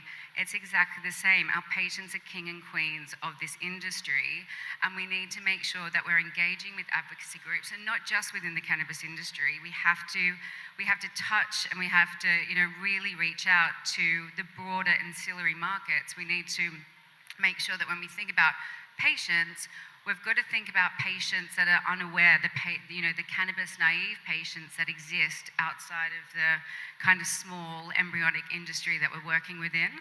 So that's really key, and it means that we do need to give financial support to charities, and it should be built into your ESG strategy. It's about social impact, and if they're not the values that are underpinning the way that you or we operate as a business, we don't have something that's scalable. We don't have something that is ultimately going to be, kind of be taken, and we won't have patients for life. Which is a situation certainly in the UK within the private sector, that patients are going back to the illicit market because, sometimes the products, quite frankly, aren't fit for purpose. And it doesn't have to be that way. It's crazy. I feel like there's this kind of, we're banding around the term patient advocacy groups. And maybe some of you don't know what the hell a patient advocacy group is. What do they do, for God's sake, these people? So I'd love to know. I've been involved with a patient advocacy group called CPAS. Just my experience, we used to do these amazing webinars. We had a nurses arm. We were educating nurses using an MDT format. It was free educational resources. We essentially don't exist anymore because we don't have funding. The woman who founded the organization, she could not give the time that it needed for no money. So sadly, this is not the kind of official announcement that we no longer exist, but essentially we don't because we weren't funded. So Jackie, can you tell us a little bit about Mamaka and the work that you do? And I'm also interested as well because in Greece, it's not such an established market. So I'm wondering about the work that you do and the support that you need potentially might be different to the UK with Medcan and PLE and the other organizations where there is an established market for medicinal cannabis. Well, the law has been changed since 2017 in Greece. We were one of the first ones in Europe. Unfortunately, we will be one of the last ones to the table. Our advocacy organization was the ones who started the ball rolling on changing the law in 2016. We actually went to the minister. I had 42,000 signatures in the name of my daughter in order to make medical cannabis available to her. And that's what started the change for the law in Greece, as in so many other countries. It was some patient that asked a politician who knew nothing about this to make the change in the law.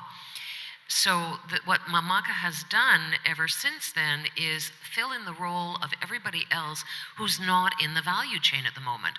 So we don't have educated doctors, there's no product on the market, and there's no education being happened to the patients. So we do all of these things. We are still working on the law. The law was just changed recently. We're going one step forward and 3 steps back. So imports were actually forbidden into Greece last November. I would love any company who really wants to get into the Greek market to get out there and lobby the government, maybe change things so we can get some product out there to patients. So the end result is that not one patient in Greece has had legal cannabis given to him from 2017. So we're out there every day educating people, helping them find product on the illegal market. I, as a patient's organization, have to facilitate that because there's no product for them. So you understand how difficult this could be.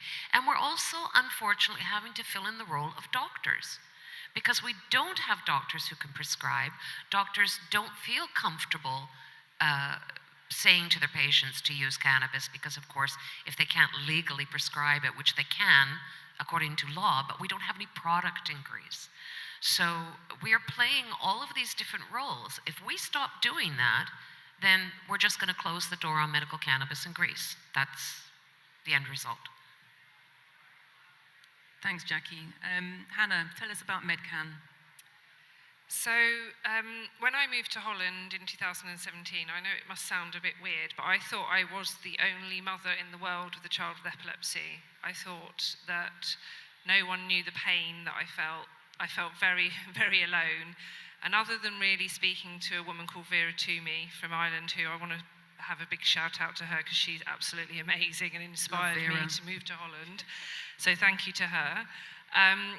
I moved to Holland when she was there, but I felt very isolated. I felt very traumatized. I felt very alone. As I said, I didn't get any support from the NHS other than getting my son well when he was in hospital. I didn't have any mental health support, sadly. And when I'd done my campaign and got Alfie's prescription, I met Matt, whose son Charlie has severe epilepsy, and we worked together, and we worked within Endar Pain. So Endar Pain is a lobby group on medical cannabis. And it was very apparent to us that there was still no support network. And actually, I'm sure you'll all resonate with, when you're in a bad position, if someone can understand that position, it doesn't take it away, but it just makes it feel a bit easier if you can talk to someone who understands how you feel. And that's how MedCan began. And we have over 500 members now on our private Facebook group. It's well used regularly.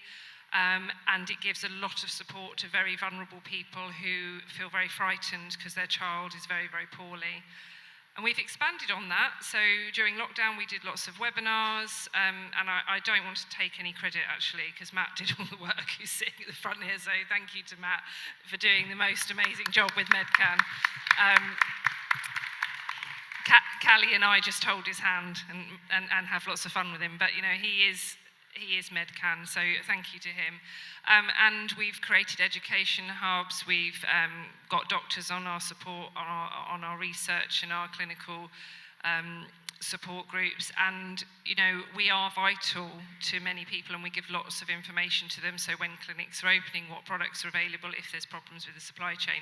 And all of those things are really, really important. But again, we are volunteers, and we cannot expand the work we do without being supported. And I think, what you were saying about CPAS is really sad, because again, you're going back to that point of who are you serving in what you do, and that's why keeping advocacy groups going is absolutely vital to this developing market, because otherwise there is no connection with patients. And also, to touch on the final thing, is that we need to access naive patients as well. I fear that we live in this little bubble of people at the moment, and patients at the moment, who know about cannabis. The only way we're going to reach millions and millions and millions of people in this country is by supporting advocacy groups who can go out and talk to naive patients and attend conferences and create education and all those sorts of things, because companies can't do that, but we can. And that's why we are vital to the development of this sector. Thanks, Hannah. I mean, for me, it's just so clear. It's so clear that you guys need to get on board with this. And I'm going to kind of go to Monique now, because it can feel like, essentially no one is making money yet in this industry. So like supporting advocacy groups can seem like something when you're a little bit higher up the hierarchy of needs and making some serious cash. But I'm interested to hear, Monique, you've decided to take this approach right from the beginning. And I'm interested to know, and actually, certainly in the UK, just to kind of big up the women CEOs, so far it's women-led companies who, despite the fact they're in very, very early stages, are supporting advocacy groups. I don't know what that's about, but it's something interesting to ponder. But Monique, what's to kind of gain from supporting right from the get-go? You need to be able to move, in order to move the needle, you have to be able to partner with patients. You have to be able to walk in their shoes, so to speak. You have to understand where the challenges are in terms of barriers to entry, again, in education. I think also we're dealing with a huge issue in terms of price and availability. And if we can make a difference by supporting a patient event, which there's one in November. If you don't know about it, you should definitely get in touch with Drug Science. And MedCan. It's the first patient... which you're sponsoring, right, Monique? Yes, which we're sponsoring. I'm very proud to. And if we can make a difference to that one event, or to 1 or 5 different families, and the quality of life to their children or to a patient themselves, then for us, we're kind of doing our job, and we're staying true to our mission and our values. But I think, sometimes it's, I think it was mentioned the other day, it's quite a luxury to be able to actually start to roll out an R&D program before profitable, or if you're rolling through and trying to complete a funding round, is ultimately, it's not a luxury, it's a must-have. You really, you need to invest in it. It needs to be core, as I mentioned, to the business plan, and you need to make the right budget considerations.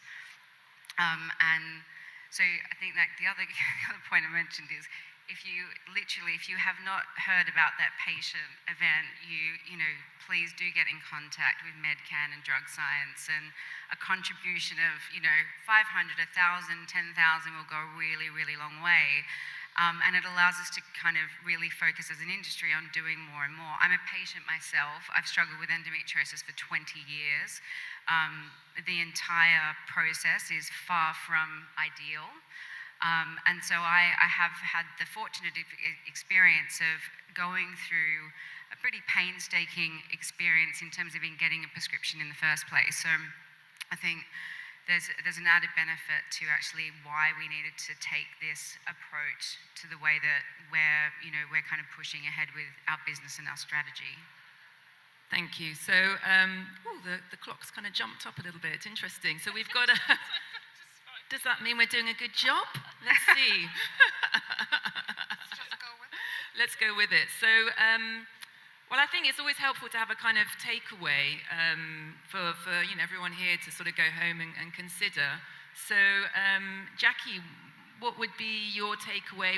How can, if anybody feels, I don't know, like that has struck a chord and they want to act on this, what can they do? What would be your takeaway message?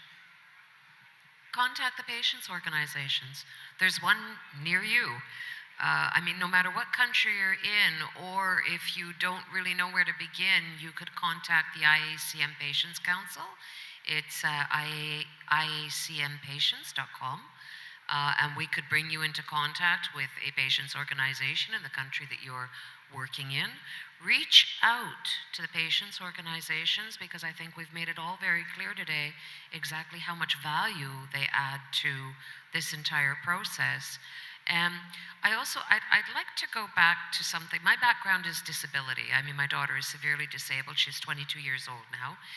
So all of the years that she was in school, I was very active in the disability community. In the 1960s, the disability community came up with a motto, which was nothing about us without us. And the disability movement moved ahead with this motto for years. The point being getting across that you cannot make decisions about a disabled person, be it you're a politician or a doctor or anything else, without the involvement of this group of people. And it's the same thing. You have to involve us in this process. So no more decisions for us, be that a politician making that decision or a company who's looking at at the marketplace for that company, lobbying for laws that will help out the company or the process of the market, but not looking at the fact that the patient is the one that needs to be helped here. So everything has to be built around this. And if you're not doing it at the moment, take a very critical look at your company and see where this has to be placed within your system. And hopefully this is going to be the last event where we have to talk about this. And then the next event, we can start talking about how we are now working together and we're all at a better place. Thank you. Follow that, Hannah. Wow, so you said everything.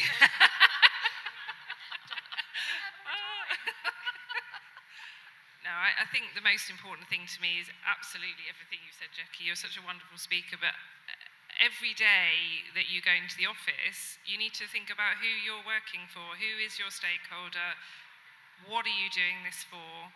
And if you're focused on your margins, then you're not doing it for the right reasons. You need to be focused on who you serve, which is your patient and your doctors in some respect as well.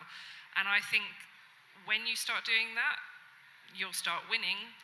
And finally, I would just say as well, is that when we talk about financial support, we are not talking about give us 50 grand. We're talking about a direct debit of £200 a month. that helps us to do more work.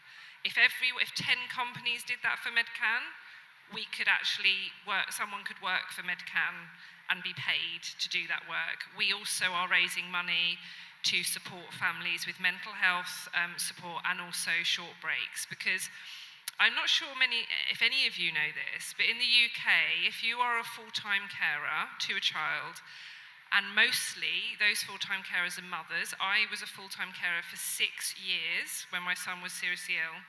Do you know how much parent carers get paid from the government to look after their children 24/7? It's £64 a week. So I was paid £64 a week to take care of my son 24/7. And now I don't need to take that benefit because he's really well. And I feel really strongly that we need to position Medcan to support those families, but also that's why we really care about access to medical cannabis in this country, because there's 37,000 children in this country with refractory epilepsy, and as far as I'm concerned, that's 37,000 mothers who should be at work, like I am now, earning money and paying my taxes, and I feel seen. And when I was a full-time carer, I was not seen. So this is why our work is so important, and a small direct debit every month means that we can develop our organisation, we can connect with businesses, we can get out there and talk to more MPs, we can do more work, but we can only do that with the support of this industry. So that's my takeaway. And it's so easy. It's like, it's not some big, huge, insurmountable thing. I love that. It's just like a small, easily done chunk. And it makes you feel really good. Bonus. Okay, Monique. I'll keep it short and sweet. Let patients in and let them help drive your innovation roadmap. Love it. Okay. Well, thanks to my wonderful panel, and thanks to everyone who stayed for this discussion at the end of 2 days, where the bar is calling and there are far more interesting, exciting things to be done. But it's been great. Thank you. Thanks, Mary. Thank you. Thanks, everyone.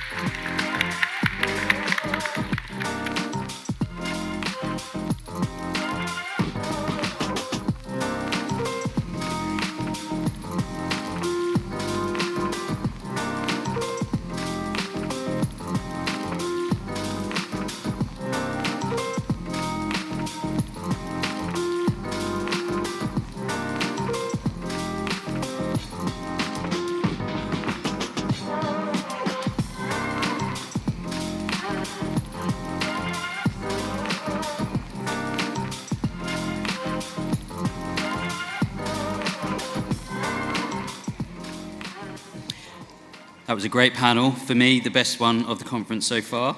Lots of companies talking about patient first, but not many living up to that rhetoric. So I hope you hear the call to action there. We can all do better. We're going to have a short impromptu break now as we get ready for the next session. So I'll be back in a minute.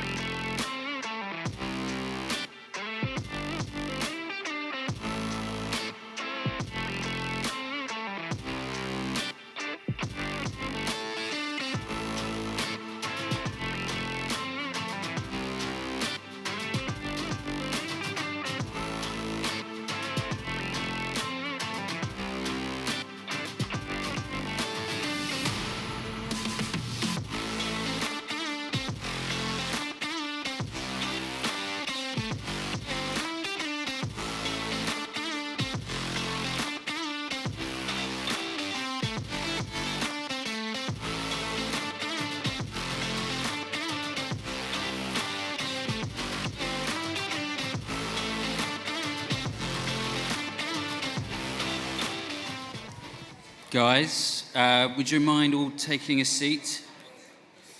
Thank you.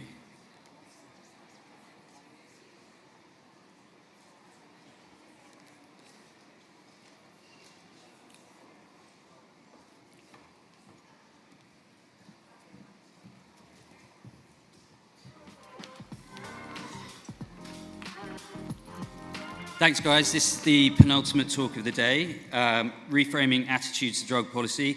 Very lucky to be joined for an exclusive interview with Professor Carl Hart to discuss the mistakes that have been made to date and how to avoid history repeating itself.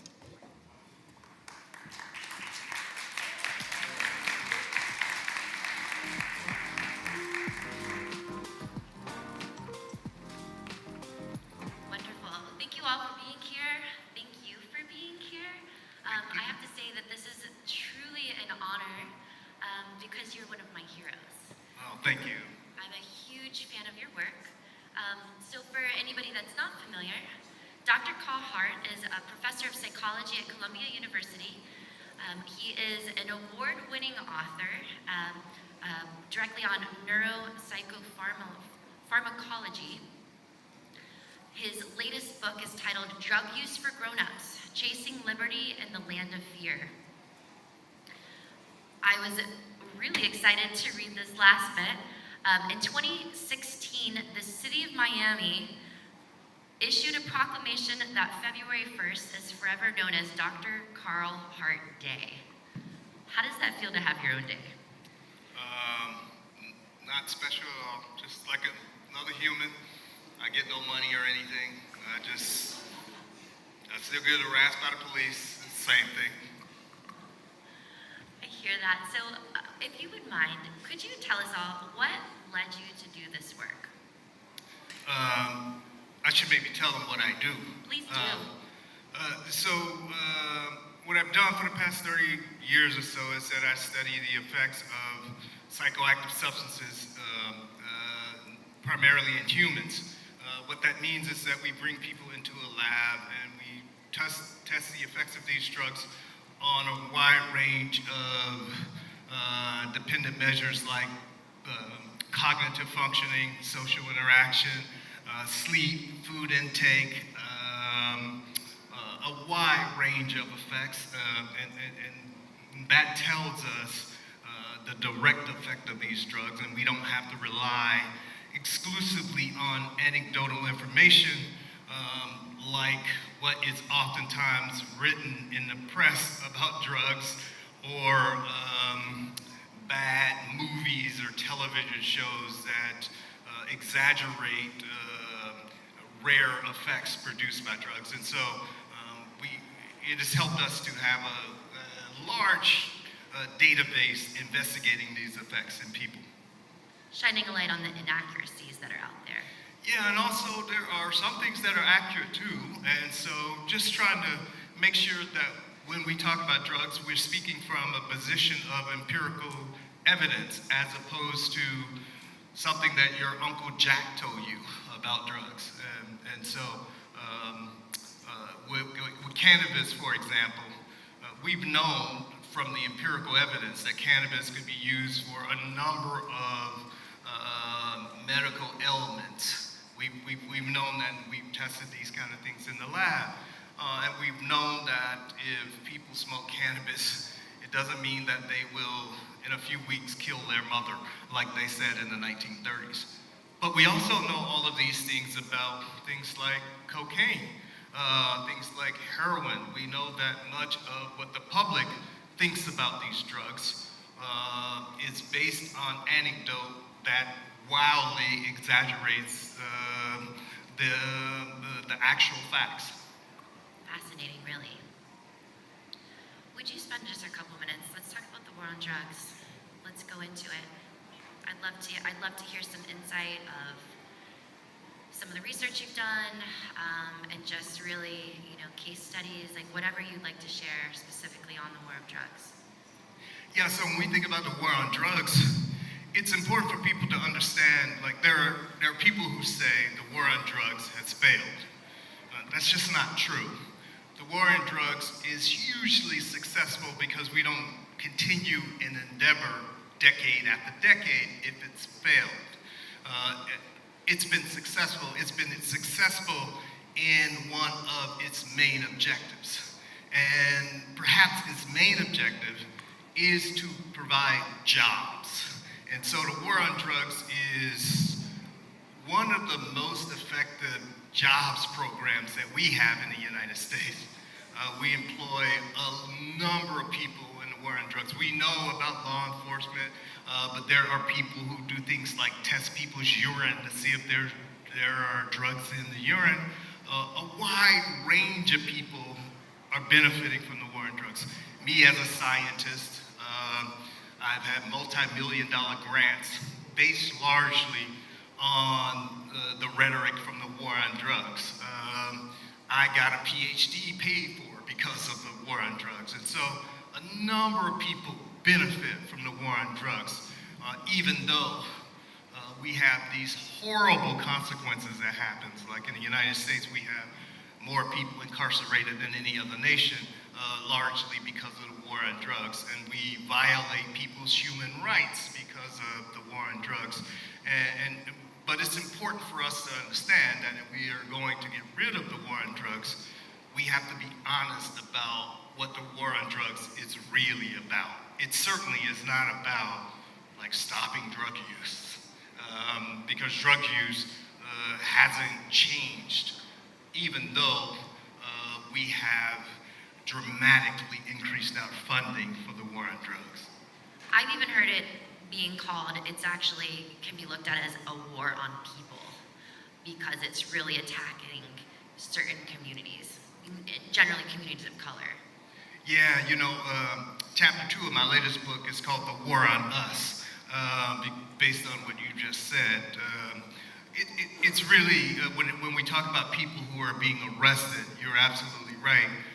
The people who are undesired in our society are the ones who are primarily being arrested. But it's really a war on the larger community too, because what it has done is made people stupid. When it comes to the drugs, for example, many people, when you're watching a film about drugs, the writers, the director, they don't even have to develop their character if the character, say, is a drug dealer. That character will not be developed, and we accept that. And we don't think beyond the fact that drugs are involved. For example, we're all here at this cannabis conference. Now, many of us know that our various governments lied to us about cannabis, about many of the negative effects, and they've been exaggerated. But how many people make the next step and say, well, if they lied to us about cannabis, can they be lying to us about cocaine? Can they be lying to us about MDMA? Can they be lying to us about heroin? Can they be lying to us about LSD? A wide range of drugs. And so when people are not making that next step, they have been a victim of the war on drugs in terms of their intellectual development and thinking. And so we're all paying the price. So looking at that, we as a society, how can we do better? How do we hold people accountable for this misinformation that's been spread? Yeah, we as a society, when we think about it from that perspective, many of our nations, for example, have in their constitutions things like you have the right to personal liberty.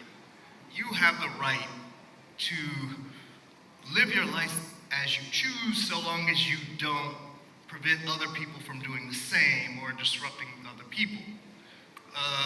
When it comes to something like someone using a drug, exercising their personal liberty, and the society is not outraged that someone is being arrested for that, then something's very wrong with us, because we all claim to deliver liberty. Here's someone just trying to have a better time in life, and we're arresting them.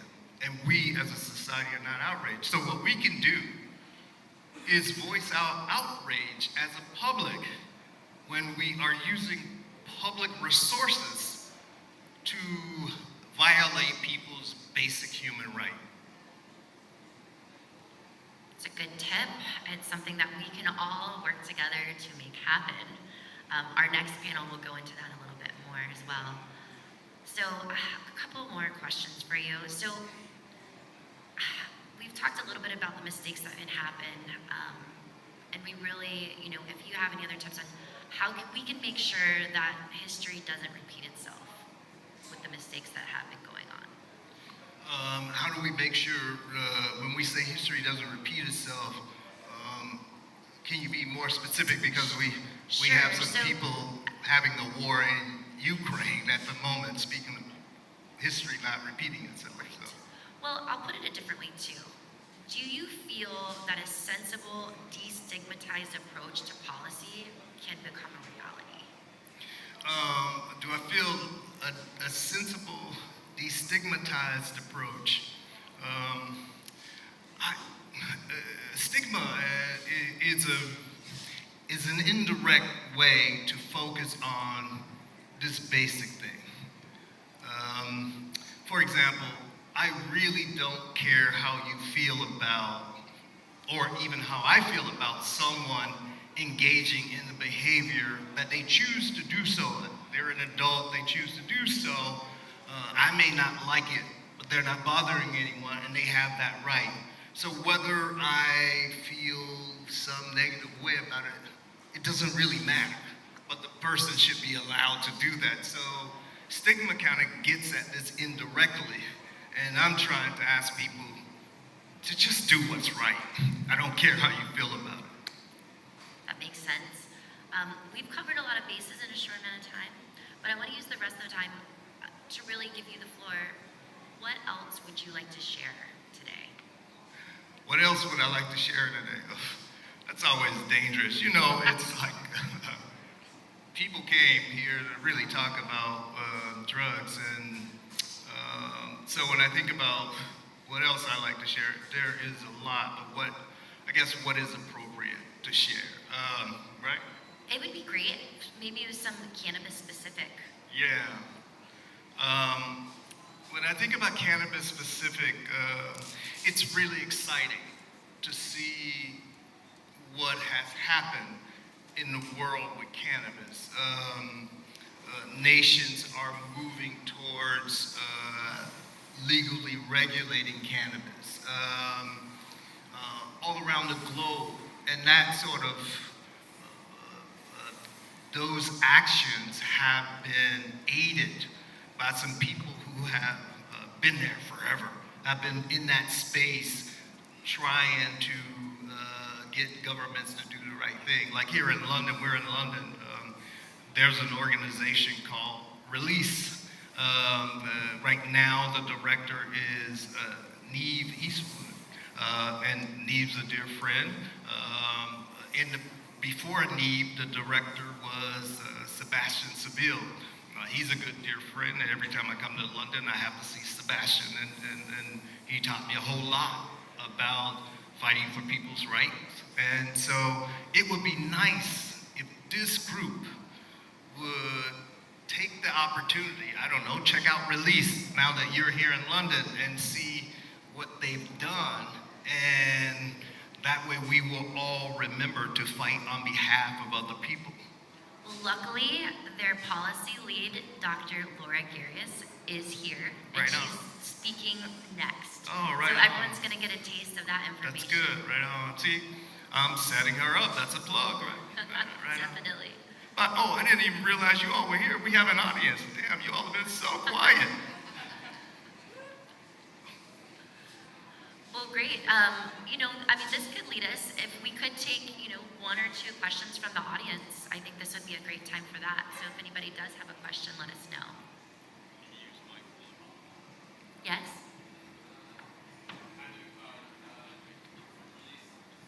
Right on. So,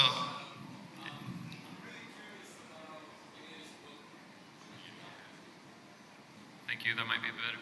I'm very curious about what you talk about responsible drug users and responsible drug use in your latest book, and I'd like to hear your thoughts on how you came about that, what exactly is a responsible drug user and how that's a good model for the future. Thank you. So the question is related to the latest book, and it's one of the main sort of theses of the latest book, this issue about responsible drug users. The title of the book is Drug Use for Grown-Ups, Chasing Liberty in the Land of Fear. And so how I came up with that is having traveled all around the globe with the previous book, and then interacting with people who are in government, talking to them about drug policies all around the globe, and getting high with some of those people, getting high with, I don't know, scientists, educators around the globe, captains of industry. And yet all of these people are in the closet about their psychoactive drug use. Meanwhile, we are punishing other people who can't be in the closet. And so I thought, all of these responsible people, by far, there are far more people who use drugs and don't have a problem. They are taking care of their families, paying their bills, handling their responsibilities. There's far more of those people. But the vast majority of them are in the closet. And so one of the reasons I wrote the book was to be myself, for myself to come out of the closet and be less of a hypocrite. You know, life is really hard, and so you try and live consistently, and you fail, at least I do, in a number of domains. And so I thought, I'm an expert on drugs, and I have the scientific credibility. So if I can't live honestly in an area that I'm an expert in, then I have no chance in living consistently in areas that I'm not an expert in. So the goal was to come out of the closet and encourage other people to come out of the closet. In that way, it would be a step towards changing our distorted perspective that we have on the typical drug user. And I hope that's happening in our society.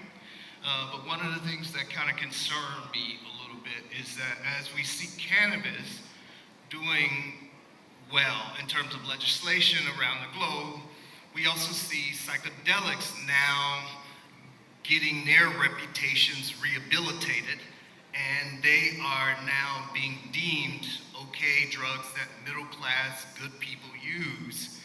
At the same time, we are trashing, besmirching the reputation of the users of other drugs. And so that causes me a little concern.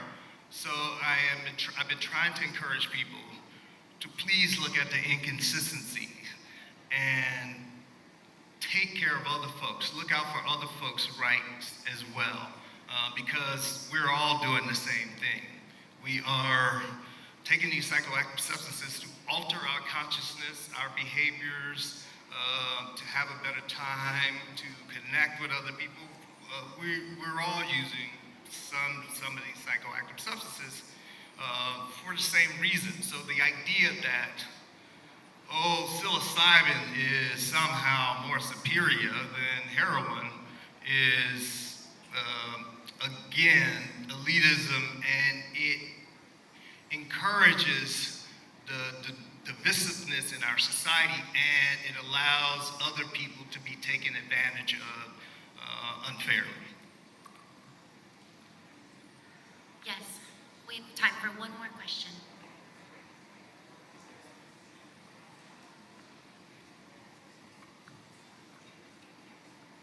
Hi, my name is Nadine. I actually work in the world of finance, a little bit more conservative people there, and I often will have discussions where I have to just convince people to have a discussion about cannabis with me, let alone the other drugs you've listed.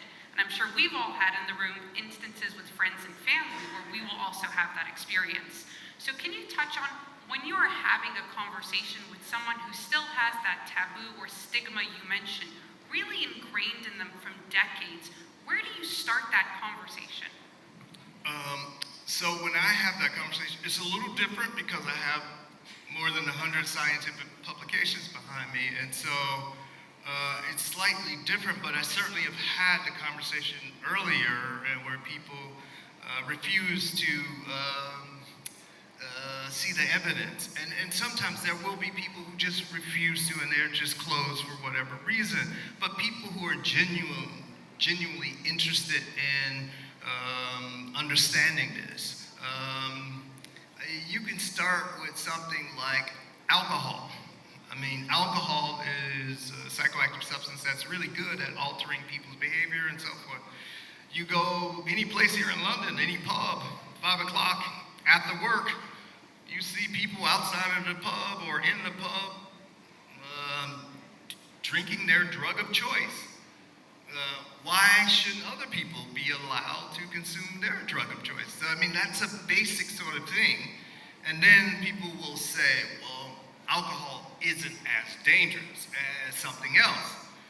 Well, that might be true in some cases because alcohol is legal and we have quality control. So when you say you have alcohol, you have alcohol. But when you buy a drug on the illicit market, you can't be always sure. But that's not the drug, that's a function of the drug's legal status. And so you can start there. And then, since we're running out of time, but I go through these issues in drug use for grown-ups to help people to walk through the arguments. The bottom line is that you have logic and evidence on your side. And if you're dealing with someone who plays by the rules of evidence, then that would be a more fruitful conversation. Great question. Thank you so much. Thank you for being here today. It's truly been an honor. And thank you for standing in at the last moment. I really appreciate it. Thank you. Absolutely. Looking forward. Hopefully you guys can stay for our next panel as well.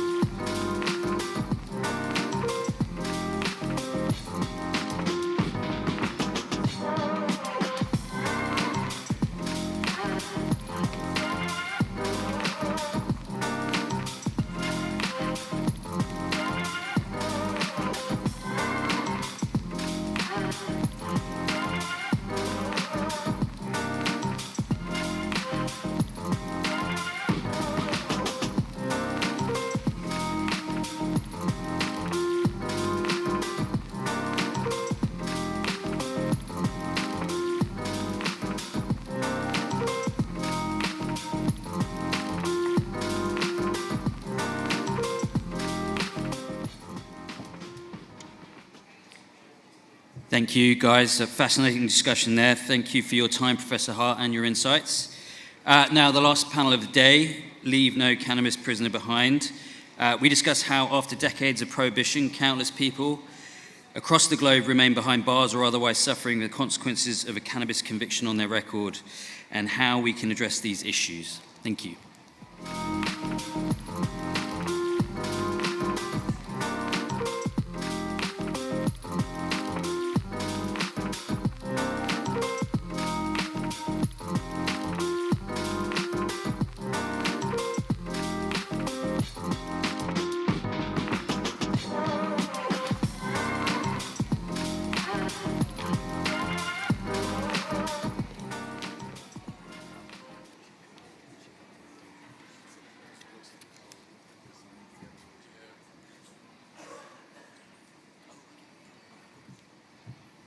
Hi, everybody. Thank you so much for sticking around and being here. Really great to see some friendly faces in the audience. I am so honored to be here in London, attending Cannabis Europa. It's been such an amazing couple days already. Incredibly honored to be on the stage with these experts. We have got Dr. Laura Garius from Released UK. We have Denzel Uba, who's an impacted individual. You'll hear a little bit about his story in a bit. And my dear colleague, Norman Reamer, Global CEO of Fair Trials, which is a locally based nonprofit organization. My name is Mary Bailey. I serve as the Managing Director of Last Prisoner Project. We're a US-based criminal justice reform nonprofit absolutely dedicated to releasing cannabis prisoners and helping them rebuild their lives. Sadly, there are thousands, tens of thousands of cannabis prisoners all over the globe. Sadly, the US, where I'm from, has the most by far, but that problem is not just in the US. There's definitely many cannabis prisoners in different countries around the globe. So, luckily, thank goodness, I work with literally hundreds of cannabis companies based in the US who have stepped up to the plate to help us fund this project to release cannabis prisoners. It's been an incredible ride, the 3 years of Last Prisoner Project. We work with many celebrities that you might recognize, such as Willie Nelson, Cheech and Chong, classic stoners. But we also work with artists such as Jim Belushi, Damien, and Stephen Marley, and the list goes on. It's been really great working with the celebrities because basically they help use their platform, they leverage their platform to educate the public, which has been very helpful. But thanks to the cannabis companies that we work with, because they actually help to fund it. What we found by working with cannabis companies, focusing on corporate social responsibility, as there are corporate perks. It's really a win-win for everybody. Not only are the cannabis companies really helping to support the work that we're doing, but they really see that it is really positive in other aspects of their business. It's actually good for business. They really get notoriety from customers. People vote with their dollar. They're apt to buy products from cannabis companies that are actually donating towards social good, as well as the moral, it's really what I see as employees. It's good for morale of the employees, of their staff. They're really proud to work for a company that gives back and helps society directly through cannabis prisoner release efforts. So the next, we'll talk about a little bit. So what do we do at Last Prisoner Project? Our big focus, of course, release. So we've created back at the beginning, I actually worked with Norman Reamer when he worked for National Association of Criminal Defense Lawyers. I call them our army of attorneys. They have pro bono attorneys in all 50 states of the US. We work with the pro bono attorneys. We match them with currently incarcerated cannabis prisoners to help them file their clemency petitions and compassionate release petitions. It's been incredibly successful. It really is, most of these folks do not have the means to hire their own attorneys. So working with attorneys in this way has been very positive. And it's actually, again, a win-win because for these attorneys, most of them do not work in criminal justice. Most of them are contractual attorneys, all across the board. But for them to be able to work with social justice, it feels good. It's soul work. So again, it's not just a bonus for the prisoners to have this legal counsel. It feels good for the counsel and the attorneys who are doing the work. So in addition to, of course, the legal support we offer, we also have reentry support. So we can't just work to help release cannabis prisoners and expect their lives to go back to normal. It doesn't work like that, unfortunately. Recidivism rates in America are incredibly high. So we have created a reentry resource program. Basically, we did a needs assessment. What do people need? People need funding. Getting your life back on track when you have felony cannabis offenses on your record, the collateral consequences of a cannabis offense run deep. Not only have you been separated from your family members and you're rebuilding those familial bonds, so on the emotional level, you're also dealing with so many other hurdles, such as having having cannabis offenses on your record. It can affect employment. It can affect being able to get student loans, government assistance. The list goes on. It can affect your immigration status. So, for example, one of our constituents was originally from Jamaica, but spent 13 years incarcerated in the US for a nonviolent cannabis offense. And as soon as she was released, she was immediately taken into ICE custody. And after several months, then she was deported back to Jamaica. She had not lived in Jamaica for 35 years. Her children, her grown children, were all still living in the US. So she's been rebuilding her life in the country of Jamaica, where she really doesn't have any family there. So all of this is, it's a lot for people to rise above. I also feel it's really important to note that we as an organization feel really strongly that anybody who has been or is currently incarcerated for cannabis, we view them as the pioneers of this booming industry. It's incredibly important that they're viewed as such. They're actually victims of unjust laws. So it's important to really note that as well. Also, one last thing regarding our reentry resource program, I'm happy to announce that we've actually allocated or dispersed $1.5 million in grants to impacted families. These are through grants for returning citizens to help them get back on their feet once they do regain their much-deserved freedom. These are also grants for folks who are currently incarcerated. Most of them are parents, so their children on the outside and their caretakers are also eligible for our grants. We also put funding onto the commissary accounts of currently incarcerated prisoners. Next slide. We can't just talk about the problem and not talk about some success stories, right? It just feels good to know that the work is working. So the first photo is Richard DeLisi. Richard is, he's such a character and he's really thriving.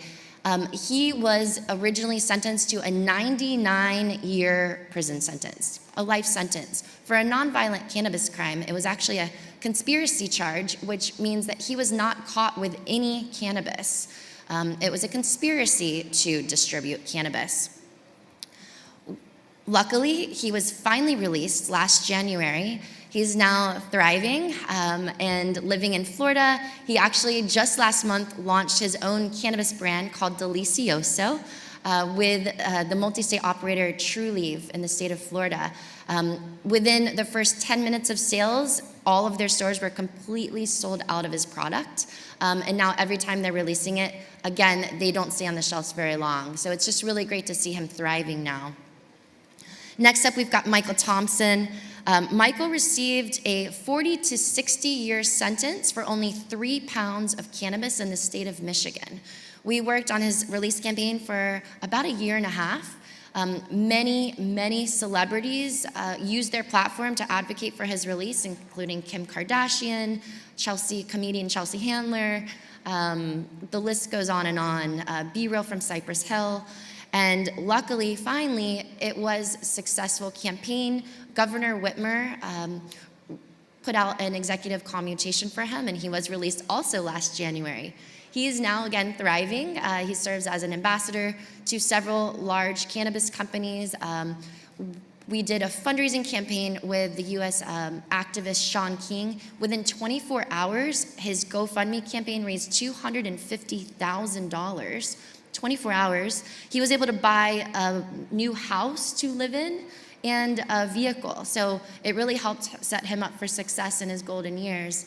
I do want to say too, before he was incarcerated with this 46-year sentence, non-violent sentence, he was a pillar of his community. He lived in Flint, Michigan, and he actually worked with troubled youth. He did workshops with troubled youth to lower the violence in his area. And he received the keys to the city of Flint the year before he received that 40 to 60-year sentence. So he was actually, he was doing really good work in his area. And the fact that he still received this archaic sentence is just such a travesty. Next up, we've got Corvain Cooper. Corvain also received a life sentence for conspiracy to distribute cannabis. He served 8 years of that sentence, and he was released last year. He's the father of 2 daughters. I literally picked him up from the airport and drove him to meet his daughters. I was the one that took this photo of him. I can tell you guys, there is literally no feeling in the world from seeing family members reunite. It's truly beautiful, and I hope that I keep getting to see families being reunited because there's a lot of people behind the bars. I really invite you guys, this is actually an invitation for all of you to be involved with something that's much bigger than ourselves. The fact that there are still so many people incarcerated globally for cannabis is something that we should all, in the legal cannabis industry, we should feel a moral imperative to help these people and fight for their freedom.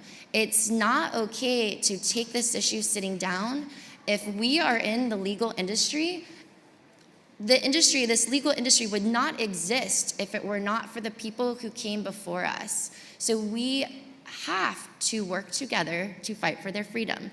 Thanks to the amazing folks at Fair Trials, which is a UK-based organization, they are replicating the programs that we've built in the US with Last Prisoner Project, and they are working towards building a foundation to be able to do this release work globally in as many countries as we can. But first, we really have to create the possibility of doing that. That's where all of you come in as global leaders in the cannabis industry. We are hosting a reception after this talk. We'd love to meet you, explain how you can work with us on this effort. But first, you're gonna hear from some other experts. So next up, I'm really excited for Dr. Laura Garius to share a little bit of her studies from Release UK.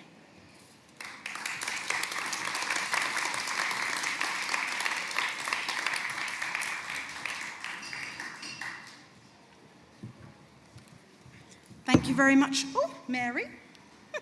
Tough act to follow. So I am Laura Garris from Release. Release, we had a wonderful shout out from Professor Carl Hart, is the oldest drugs charity in the world. We were founded in 1967. And for decades, our work has revolved around bringing awareness and lobbying the racially disparate policing and sentencing of drug offences, in particular cannabis offences. I haven't got time to go into all of our previous work, but I do implore you to go to our website, release.org.uk, and have a look at some of our previous work. But what is a current theme throughout everything that we do is we see that the drug law is imposed most harshly against ethnic minority groups, despite the prevalence of drug use among those groups being no higher than among the white population. So we are seeing a completely unjustified surveillance and monitoring and punishment of people from black and brown communities in the name of these drug laws. And as we heard this morning in the great panel involving Kojo Karam, can't see you, but it is cannabis that is driving this injustice in particular. So across the world, so the UK and beyond, cannabis is the drug that brings the largest number of people into contact with the criminal justice system. And for the vast majority of those cases, it's low-level drug possession. In England and Wales, for example, 80% of recorded drug offences are low-level personal possession offences. I'm preaching to the choir here, but our current policies in the UK, where cannabis is a Class B substance, can attract up to 5 years imprisonment for possession alone, does not reflect the relative harm of that substance. And we know that these policies were actually born out of fears and desires to punish people based on who is perceived to use drugs and not in relation to that, the evidence harm of those drugs at all. What we're seeing 50 years after the Misuse of Drugs Act in 1971 in the UK and the start of Nixon's war on drugs in the US, of course, a lot of parallels there. What we're seeing 50 years later is that still to this day in the UK and beyond, cannabis policing and sentencing are racially and socially disparate. And it's driving inequality in our justice system as well. We heard in the panel this morning that in England and Wales, black people are 9 times more likely to be stopped and searched for drugs, despite prevalence being no higher than the white population. In terms of sentencing, black individuals are 12 times more likely to be convicted for cannabis possession than white individuals, and Asian individuals are twice as likely than white individuals. What is adding insult to injury is that the criminalization of cannabis is the gateway. Cannabis isn't the gateway, it's the criminalization of cannabis possession that is the gateway into further drug use and further offending.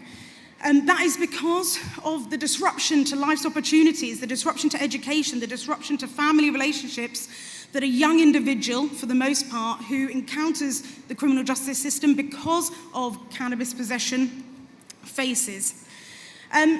Again, we all know in this room, I'm sure, that prohibition is a costly and very harmful failure.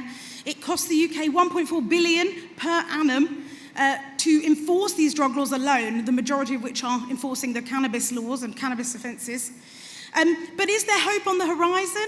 Could we see the legalisation and regulation of adult recreational cannabis in the UK? Perhaps we could, because we know that the public support, that needle has shifted, and the majority, over 50%, are in favour in Britain of cannabis reform, for recreational cannabis reform. We are seeing amazing change across the world, of course, including our European neighbours, and Germany has obviously been a big topic at this conference, which is really exciting to hear more about.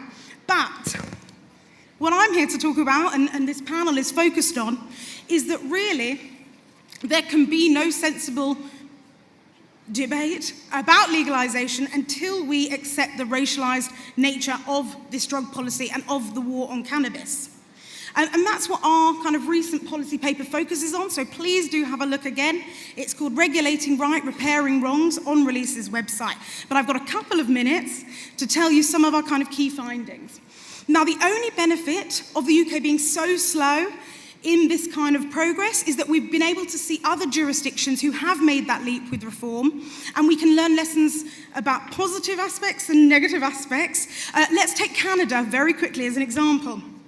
So Canada, world leader, second country only to Uruguay to legalise every element of the supply chain of cannabis. But social equity and reform were inadequate. They were afterthoughts in that process. What happened as a result? We had allocation lotteries.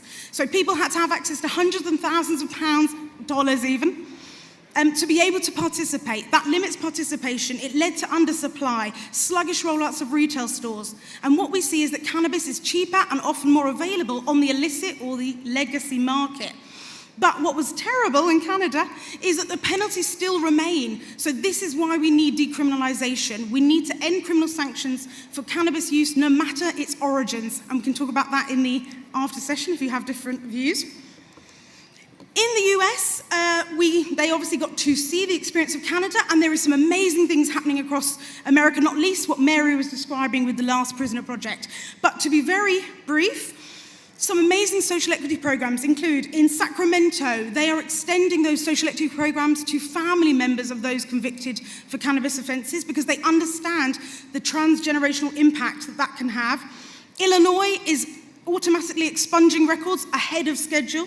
Massachusetts, who originated the social equity program, is supporting ethnic minority groups into the industry through training and grants. And New York, one of the most recent but one of the most progressive US states, has committed to reinvest 40% of the tax revenue into communities who have been over-policed and issue 50% of cannabis licenses to social equity applicants. Amazing stuff. So what we need you to do as industry players with amazing expertise, knowledge, power, influence, is to advocate for and facilitate responsible regulation in the UK, Europe and beyond. We need regulation that prevents displacement in cannabis policing.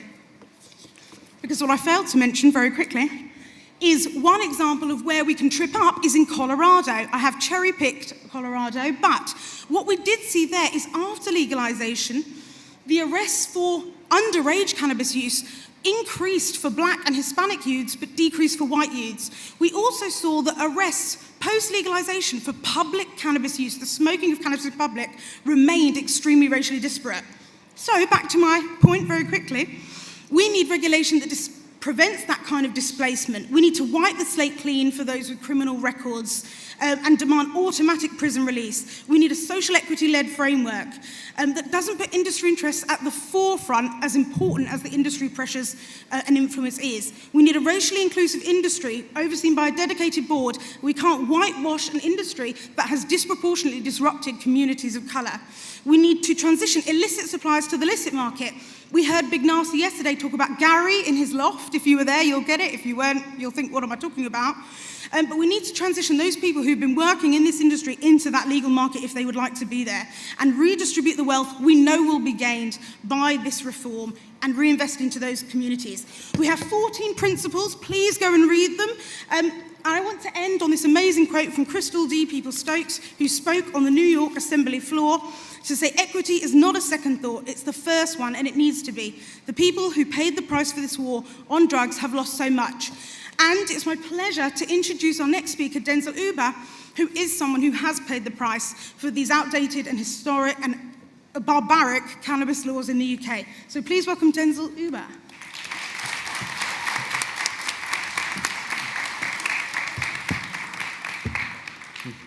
Evening, ladies and gentlemen. I'm on this panel today, this lovely panel, to provide an insight into the ramifications I faced when I was arrested for supplying cannabis and what I had to go through to reintegrate myself back into society. Statistics show that the number of individuals incarcerated in the UK is monumentally higher than any other country in Western Europe. Of course, this is not a statistic to brag or boast about, because ideally we would like to decrease this incarceration rate, right? Therefore, leading towards the slogan of the day, leave no cannabis prisoner behind. My name is Denzel Uber, I stated before. I'm 27 years of age. I grew up in Botley, Lewisham in South East London with my mother and two younger sisters on the Honoric estate. I attended primary school in Botley, secondary school in Downham, college in Lewisham, and university in Northampton, ironically studying criminology. My mother, a hard-working single mother of three, most definitely tried her best to ensure that my siblings and I did not lack the fundamental necessities of life, the reason for the profound respect I always have for her. With this burden constantly on my mother's shoulders, I felt it was my duty as the eldest to alleviate this burden. So, of course, I'd done what you would, go out looking for jobs, but employment wasn't easy to attain. So I started to sell cannabis to be self-sufficient. Inevitably, this led into run-ins with the law. I was convicted for supplying cannabis in 2019, in which I served 14 months in custody, right opposite the notorious Belmarsh prison in HMP Thameside. This was a significant amount of time. However, this situation could have taken a turn for the worse, as the original charge placed against me was actually conspiracy to supply cannabis, which entails, of course, a hefty sentence. Release provided an expert report from Gary Sutton, which was instrumental in getting my basis of plea accepted, therefore keeping my sentence down. I express total gratitude to Release and the late Gary Sutton. My barrister, Arlette Piercy, who is also the individual who introduced me to this fabulous event, won this trial for me with her incredible skills in the courtroom. I express the utmost gratitude to her. My time in incarceration, as you can guess, was not pleasant. Deriving from a close-knit family, my mother, two younger sisters, and I always maintained a good level of communication. So it was an incredibly hard pill to swallow for all members of the family. My girlfriend was also massively affected by the situation, because of course we spoke and saw each other frequently. The prison visits provided a sense of consolation in the circumstance. However, when visits were banned for 6 months due to the COVID-19 crisis, the anxiety my family, girlfriend, and I felt was accentuated. With all the noise, disruptions, and fights present, of course, in prison, reading and learning is what kept me focused in a volatile environment. Time in custody was far from a walk in the park. Lack of peace, structured food regimes, structured daily routines, and of course, minimal time outside of the cell, especially during the 23-hour bang-up session during the COVID-19 crisis, can sap the innovation and life out of you. I was eventually released, and the primary thought in my mind was to attain some sort of employment. I suspected I was rejected on multiple occasions due to failing the DBS checks. This really affected my morale, but I almost lost hope. However, possessing the resilience I hold, I never gave up and eventually attained a job at Country Star Recycling, which provided me with the foundation to start the mobile car valeting business I possess today. My observation of my environment while incarcerated led to the question, just how competent is the criminal justice system in reducing the volume of prisoners serving custodial sentences, as well as reducing the rates of recidivism? A question sparked by myself feeling some sort of out of place, some sort, only because at the end of the day, I did commit a crime, so I was guilty, but some sort, on the contrary, as well, because the punishment for the crime just far outweighed the cause of the crime. At the end of the day, I was in prison locked up with people for violent offences, GBH, attempted murder, and murder. if you're caught selling cannabis, these are the individuals you could potentially be banged up with and sharing a cell with. And I'm not saying this to, tarnish the character of these individuals.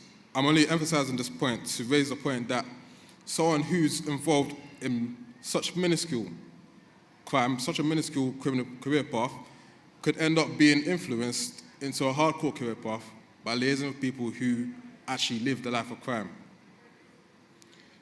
After all, is incarcerating individuals, especially young black males, for cannabis the right way? I saw for myself the volume of young black males inducted into the prison system for cannabis-related offences. The UK statistically has more people in custody than all other countries in Western Europe. If our aim is to make an impact on this appalling statistic, please, let's leave no cannabis prisoner behind. Thank you for your time. I hope you enjoy the rest of this wonderful event, and I'm open to questions after. Thank you.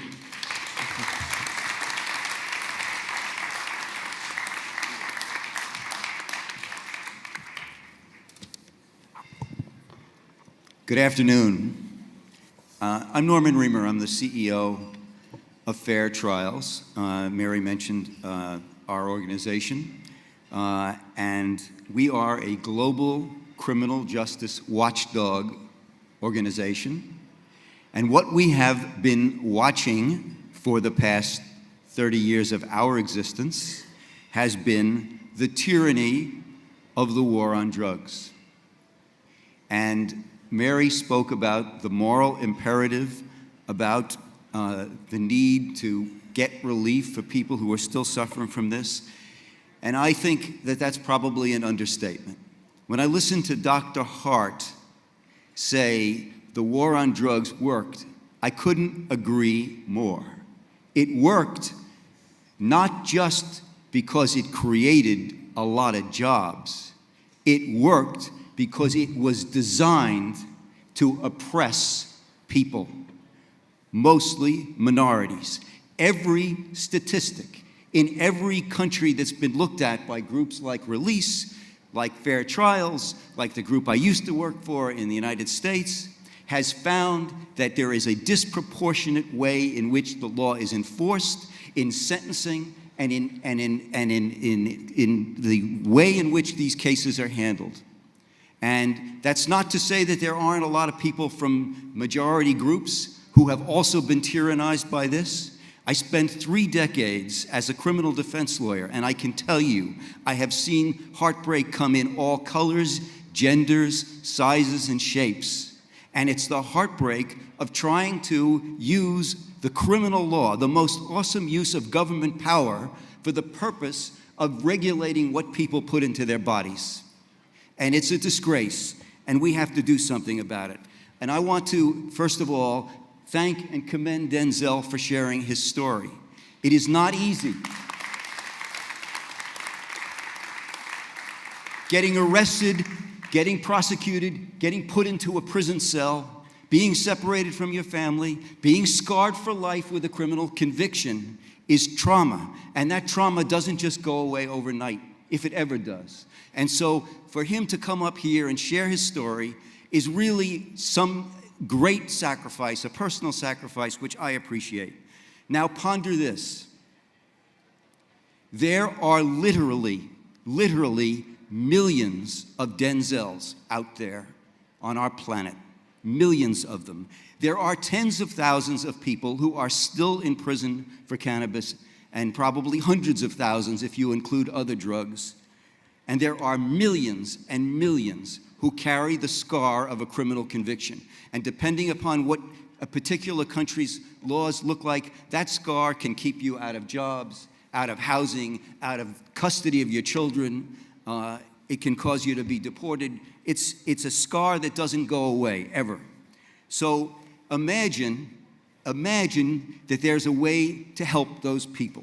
Imagine that there's a way to make sure that as this burgeoning industry takes off, we don't leave behind and forget the millions of Denzels out there. Well, there is such a project. It's worked in the United States, and we want to see it work globally. And I'm just going to show you very briefly what it is. It's a way to make sure that we don't, as this wonderful industry takes off, as it does what the power of the plant is unleashed to do good for so many people, we have to be able to rectify what was done bad to so many people. So what will the project do? It will work on all aspects of the problem. It will seek clemency, which can be a pardon or a commutation that gives people back their freedom or relief from the consequences of a conviction. It can be to make sure that records are sealed or expunged. It's reentry, as Mary said, that they've devoted so many resources to helping people come back and get their lives back in order.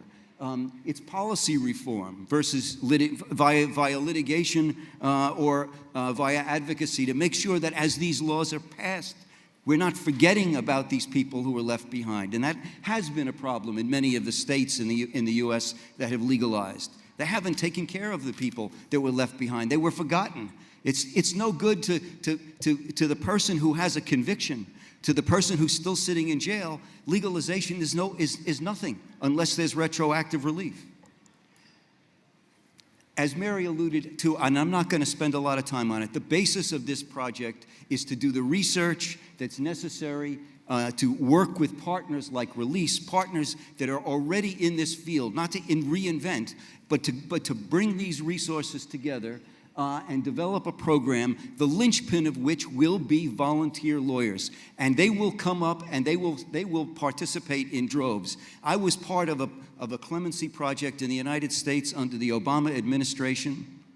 And when that administration said, we're going to consider granting commutations to long-serving prisoners in nonviolent offenses, which of course is all drug offenses, we had over 5,000 lawyers volunteer for that project.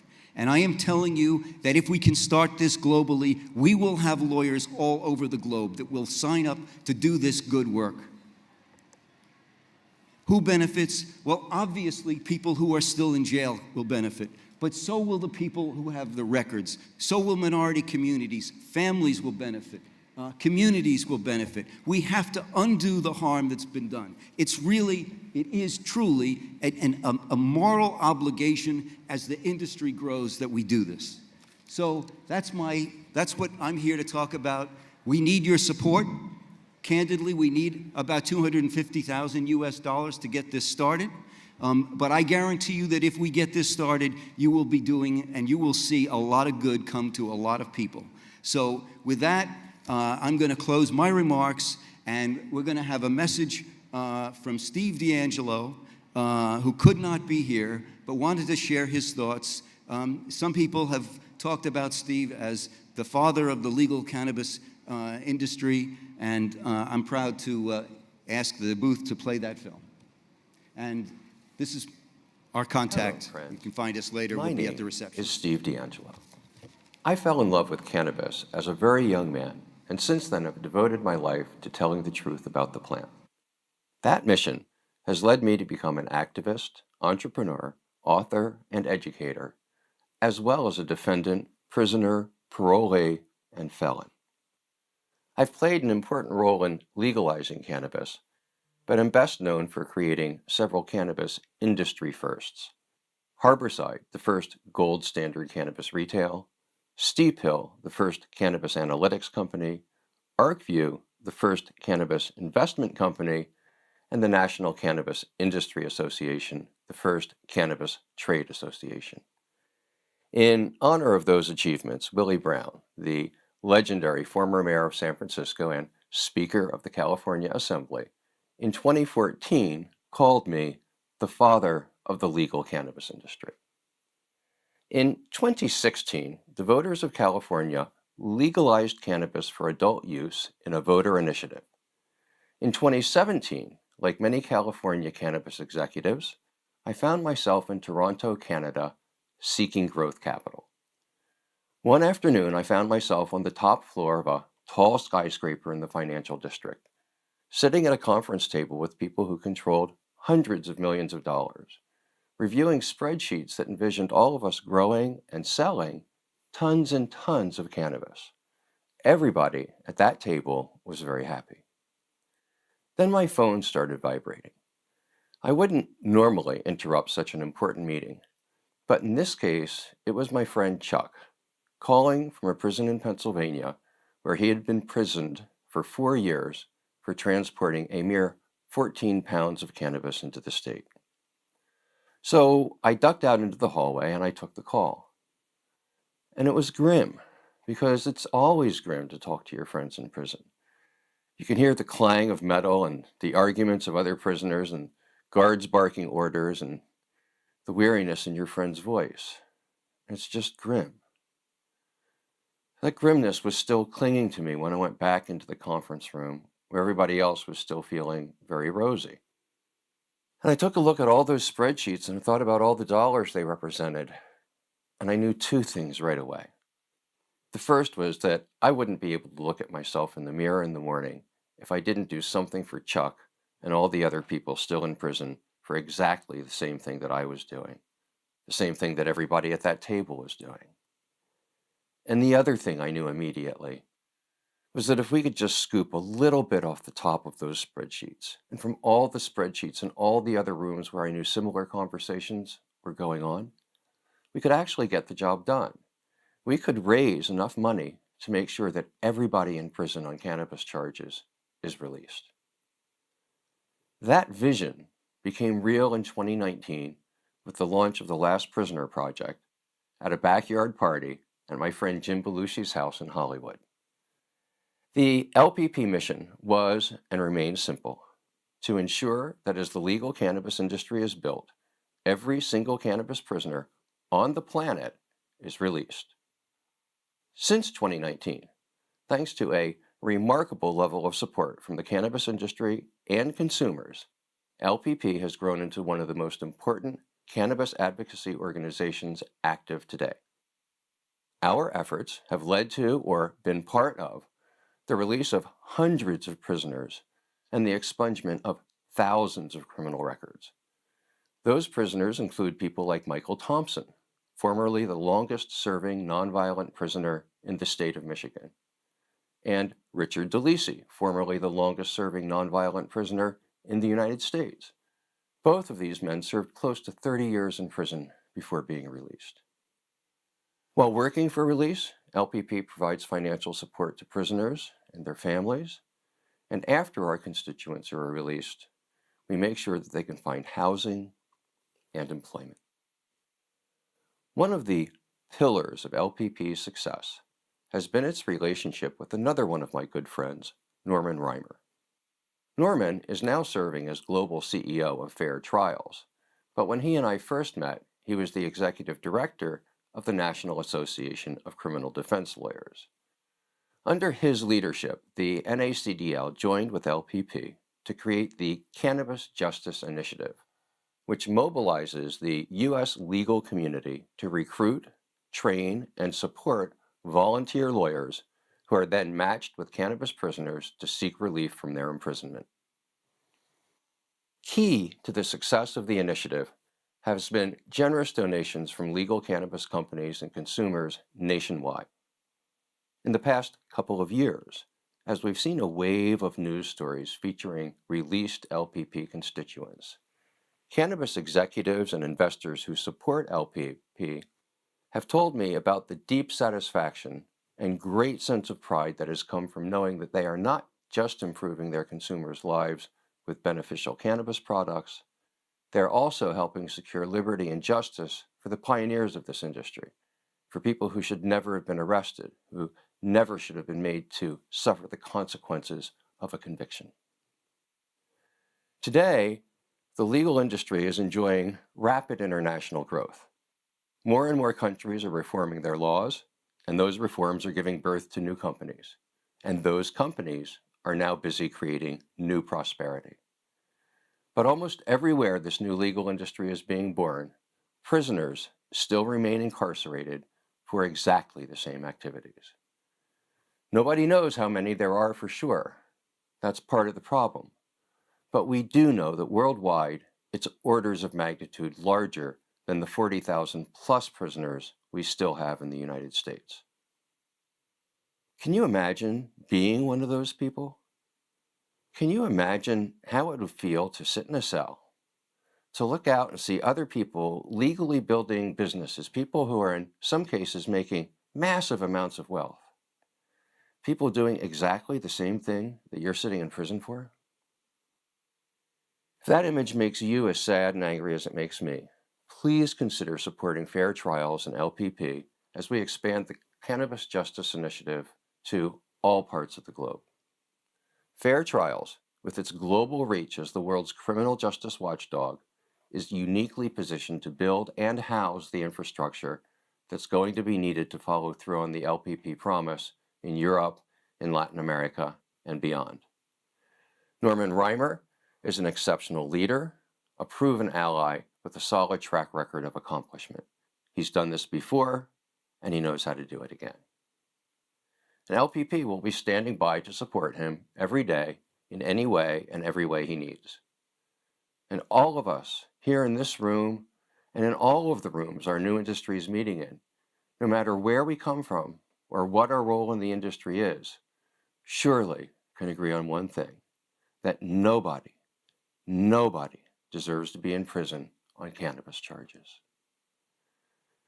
But make no mistake, this is a big job. Getting people out of prison is a lot more difficult than putting them in prison.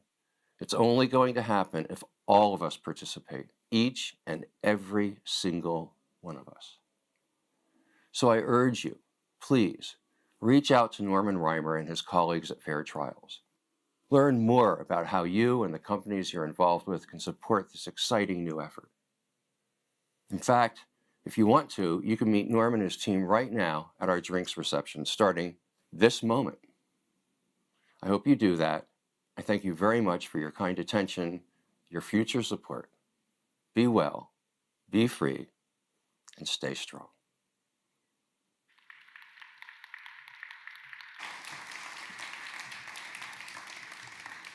Well, like Steve said, if you guys want to meet us and we can talk about it, we're hosting a reception right near the other small expo stage out there, so there are drinks. It's the end of the day, it's the end of the conference. I hope you guys can join us. Thank you very much.